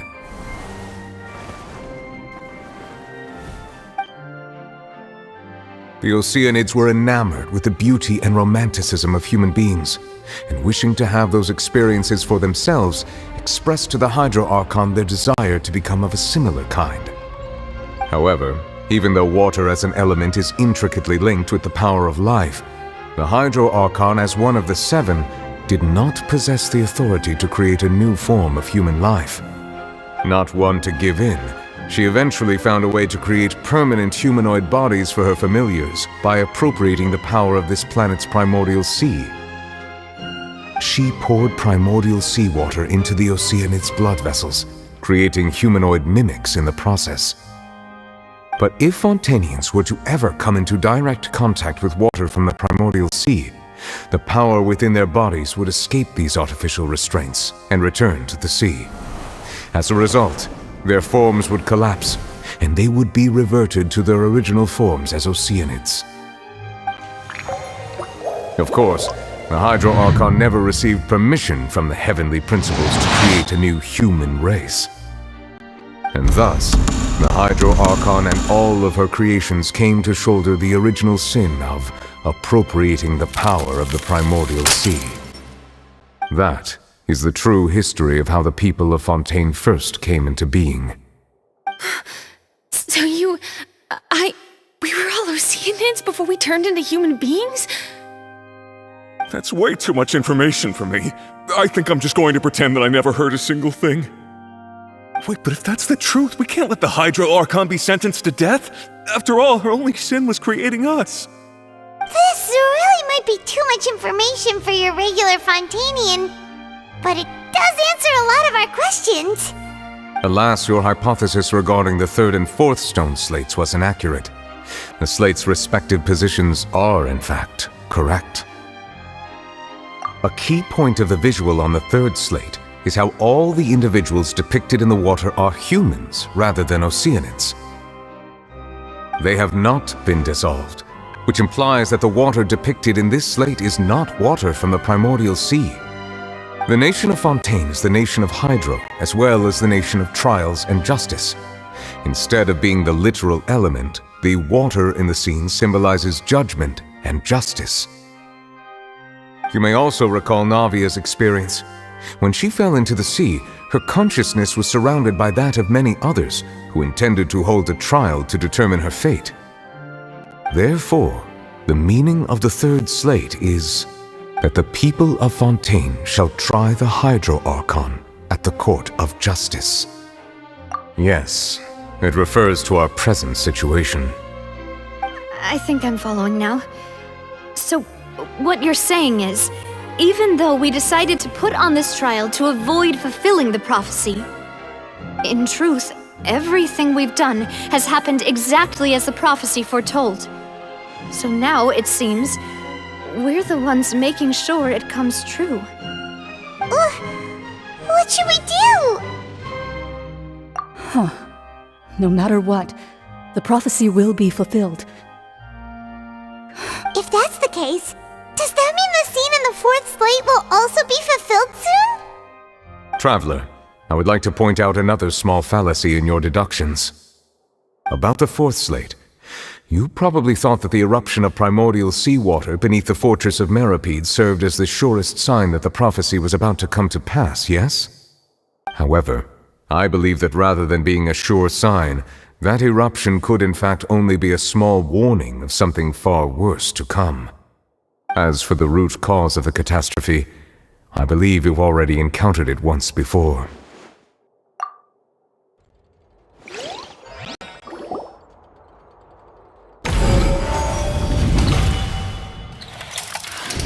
This eruption was just a small warning of the things to come. We must find the root cause of the disaster.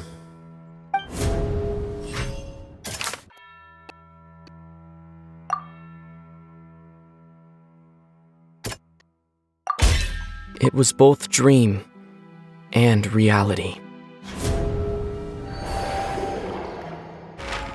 If we're talking about a true culprit, that could only be that thing inside the primordial sea, right? The truth, the original sin, the trial, and the root cause of the disaster.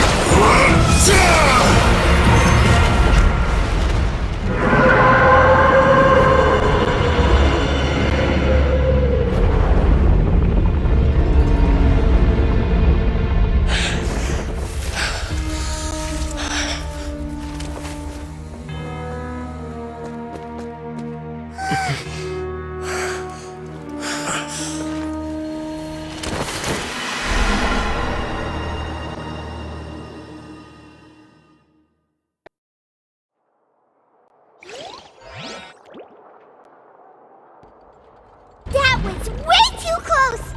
How did that thing just burst into the opera house? Wait, was that the huge whale you saw in your dream? So we've met it at last. I understand very well why it has chosen to make an appearance here. That whale does not belong to Teyvat. It is a monster that has traversed the stars, weeping all the while. It has been greedily consuming the energy from the planet's primordial sea, using it to grow. That is the main cause for the rising sea levels. And once it has finished consuming all of the energy contained within the sea, its next step will be...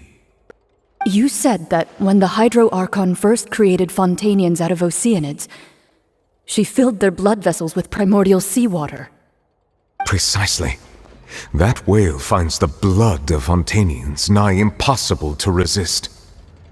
Therefore, when it left the primordial sea, it decided to make its next stop a packed opera house full of food. We just barely managed to push it back, right? In that case, won't it come back to target the people again once it's managed to recover its strength? That is correct.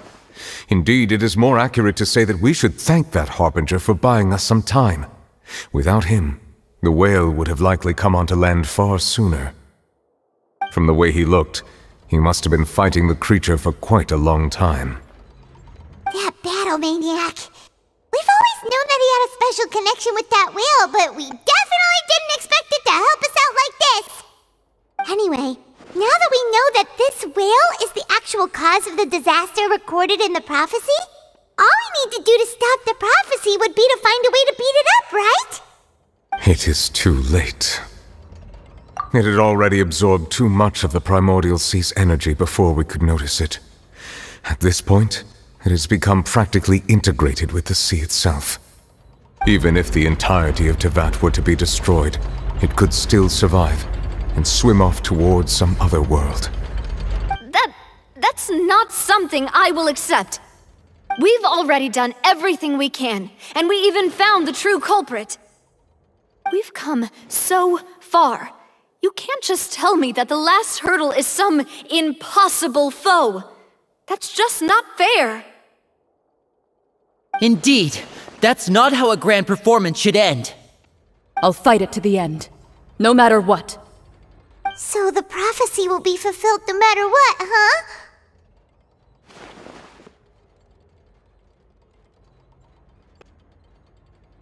The prophecy. Yes, what has been prophesied will be fulfilled. You may view such things as the history of the future.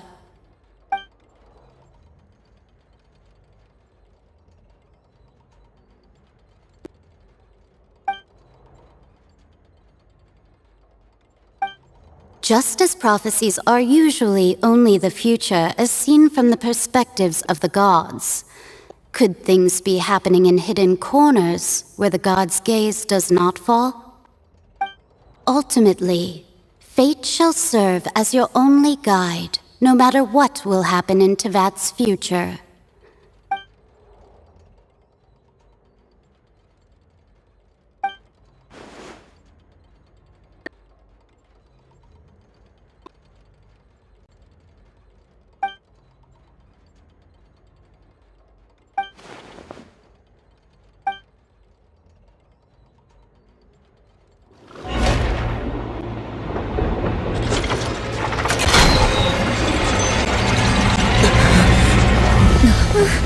What's happening with the aura trees? I believe it is preparing to carry out the death sentence.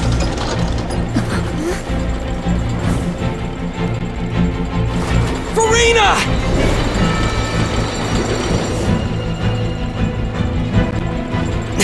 No, I still need answers.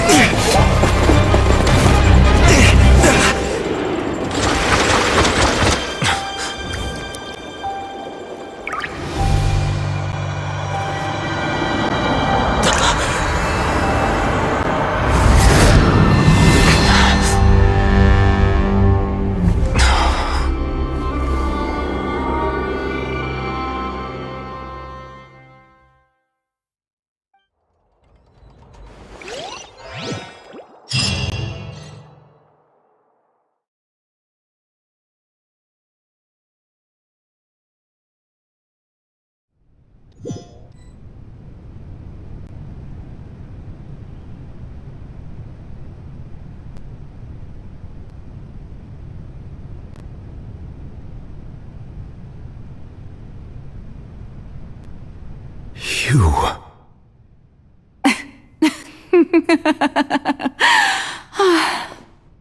Sorry. That shocked expression on your face is just too amusing. I couldn't help myself. You are not Furina. Who are you? The sweet sound of bewilderment. Marvelous. A sure sign that my attempt to deceive everyone was a resounding success. But to answer your question, I am Focalor. You know. Focalor? Why did you deceive us? Oh, that wasn't my goal, of course. Goodness, no. But I had to fool everyone else too, if I was to stand any chance of deceiving the heavenly principles. Deceiving the heavenly principles? It's all because of that pernicious prophecy. Dreadful, wasn't it? Everyone doomed to dissolve. Fontaine condemned to be flooded. One was not amused. In fact, one was positively bemused when that problem was thrust upon me by my dearest predecessor. That's the former Hydro Archon Egeria, for the uninitiated. And she knew full well that the prophecy would surely come to pass. And as one of the seven, she also knew full well that one defies the heavenly principles at one's peril. So yes, As you have no doubt surmised, it was a rather impossible situation that I found myself in. I spent a terribly long time mulling it over, alone on the ocean floor. And I was almost growing barnacles by the time I finally realized there was only one possible solution to this confounding conundrum. I had to outwit the heavenly principles, allow the prophecy to be fulfilled, ostensibly at least, while saving everyone at the same time. I'm a genius, I know. I can only assume that's why Egeria chose me as her successor. Although, looking back now, it was hardly the inheritance one dreams of. Between the task of saving the nation, the quotidian duties of the Hydro Archon, and not to mention the original sin of creating a new race of humans, I dare say she left me quite a colossal mess to clean up. But one can only play the hand one is dealt. I did not choose this, any more than I chose to be one of her Oceanid familiars. So you were also once one of the Oceanids, transformed into a human by Egeria's hand. Yes, I was. I always dreamed of becoming human. And I still do, even now. In my eyes, to be human is to be part of the greatest opera ever known. After becoming a god, I separated my divinity from my body and spirit, leaving behind only a self that was as naive and bewildered as my past self on her first day as a human being. The me you see before you now is that divinity, and the human counterpart I left behind, I named Farina. She could feel joy, sorrow, and everything in between. She could be as vain and conceited, or as meek and vulnerable as she wished. Her strengths were of a kind only a human could possess, as were her shortcomings. But in my eyes, Farina's humanity was what made her perfect. She was perfectly human in every way, the person I always wanted to be. Anyway, so then I cursed her. All part of the plan, of course. The plan to deceive the heavenly principles. Do you still remember the final scene of the prophecy? The Hydra Archon alone, weeping on her throne. In order that the prophecy might appear fulfilled, I invited Farina to be an actress, to play the part of the Hydro Archon in the prophecy. Under the curse I placed on her, so long as I, Focalor's divinity, continued to exist, she could not die. But nor was she free to live her life in the pursuit of happiness. Instead, she was forced to take the stage in the opera house, to embrace the role of leading lady, to forever play the part of the god from the prophecy, all to create a deceitful appearance of that prophecy coming to pass. I suppose now you probably understand why your court is called the Opera Epiclese. But Farina is only human, isn't she? Even though she has had a long life, her mind is no stronger than that of any other ordinary human being. I cannot begin to fathom what she has had to endure. It has indeed. And although she is, in a sense, me in human form, I most definitely owe her an apology for it. It's been 500 years. And all along, she's been playing her part in the most unimaginably long, unbearably lonely, and agonizingly painful opera of all time.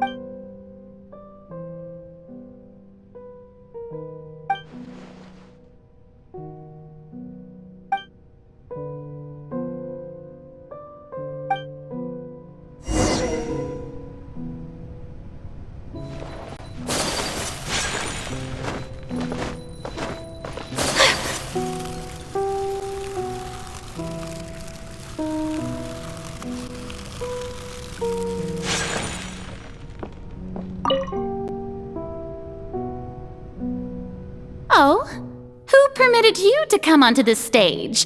Now, I understand your admiration for my august self, but I must ask you to keep to the rules.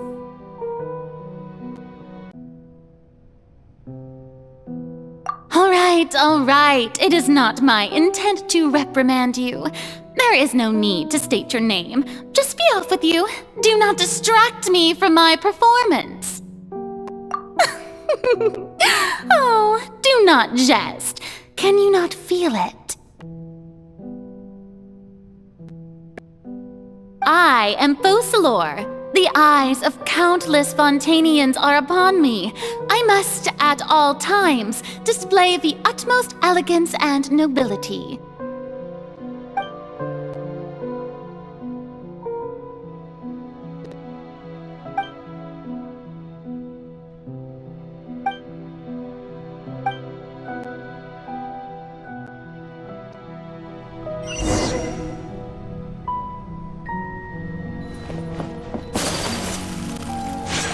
Dear audience, the performance is experiencing a technical difficulty, but worry not.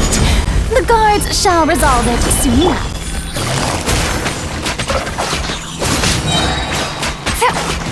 Game's up. Fun's over.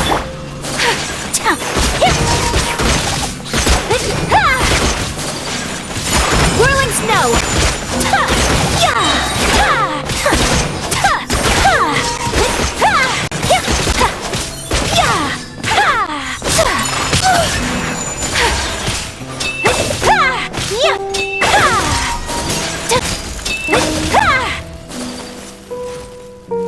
Hey, what gives?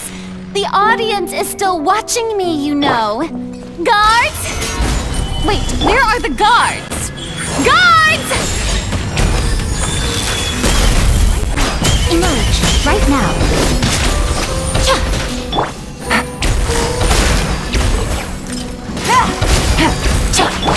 Kamisato art! Sumetsu! Solidify! Gotcha!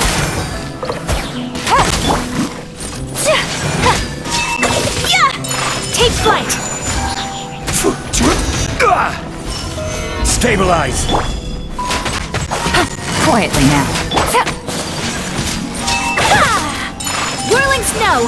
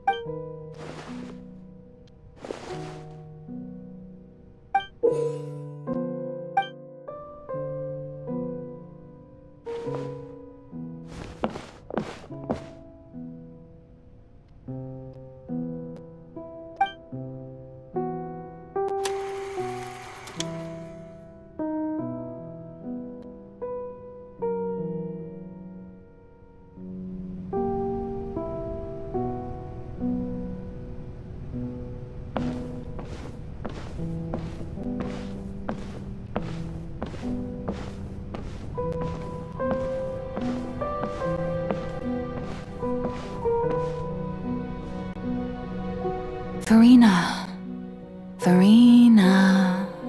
Huh? Who's that? Who's calling me? Where are you? Be not nervous. Be not afraid. I am before you. Wait a moment. You're mirror me? How can... Mirror you, huh? You know what? That's not bad. Let's go with that. Mirror me? What do you wish to say? The prophecy. Have you heard of it? What prophecy? Wait. I know. I think... I don't know why, but it's in my head somehow. The people will all be dissolved into the waters, and only the Hydro Archon will remain, weeping on her throne. Only Only then will the sins of the people of Fontaine be washed away. Oh, very good. You know it well. What's going on? I can't seem to remember anything clearly. The only thing I know for sure is this prophecy. Will it really come to pass? Yes, it will. And that is why I've come to you. Disaster will come to Fontaine sooner or later. Things will develop just as the prophecy declared. There is no escaping it. But doesn't that mean everyone will die? I'm a Fontainian just like them. Will I dissolve too? Oh, don't worry. Magical meetings exist in this world precisely to give people a chance to turn things around. It is the reason why you met me today. I will tell you how to save everyone, but you may have to suffer somewhat. Oh, so there's still hope after all. Goodness, you frightened me. You spoke so much and with so much certainty. As for the suffering, well, I will admit that the first thing that came to mind was, why do I have to be the one to suffer? But if the prophecy will come true, I'll also die anyway, right? So if I've already met you as my magical meeting in this world, if there were scales, with all the people of Fontaine on one side and my pain on the other, is it not obvious where the scales should tilt?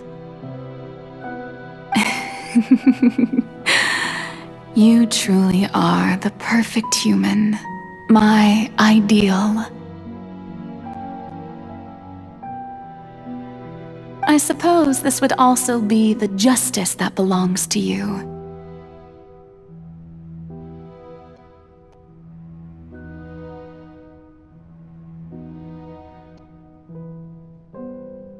Huh?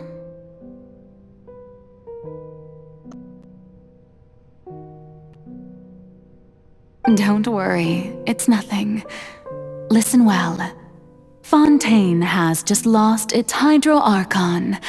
I need you to play a role, that of the new Archon.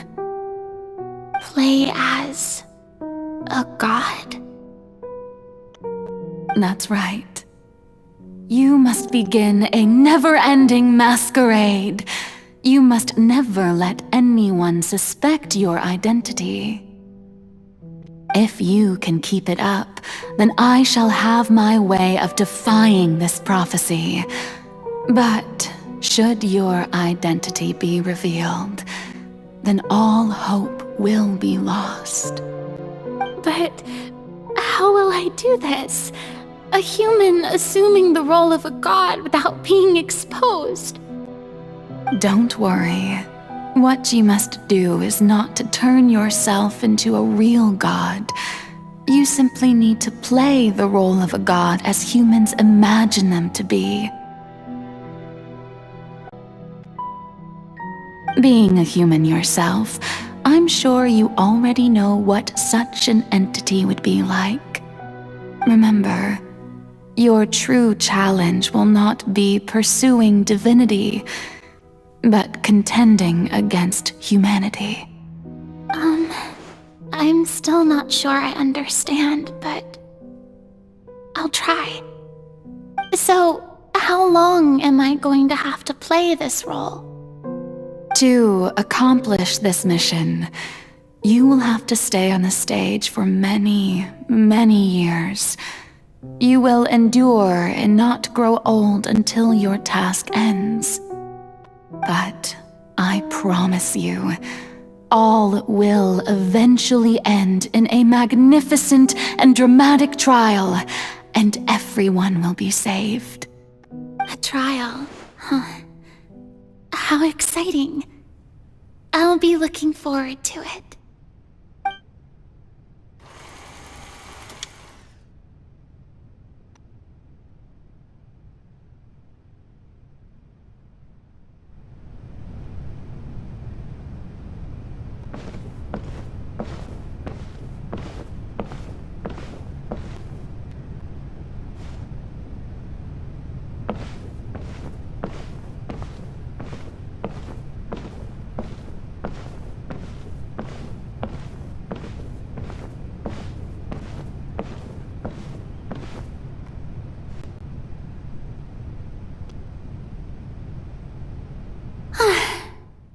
Maison Cardinalise has announced my accession, but this is my first time facing the people.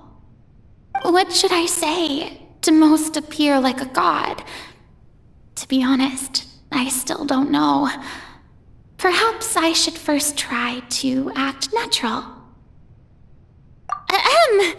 Ladies and gentlemen, good evening, and welcome to the Opera Epiclese.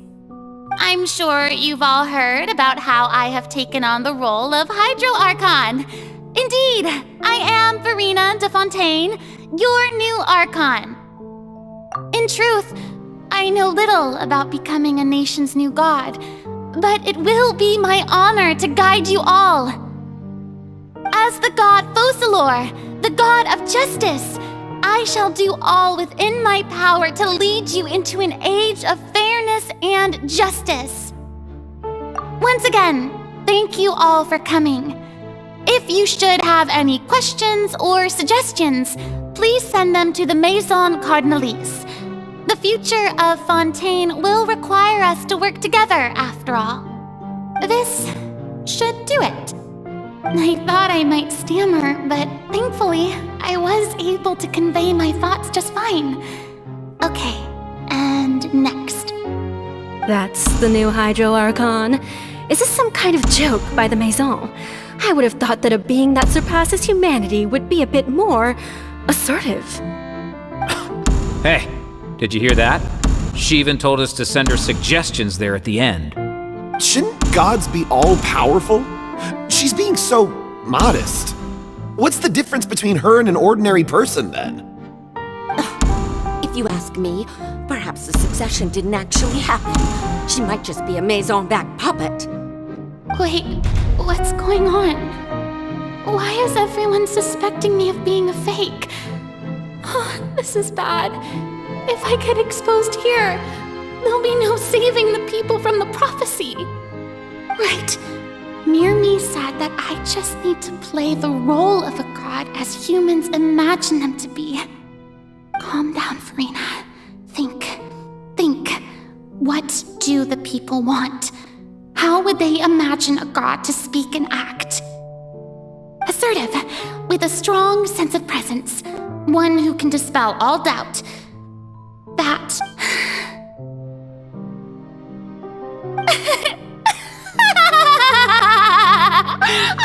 Oh, very good, my people. Only ones such as you are deserving of my rule.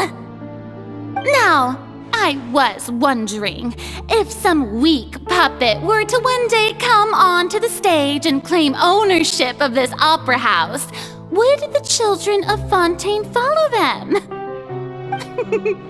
Well, it seems that you would all see right through them. Having passed my test, you are qualified to witness wondrous trials alongside my august self, here in this opera house. You may consider my previous act a door gift of sorts. I thought it was a debut that suited the atmosphere. Now then, let us be reintroduced. Ah, so that was just a performance. How could I have forgotten that we were inside an opera house? Her personality? It's quite shocking, to be honest, but I suppose it's a better look than before. Such a fascinating and bold deity. How wonderful! Her future may yet be bright after all. It seems I've turned them around. Best follow this flow and restart my accession speech. My dear people, whether you acknowledge me or not, whether you trust me or nay, I say to you, keep faith in your ardor for justice. We have heard it said that this nation's sins can no longer be washed away. Well, I say that justice is most fragrant when it blooms amid sin. The scales of justice should not weigh heavy in the hands of its God.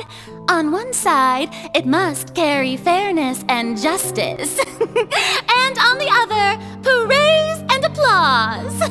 May law be the prayer on our lips. May judgment be our worship. Let us light the fires and drink to the future of Fontaine! No, this won't work. They'll suspect me again. I must play the role that they want me to play. There is no trouble in this world that justice cannot solve. All that is needed is for you, my people, to believe in it, heart and soul. So long as I, the Archon Focalor, stand within the Opera Epiclese, so long as I stand before the Oratrice, I...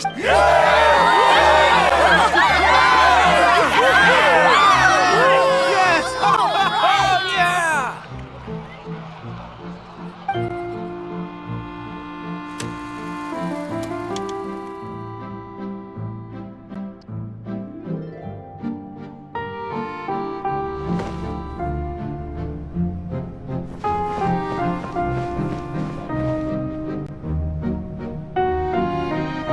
Lady Farina, here are today's case reports, as well as a summary of the follow-up for your perusal. Come now, was I not just at the Opera House in person? Leave these kinds of things to Neuvillette. Besides, none of these trials were the one that I'm looking forward to the most. If I may be so impertinent, what kind of trial are you truly looking forward to? A magnificent, dramatic, and wondrous trial. A trial to end all things. How could you hope to understand? That's true, I fear I lack the ability to grasp your divine thought, Lady Archon. No need for fright, and do not take what I said before too seriously. Go now, do your duties. The trial I await. It will come one day.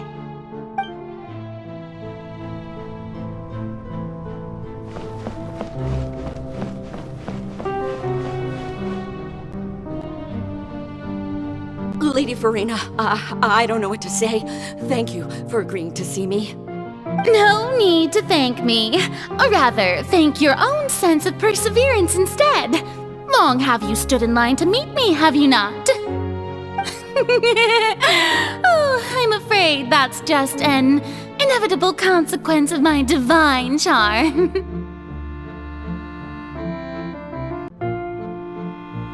All right, Deoteria, is it? How is your son's illness? You remembered me, and you knew of my family too. He is doing much better now. In fact, he is far more of an ardent believer than I. He was the one who forced me to seek an audience with you, and to bring your words back to him. Oh, good. Very good. If this should happen again in the future, please do not hesitate to come and tell me. Going down to citizens' homes every so often, while not usual practice, should serve as a fine change of pace. Oh, you're such a gentle and wise god. Thank you once again, on behalf of...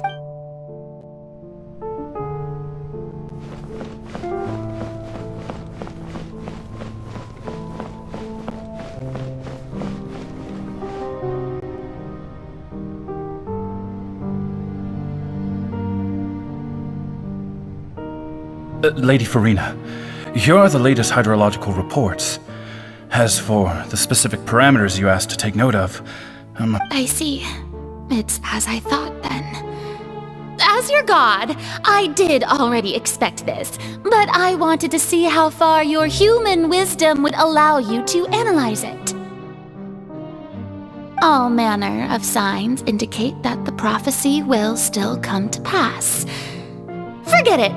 That's not something you need to worry about right now. Well, as I understand it, the Fontaine Research Institute is also trying to find a way to counter the rising water levels. Really? Have they found anything? I'm afraid that they haven't found any effective solution thus far. Oh, is that so? Well, no wonder.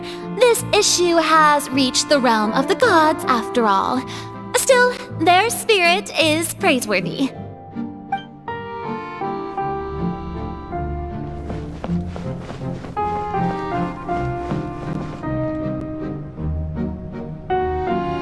The day is finally over. I haven't had a moment to breathe this whole time. But it's good to see that everything's getting on track. There are no longer any voices of suspicion. Maybe this is fine. I just need to keep going, and everyone will be saved. Alright, Farina, don't think too hard about this. You need rest. Tomorrow.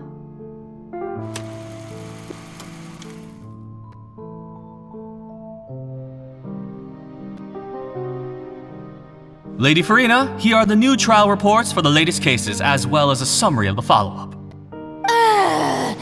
There'll be no need for that. I've seen them already.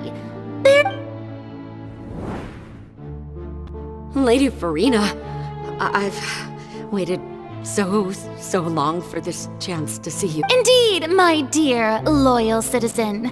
This joyous moment is an honor for us both. Lady Farina, we're detecting significant hydrological anomalies near Poisson. Understood. Keep monitoring. Keep me informed should anything come up at the Institute.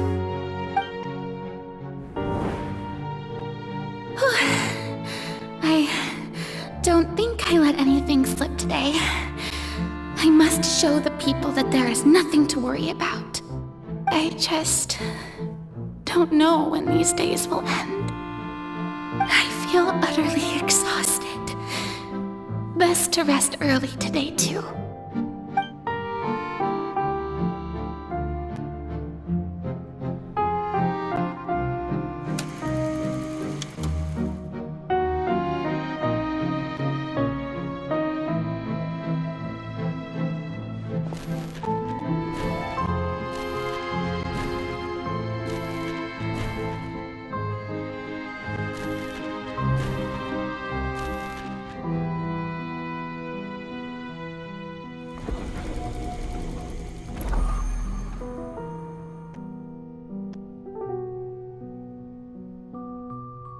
Lady Farina, it's like a dream being able to speak with you up close like this.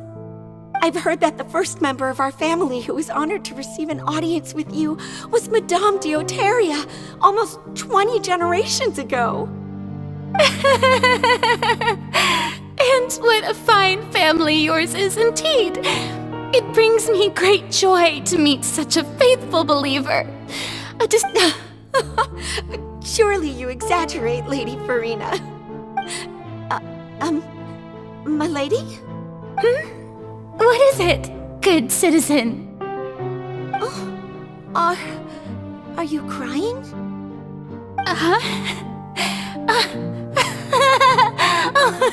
Really now? I didn't even notice. This must be the overflow of hydro from my person. Well, can't quite help being the god whose dominion is the waters, can I? No wonder. A manifestation of your power, then. Oh, Archon, I am honored to have witnessed it. Honored indeed.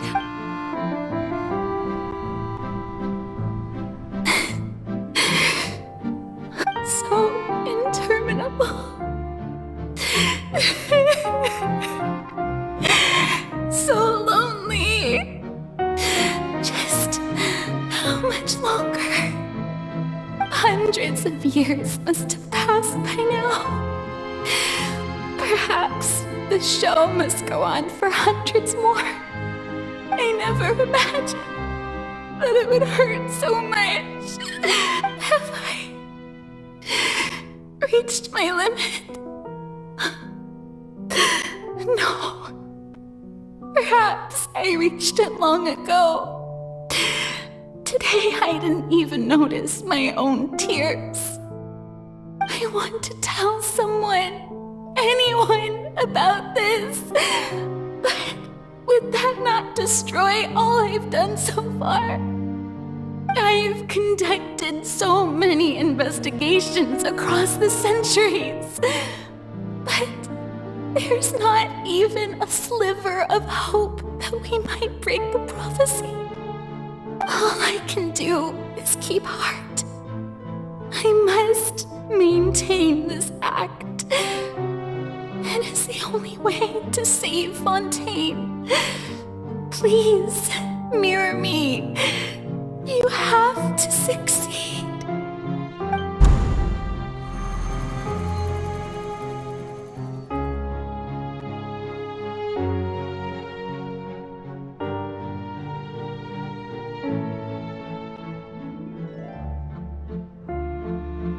Farina, you don't have to shoulder this burden alone. Although I don't know what you might be keeping from everyone, your people are more than willing to share your burden with you.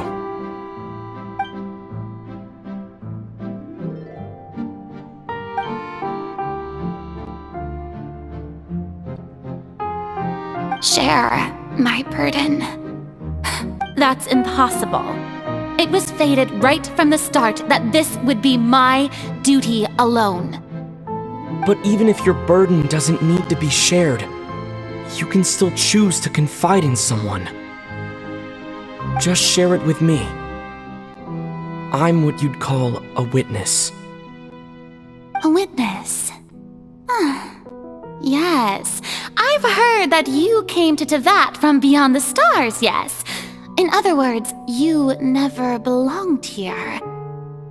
And if Tevat is, in its entirety, a show on a stage, then you're just a spectator, aren't you? If that's the case... He's right. I could confide in him, couldn't I? But if things don't play out as expected, the people of Fontaine will be the ones to pay the price. No, Farina. You shouldn't be selfish. But what if it's really alright? Farina, you've worked so hard for so long. Surely it would be okay to put yourself first for once. Just this once. Is it such an outrageous thing to do anyway? To find someone in whom you can confide your frustrations and sorrows? Surely it could not hurt. If you let this opportunity slip through your fingers, it might never come by again. Think about it long and hard.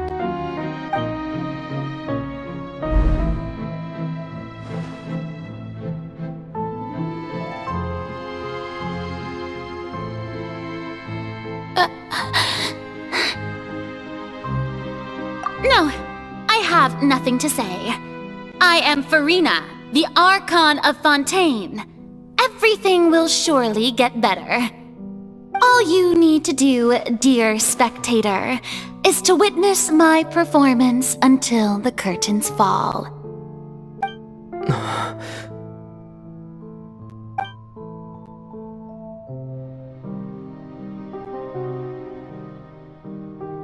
Fine.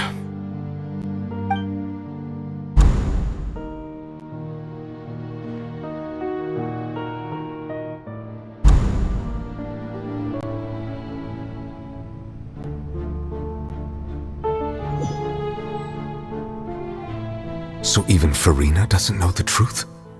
You've never once let her in on the full plan? Yes, it had to be done. To deceive the heavenly principles, you must first deceive yourself. She did very well. If she had let her resolve falter even once in these 5 centuries, Fontaine would have been doomed to the most tragic fate. It seems that trusting humanity was the right decision after all. I believe that I understand how your deception works, but that is only half the truth, is it not? How would you build on this foundation to save the people of Fontaine? That is the most important thing. Ah, good. Of course, the Iudex of Fontaine has pinpointed the crux of the issue. I'm sure you've long sensed that the Oratrice is no simple machine, yes? I've always suspected that it had its own consciousness, and Lenny did mention that he heard a human voice within the core chamber. It now seems that that person was you, hidden within the machine all along. And then I became one with the Oratrice, taking Fontaine's gnosis with me. Yes, it would seem so, wouldn't it? Alas, your understanding of this device still lacks sufficient depth. In truth, it is no enactor of justice. It is, in fact, a device created to kill the god of justice. I beg your pardon? Oh, you have it. And to be more precise, not only will the Oratrice take down the god of justice, it will also take down the divine throne upon which she has been placed. I mean, did you think I would be the sort to enjoy peaceful repose while Farina suffered? My work over these last 500 years has been to constantly accumulate indemnitium within the Oratrice. But really, some have already discovered that only a small fraction of the energy generated by the device was ever used to provide power to Fontaine. The vast majority had to be, accumulated to— It was all a part of your plan then? Both the trial and the sentence? Indeed. This power, accrued over 5 centuries, could have sustained Fontainians for millennia had it only been used for that purpose. Almost all of it has now been stored within the Oratrice. But only power of this magnitude could hope to destroy the Hydro Archon's divine throne, shaking the rules established by Celestia and breaking through the institution that is the Seven. So the Oratrice's call for death was for neither Farina nor Focalor, but for the Hydro Archon. The destruction of that divine throne. If I do not misunderstand your intent, you must be returning what's rightfully yours to you, of course. In other words, this was all done to return the authority of the Hydro Archon to the Hydro Dragon of this planet. But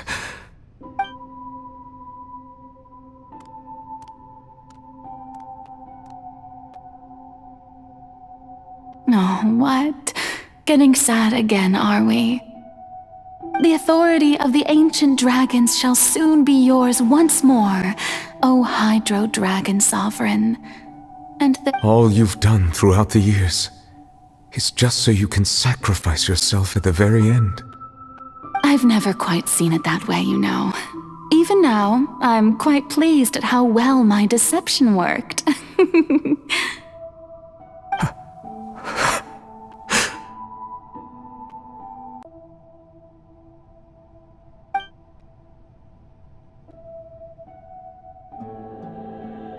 Hydro Dragon, don't cry. I must say, had it been within my rights, I would have loved to judge the heavenly principles themselves. Were they not guilty of essentially the same crime? Egeria stole the power of the primordial sea, and the heavenly principles stole the power you ancient dragons possessed. I, for my part, am the god of justice. And is it not just that your original powers should be returned to you? Speaking of justice, I have always believed that justice lies in the process of pursuing human existence itself. So, if the theft of the primordial sea's might was Fontaine's original sin, then, leaving matters of procedural right and wrong aside, the descent of the Fontainians as humans and their right to exist in this world would be Fontaine's original justice. In other words, Existence was Egeria's justice, and to me, justice is the continuation of that existence. Defying the prophecy and ensuring that Fontaine's people shall live on, that should be the justice enthroned over all others. At this point, we, whether it be myself or all other Fontainians, have shown Iudex Neuvillette, the highest judge in our land. When you regain your full power as an elemental sovereign, what verdict shall you pass upon us? So when I was invited to the court of Fontaine to serve as Iudex, I see now that that was your idea too. At last, I now understand the true purpose behind this position. In the beginning, I was uninterested in human existence. But these 5 centuries of living alongside them have gradually brought about mutual understanding between us. And I have even attempted to feel as they feel. You are a devious one, Focalors. Things being as they are, surely you know that I could never declare them to be guilty.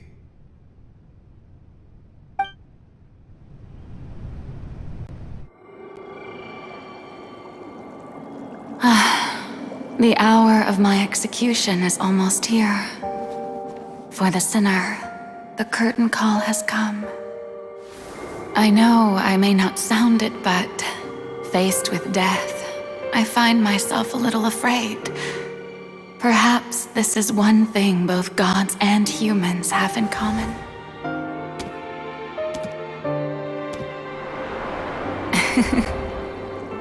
Farewell, Neuvillette. I hope you've enjoyed the part you played these 500 years.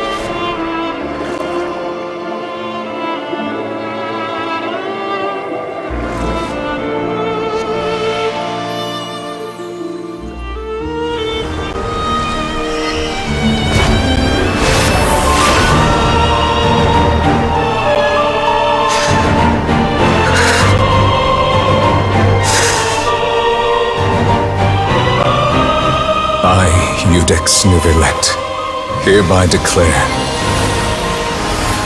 people of Fontaine, your sins are forgiven.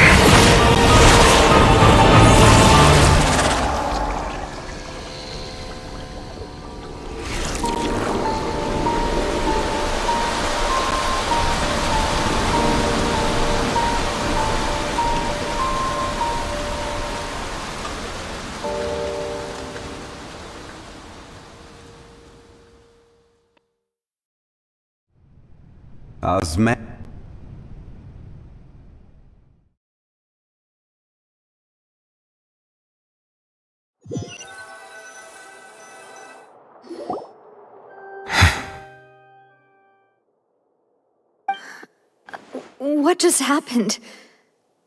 Has the death sentence been carried out? Was that bright light some sort of misdirection? I have a feeling that something huge just happened. But since we're all still alive and haven't been dissolved, I assume whatever happened was good for us. It's time to end this. We must mete out punishment to that beast. Didn't you say just a moment ago that it can't be defeated? I have gained the strength sufficient to deal with it. Through certain means, I now have the ability to separate the power of the Primordial Sea from that creature. We should seize the opportunity to pursue our quarry. Traveler, now that the oratories can no longer function, I require an executor to help me mete out justice. The root of the calamities befalling Fontaine, the beast that enacts the prophecy, its name is the all-devouring Narwhal. Come with me, traveler. The hour of execution has come.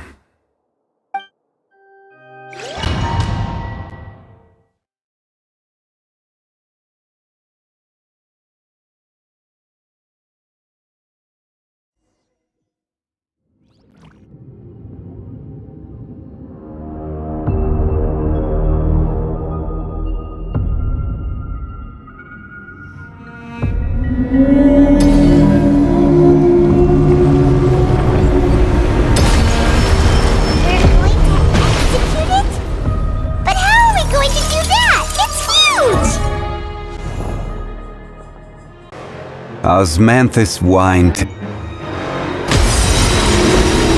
I've already done my best to separate the power of the Primordial Sea from the whale. But considering the size of the beast, I cannot reach the power source.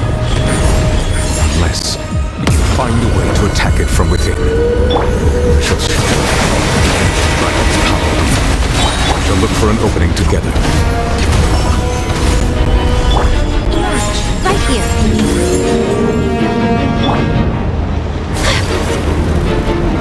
I can feel that sorrow turning into hostility. Gather! Right now, right here. Emerge.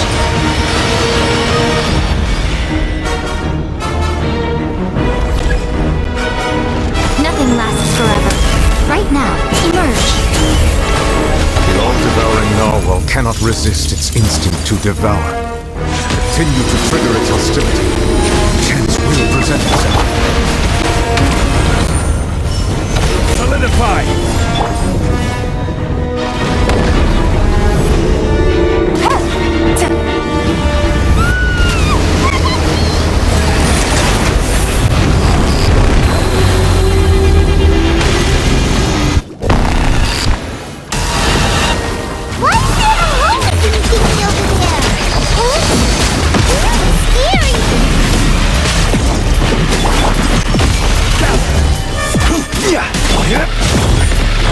Right here.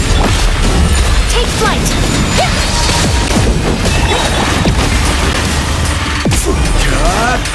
I have granted you my protection. Do not fear. Seize the moment and use my power to suppress its roots from within.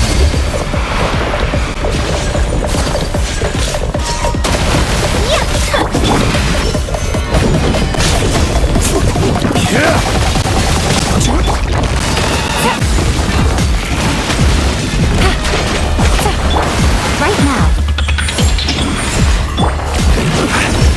Gather!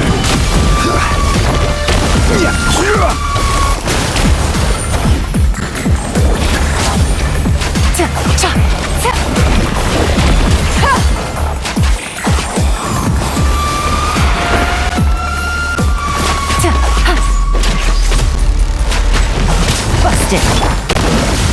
Solidify! I will have order! Emerge. Right here. Emerge. Ha! Gotcha.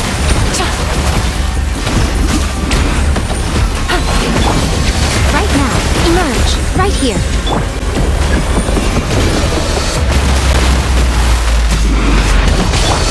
A sight to behold. Right now. Right here. Emerge. Busted. Here comes the catch. My apologies.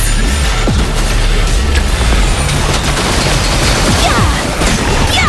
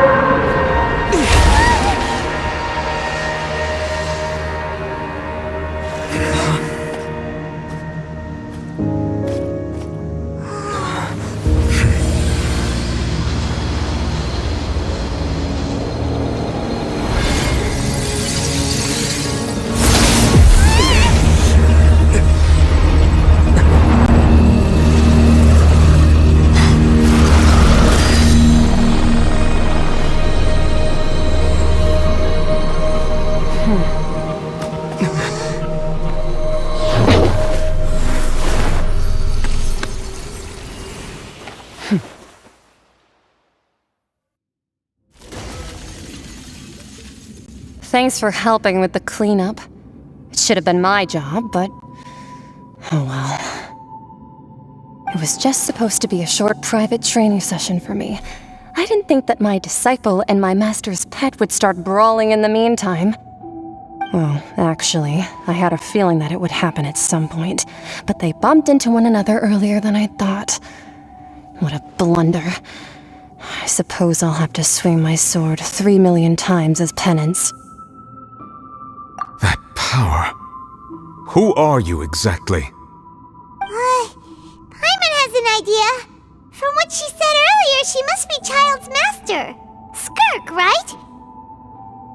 It's just that he gave us the impression that she was the less talkative person. I simply did not have anything to say to the weak. But you, on the other hand, managed to defeat the all-devouring narwhal without using power from beyond this world. So you may speak to me as equals. I have to agree. It's a strange use of a planet's primordial waters just to raise an all-devouring narwhal. That kind of power is wasted on it. It's not cooperative. It eats too much. And I have more important things to do with my time than pet sitting. The only thing that creature has going for it is its looks. All in all, it fails as a pet. Miss Skirk? I think you might have missed the point. The point being? Well, being that this pet almost destroyed an entire nation. So what sort of person is your master? Well, Child's master's master.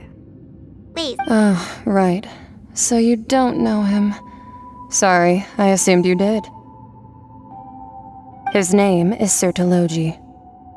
Huh? I am unfamiliar with that name. Huh. So Master isn't sufficiently famous. How should I describe him then? Have you heard of the name The Fowl? The Fowl? Still nothing? Well, how about the Visionary? Vetterfulnir then? Or Gold Rhindaughter? Ooh, that one we've heard! Rhindaughter's part of the Hexen Circle. She's Albedo's mom, right? Oh, so you do know that name. To be honest, I also heard all of those names and titles from my master. I don't actually know them either.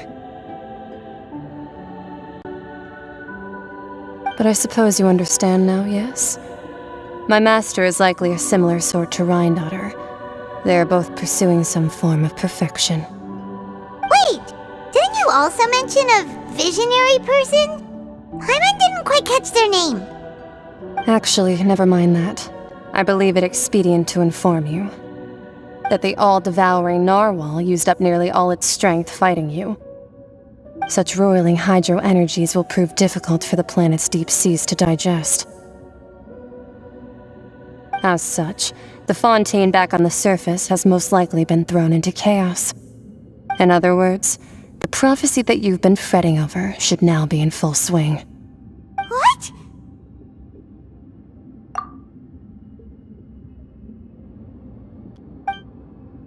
Not to worry. Focalor has already managed to deceive the heavenly principles.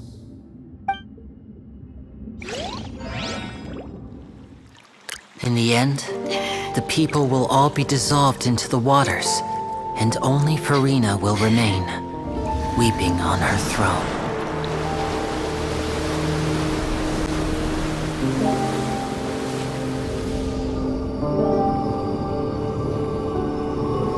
Only then will the sins of the people of Fontaine be washed away.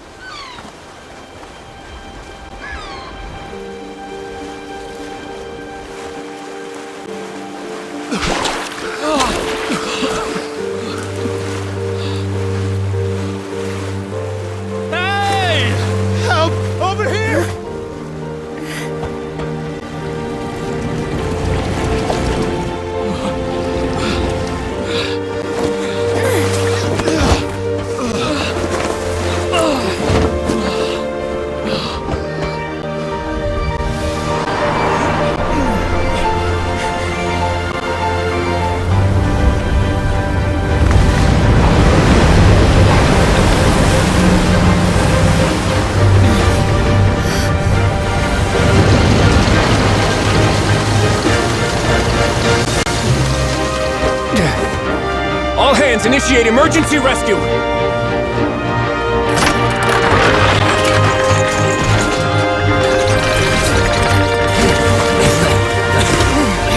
Hurry!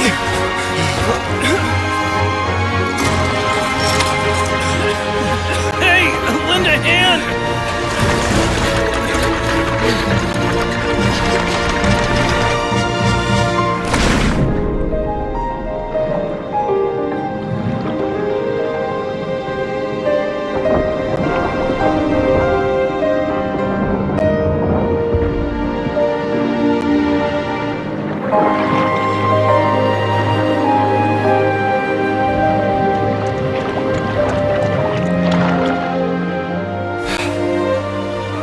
Look! The water's receding!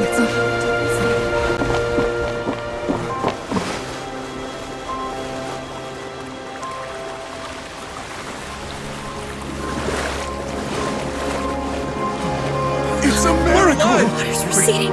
We didn't dissolve. The prophecy was wrong! The prophecy was wrong!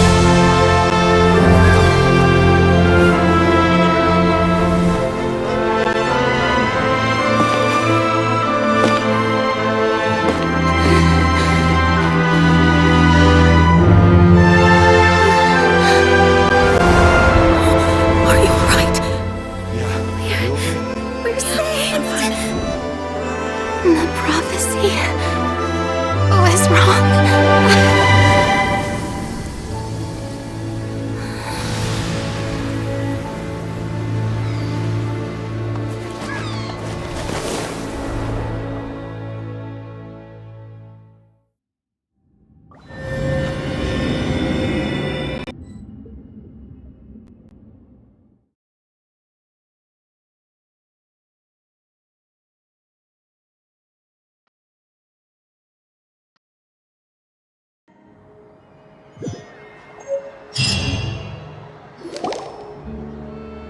The soul renewed! The Spina di Rosula talks post-disaster rebuilding. I recently visited Poisson to meet with Miss Navia, spokesperson of the Spina di Rosula, and we spoke about Poisson's present and future. Old soil can still give birth to new bloom, Miss Navia stated. Hope is like seeing a small cookie when you're starving late at night. You just need a little of it. Skyship Winglet, lunar brain of the Fontaine Research Institute. The various disputes that have arisen on account of Mr. Edwin have suddenly become a shield over the Institute, with Jurier turning out to be a once overlooked hidden gem. People always call the first researcher mad, but few know what to call the second. And should that latter person achieve a miracle, they would find it all the harder to find a word with which to classify him and his team. Wow! Paimon barely recognizes the people in the reports. Are those really Jurier and Navia? They sound like real big shots. What do you think? Pretty enthralling, huh? The Steambird's idea was pretty simple. With the disaster just having passed, we would print a free edition packed to the margins with good news to calm people down. The value for these big scoops lies in their inevitable follow-ups. We'll publish further reports and go into the stories behind those people. Edwin's assistant, Jurier, created a true flying ship, while Navia is leading people in the reconstruction of their home. I'm sure that these stories could draw even your well-traveled eye. Paimon's curious too! Wait a minute. Didn't we watch everything happen from start to finish? What's there to be curious about? And that's exactly why I'd like you to come conduct interviews with me. You're the best incubators of news, if you haven't noticed. And also, with you around, I'm sure I'll get to see that Duke. Are you sure? Hasn't he turned you down several times already? Oh, this time will be different. Come on, let's head to Poisson first, and then make a trip to the fortress. There are some things you'll only know when you get there.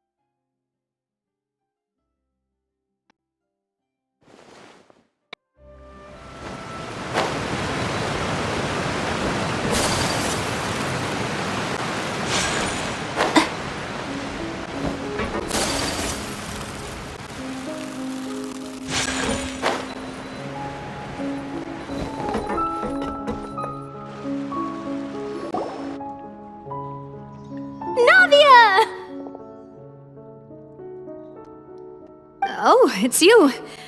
What brings you all here? Hey, we're just having a look around. I'm here to update myself on how things are going here. Oh, the Fatui are here too! Let me introduce you. This is Mr. Garunt Snežević. He represented the Knave in sending us a large amount of supplies, and is helping with our work. Our residents are hard at work as well. Thanks to everyone, work is progressing nicely. We've lost a lot of people, but we're moving forward. That will have to be enough. Hello, Miss Charlotte. I'm a big fan of yours. I especially like that article you wrote last year about Fontaine's stray cats. But if you don't mind, could you not emphasize our role too much in your report? It's not charity we're doing here. We just happen to share the same interests as the Spina. I get where you're coming from. I'll keep it as simple as possible. Or would you be willing to feature as friendly neighbors? That would be fine. Thanks! Oh, you're back too. How are things? We finished laying down the construction materials. It'll be another hour before the workers are able to go over there. Huh? You're here too, Clarant? Well, her reputation's greatly risen after that whole duel business with Miss Farina. So she's here in Poisson to wait out the heat. All right. She really came here to help me out. There's too much to consider in the reconstruction of Poisson. The Spina has need of more decision-makers. And, well, I do already happen to be connected to Mr. Callis. Oh, wait just a moment. Do you mind me asking a few questions? You know, about how you felt before the duel, about what it was like facing down a god. There's lots of exciting material there, I bet. Forget it. I'm sure you can find a better theme than that, Miss Charlotte. I see you're the same as always. Couldn't you do me a favor, for Navia's sake? Well, if we're talking about doing things for my sake, you might as well just take a few more photos of me. Or of the Traveler. It's better than— Of course I will. I'm not gonna let him off that easy. All right, then everyone who wants to be in the photo, gather up. And smut.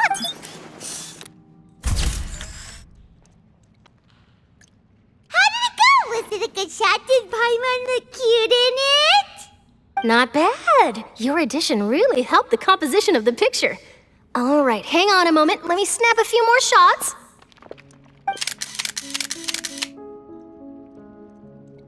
All right, that should do it. I'll be back here later anyway, so let's call it a day. You're very quick. Speed is of the essence when it comes to the news, and freshness is the key. Also, not to brag, but I'm pretty good at building connections. Who knows? I might eventually get that interview with you after all, Miss Clarand. Wow, you really do have that never say die spirit. I'm impressed. I'll hazard a guess that this is how you got that interview at the Fortress of Meripede. Whoa, you're well informed. Let me make a guess too. I asked Sijuin, who told Monsieur Nervillet, and he told you, right? That's a very complete information chain. In truth, all Monsieur Nervillet asked me was, when did the fortress become so friendly towards the media? I told him that it was best not to speak too soon. There's no guarantee that Ridsley will make a personal appearance. You're right. I've got to treasure every moment I have with them. In which case, I'll be making a move first. Stay safe now. And tell me if you hear anything interesting. I'll treat you to afternoon tea in exchange.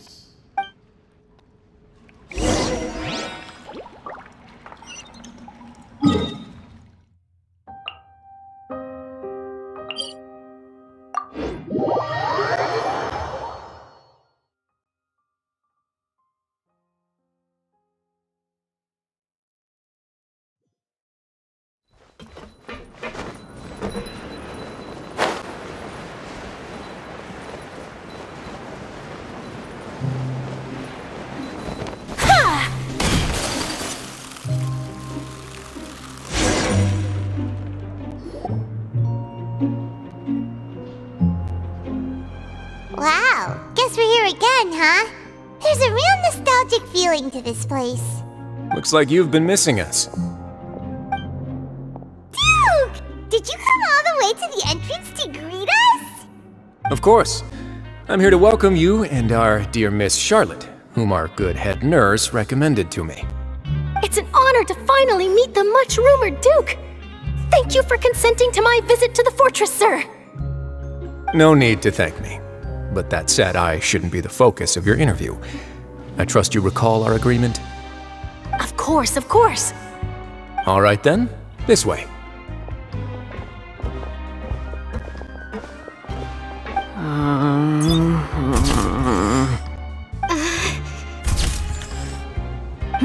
Hey, no need to be so nervous. I've already taken all the photos we need. Miss Charlotte, do these pictures really need to be published on the cover of the Steambird?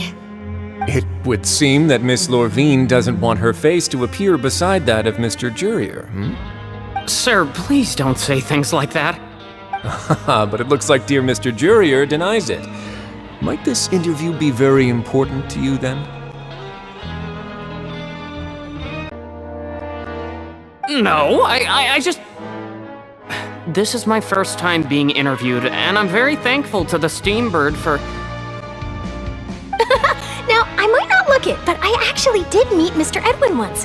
And I'll be honest, I enjoyed chatting with you more. You've definitely got more of that genius vibe going on. The boat that brought about a miracle, the ark that saved the people. Why, you recreated a myth back there, like an emissary of legend. Still, if I might ask, where's that flying ship now? Huh! Looks like Charlotte's trying to get herself another exclusive scoop. I have to apologize, but that ship is presently in the bowels of our factory. I'm afraid it won't be easy for you to get a shot of it. Really? Well, then in that case, could I have an interview with you to make up for that loss? You already know my answer, I'm afraid. Best you interview our head nurse instead. Or perhaps you'd like to take another photo of this couple of researchers? Did you really have to use the word couple? Well, then, 2 solo photos will do. Is my hair messed up? Please, someone help me have a look. Things sure are getting pretty lively here. We've seen this kind of thing before. Oh, seems like everyone's here. Would any of you like to try this new drink I came up with? Ah, Siegeween. Hey, Miss Charlotte. Why don't you, take some pretty photos of our head nurse? Sure. Come on, Miss Siegeween, over this way. Let's find a brighter spot. Huh? Sure. Do I have to smile? So, how have things been at the fortress? Same old, as you can see. Fontaine's undergone some changes, but this place is still more or less the same. Other than that flying ship, it got a tad too much attention, I think. That's why I decided to let the interview go through. We should direct more public opinions toward the behind-the-scenes heroes. Am I right, Mr. Jurier? Miss Lorvine? You're too kind, sir. I believe that you too should have your day in the sun. Not that you would want that, which is a pity. I'll just leave the spotlight to you two.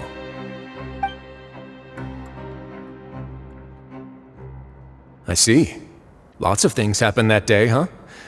Anyway, regarding that Harbinger, I'm not sure you remember, but his 3 young followers are still waiting for his return. He sure did win them over, huh? I'll tell them that there's good news and bad news. The good being that their boss seems fine, and the bad being that they must face extended sentences for abetting his escape. Oh, actually, what about you? Are things gonna change for you too? What change can there be? The fortress will keep chugging along, and so will my duties. As to what Miss Farina's departure will mean for the nation, and if our laws and governance will be transformed, we'll leave those to the folks in the overworld. Hey everyone, the photo shoot's done. Good. In that case, let's call it a day here. Thanks for your cooperation. Come on, Traveler, let's go. There'll be a next time? Maybe. Who knows? I might write a story about the underwater factory next time. Until then. All right, last stop, the docks.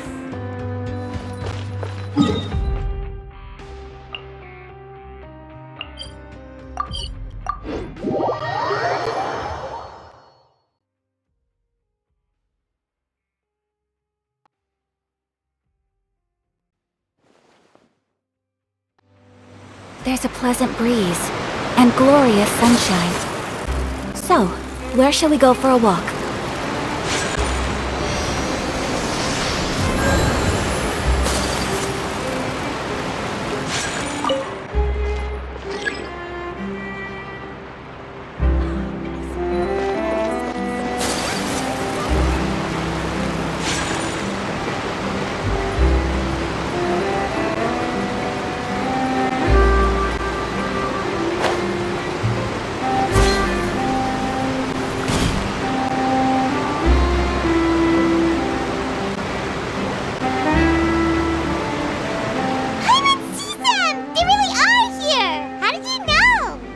Navia mentioned that she stayed in touch with Linny and the others after working together.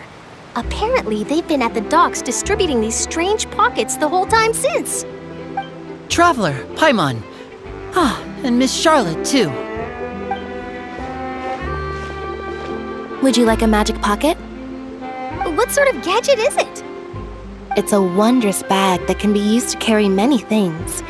The water level has returned to normal, but if you see any of your things floating around, you can use this to carry them. Or you could trick a friend into doing it for you. Trick a friend?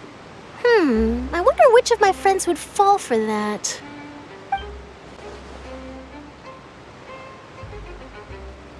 You could just make a friend like Fremine here. Isn't that right, Fremine? Is this what you meant by, I'll help you make some more friends? To be honest, that sounds pretty sweet. Could I have your contact, please? Sure. Please, write down my address. You sure are working hard to help Fremine socialize.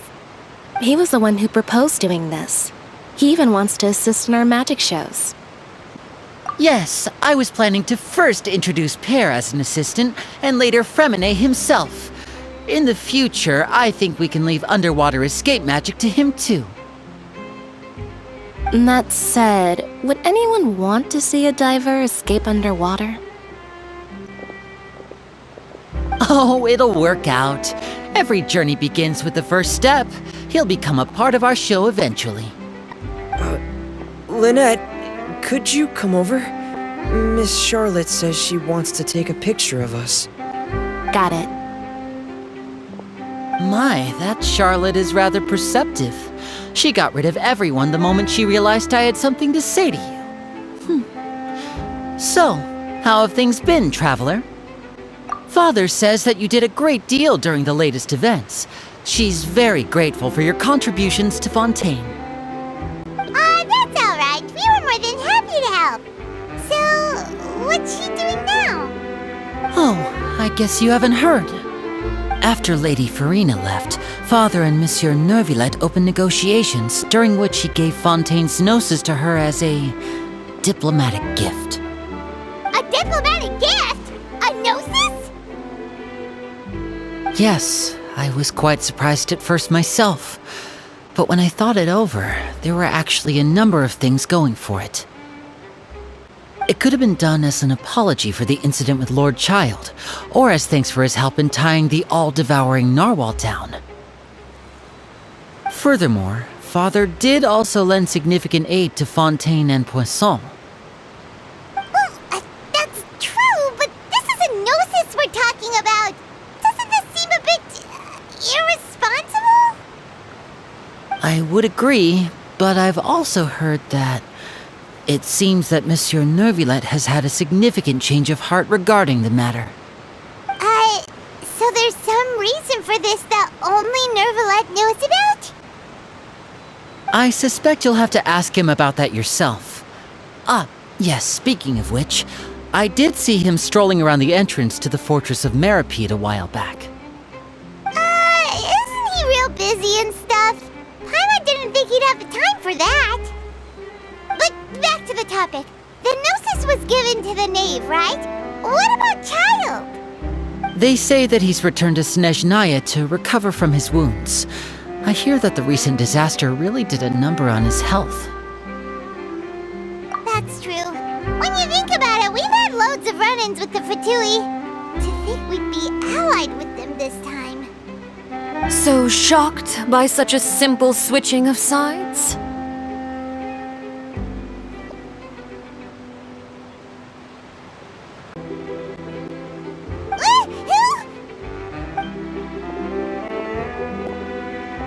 Father! Well, what do you know? Come to the docks to see how my children are doing and meet the Traveler by chance. Please do not pay my accomplishments in Fontaine too much mind. I would have done them regardless. Are you going to take the Gnosis back to Snezhnaya? That is our duty as Harbingers, yes. Don't be too preoccupied with sides. The goal of the Fatui concerns not a single place or person, but the entire world. With such a grand goal in mind, it is inevitable that we must wear many masks. Switching my masks is something I've always done. Well, that depends on many things. No one truly knows what the future holds. What good is honesty if you can't rely on it forever? As for you, I very much look forward to our next collaboration. Good things cannot be achieved alone, and you've proved yourselves to be great partners. A vision? All right. I'll remember to return it. Thank you for keeping it safe for him this entire time.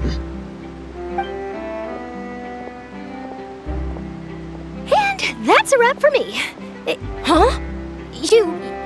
You're... Greetings, Miss Journalist. Hello. If I'm not mistaken, there are diplomatic channels I'll need to report to take a photo of you. That is correct. So forgive me, but I will not be able to serve as a subject in your article. However, feel free to write as much as you'd like about our dear magicians and our upcoming rookie talent. I will. The sea breeze is quite pleasant. I shall continue my walk while the weather remains so agreeable. Farewell. Farewell, Father. Oh, she has such an intimidating presence. I didn't even dare to take a picture. Thankfully, I've already wrapped up all my pre-scheduled interviews. Thank you all. This'll be... Don't be too nervous. Why don't you take a magic pocket before you go? Here, Traveler, Paimon, you take one too. To move things about? That's right. Funny. I was giving out magic pockets when we first met too. And what do you know? I'm doing the exact same thing right now. I guess this must be life. We will all follow our own paths, and serendipity will lead you to your fated friends. All right then. We'll be handing out pockets in some other districts later, so we'll get going now. Have a good day, you two. Well, guess we sent Charlotte, huh? Shall we go see how Neverlette's doing? As long as he's not so busy that he doesn't have time to chat anyway.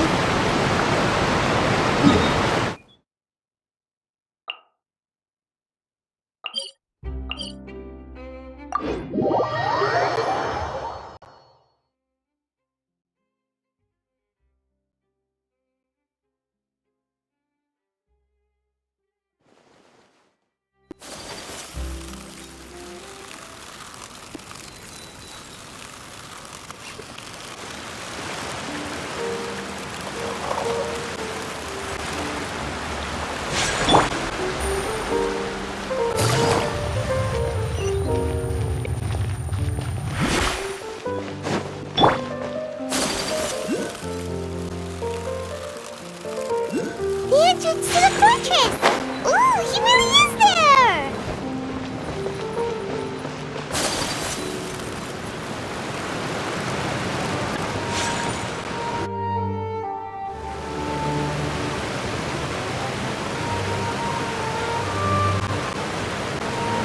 So, you really are here, Neverlette! Paimon didn't think you were going to have free time this hour of the day! Really? Oh, I suppose you must have met Mr. Linney. He took the time to greet me earlier when he passed this way. In any case, you came at a good time. I was just considering reaching out to you to set up a meeting, so I may explain some things that I haven't had the time to before. Aw, Paimon's glad that you remembered. Thank you for keeping us on your mind, what with you being busy and all. Alright, let's have it then. How was Fontaine actually saved? The whole business is still quite the mystery to us. It is strange how words can often leave a bitter taste in the mouth when it finally comes time to say them out loud.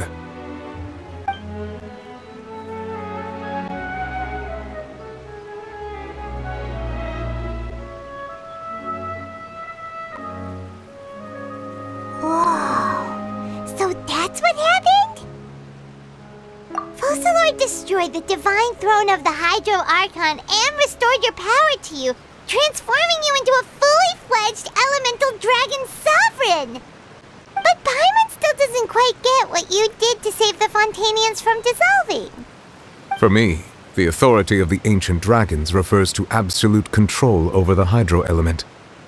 Fontainians were incomplete humans born of Egeria's use of the power of the primordial sea, with constitutions similar to that of mimics.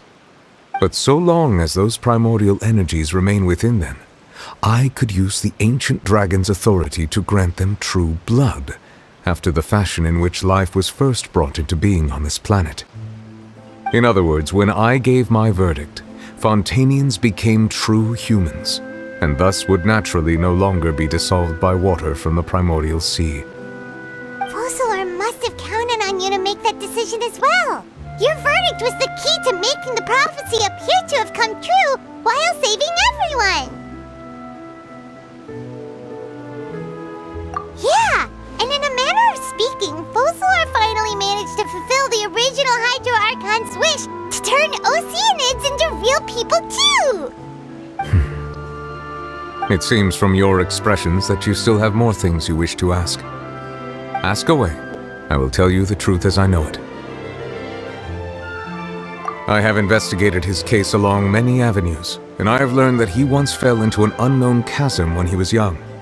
There, by chance, he awakened the all-devouring narwhal.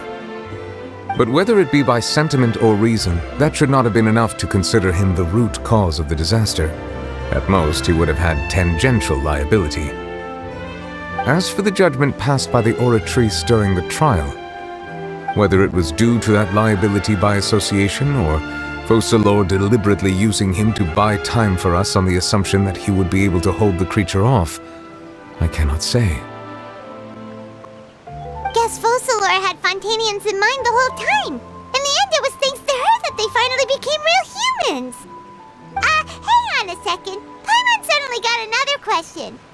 Back when Fontainians hadn't yet become real humans, were the children they had also transformed Oceanids? Life has always flowed like water. Do you recall how Fontainians would often come to the Fountain of Lucine to pray for children? Yeah, Lynette said the fountain is where all the waters in Fontaine converge. In truth, even those couples did not know that such prayers were no mere custom, but instead a form of ritual. Those Oceanids who were blessed within the spring water would later descend as new humans in the coming months. Paimon sorta gets it now. Either way, seems like this ritual won't be of any further use, but it'll Ask away. I will tell you the truth as I know it. Yeah, about that. Risley said Farina has already left. What's that all about? Ah, Lady Farina. The people are only aware that her death sentence has not been carried out. She abdicated the post of Hydro Archon and left affairs related to that title to me, before leaving the Opera House.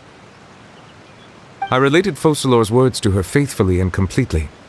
After hearing them, she seemed neither saddened nor comforted. She simply said that she was tired and needed to rest. Having said that, she then packed her things and moved out of the Opera House, not unlike how an ordinary person might. But she's still got a place to stay, right? You need not worry. I will make arrangements to ensure that she will not want for food, clothing, board, or travel. In truth, I am somewhat happy for her. The wear and tear on her spirit will, of course, take time to heal. But now that she no longer has to play the role of Focalor the Hydro Archon, she can finally lay down her burdens and lead a normal life. What about you then? What are your plans now that you've regained your full powers as the Hydro Dragon? After Focalor passed on, the Oratrice also ceased to function. This matter will directly affect our trials. After much careful consideration, I've decided to take over its role in our courts. From now on, I shall hear cases and pass verdicts by myself. Looks like you're still considering stuff from the perspective of the Udex, huh? As an elemental dragon, there are indeed many things that I must do. But this power and this duty, in a manner of speaking, you could say that both were granted to me. As such, before I attend to my other responsibilities, I must first and foremost continue to serve Fontaine as its highest judge. The duty of the Hydro Sovereign and the duty of the Udex shall coexist within my person. Additionally, the Hydro Archon's departure has brought about another problem, which is that the Opera House shall no longer produce indemnitium. That's true. That power was derived from the people's faith in the Hydro Archon, wasn't it? Wait, but the various mechs and machines in the city are all still okay. Where are they getting their energy from? As I am now, I have full command over New Musia, and it can serve as a complete substitute. Another reason why I cannot quite leave Fontaine immediately. Wow. This ancient dragon's authority stuff is really quite useful, huh? Ask away. I will tell you the truth as I know it. Oh, that's right! They say you've given it to the knave as a diplomatic gift or something! Leaving aside their intentionality, the two Fatui Harbingers have indeed done much for us during this crisis. Their sole remaining goal in Fontaine, at least at this point, would seem to be the Gnosis. The Oratrice has ceased to function. The Hydro Archon's divine throne is now no more, and I do not need the Gnosis's power. As such, it has lost all meaning for Fontaine. If the Fatui have impure designs, then we might as well accede to their request now, and avoid unnecessary conflict. What complicated considerations! Paimon thought you were just giving it to them out of gratitude to the knave and as an apology to Child. Ask away. I will tell you the truth as I know it. You will soon be heading to Natlan, I presume. I'm afraid that I have little talent as a travel guide, so all I can do is tell you what I know about that land. As far as I'm aware, Natlan can be said to be a nation of dragons. A nation of dragons? You mean like you? No, I suspect that I would not find myself welcome there. Unlike ancient dragons such as myself, the dragons of Natlan have undergone long years of development and evolution. Large numbers of them have entered a form of coexistence with humanity. Natlan is also the nation of war. War ravages those lands like an undying flame. There is one other piece of information I got incidentally from my negotiations with the knave that I believe may be useful to you. The Harbinger known as the Captain has thrown his hat into the endless ring of war. The Captain. Sounds like a real tough customer. Seriously, everywhere you look, there's a Fatui Harbinger doing their thing. I suggest that you fully prepare yourself before going to Natlan. In the meantime, Fontaine's doors will always be open to you. Ask away. I will tell you the truth as I know it. Hang on a sec. Paimon still got a question about the Gnosis. When we spoke to Linny earlier, he mentioned that your attitude towards giving away the Gnosis had clearly changed. We guessed that there might be some reason for it that only you were aware of. No wonder the House of the Hearth is the Fatui's intelligence division. They are certainly sharp. So regarding this specific issue, I was just getting ready to share something with you. What is it? In truth, I exchanged some further words with that lady named Skirk after sending you two back to the surface. It went something like this.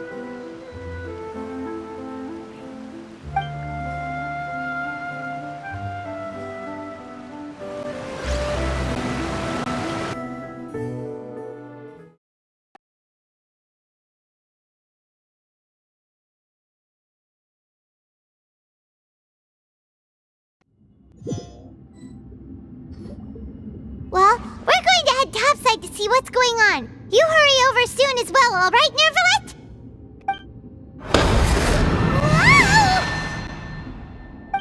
What next? The all-devouring narwhal isn't here, so I'm no longer getting any interference.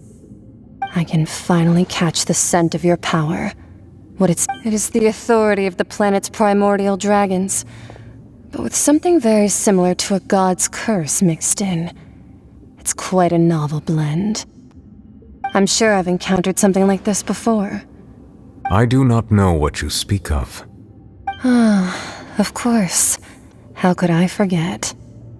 You should have the remains of the third descender on your person, yes? Remains? I've never heard of any such thing. According to your parlance, I believe it may be called a gnosis. Well, that much is true. After Focalor's divinity faded, she handed her gnosis to me. But I fear I have never heard of it described in the manner that you just did. I've been training with my master, the Foul, ever since I was young, and I have never returned to the surface since. So most of the information I possess, I got from him. It is only natural for those who are greater than humanity to possess a different sort of common sense, which is why there are so many problems in our attempts to communicate with humans. Regardless, you should probably get rid of objects of misfortune to prevent any disasters from befalling you. To live in itself is a blessing, but once a person dies, the bonds he once had with this world shall all turn to curses. What do you mean by that? No need to fret. These are just my personal thoughts, and my reason for no longer wishing to return to the surface. This third descender you refer to, who are they? And when did they die? Master never mentioned them to me. Perhaps it just wasn't that important for me to know. If you're interested, though, I could ask him. I'll be sure to pass the answer on to you next time. Next time? You believe we will meet again? I do. Wait. I have a disciple of my own, don't I? He can be the messenger then.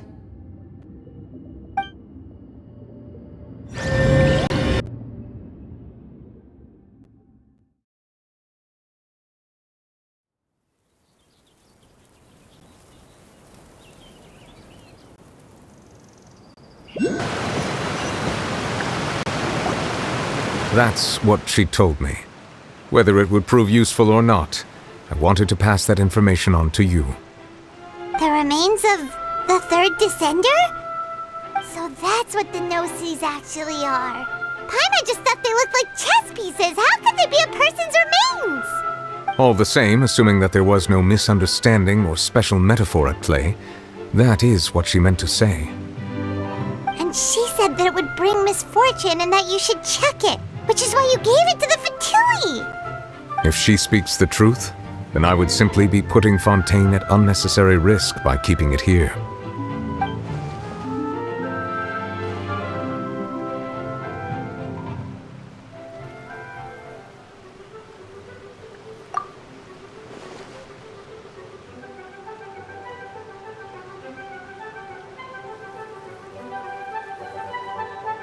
I had guessed that you might already be familiar with this concept, but I did not expect you to be one of them. That means that the Gnosis, which are exceedingly element-compatible and can even enhance elemental abilities, do indeed come from the third descender. I wonder, does your body also possess similar properties? Like being able to use elemental powers without a vision! That does sort of count as special compatibility, right? No, let's not think about this stuff right now. It just feels creepy. Comparing the Traveler to the dead third descender and all. That's what you say, but this topic still feels like bad luck.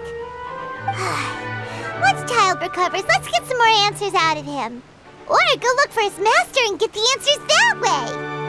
I too believe it unwise to make too many blind guesses when information is lacking. The same is true of being at court. Alright. Whatever the case, it seems like the crisis here in Fontaine's over Yes. All of Focalor's efforts were for this moment as well. But she sacrificed herself in the end as a god, and she suffered through all those years as a human. Was that really what she wanted?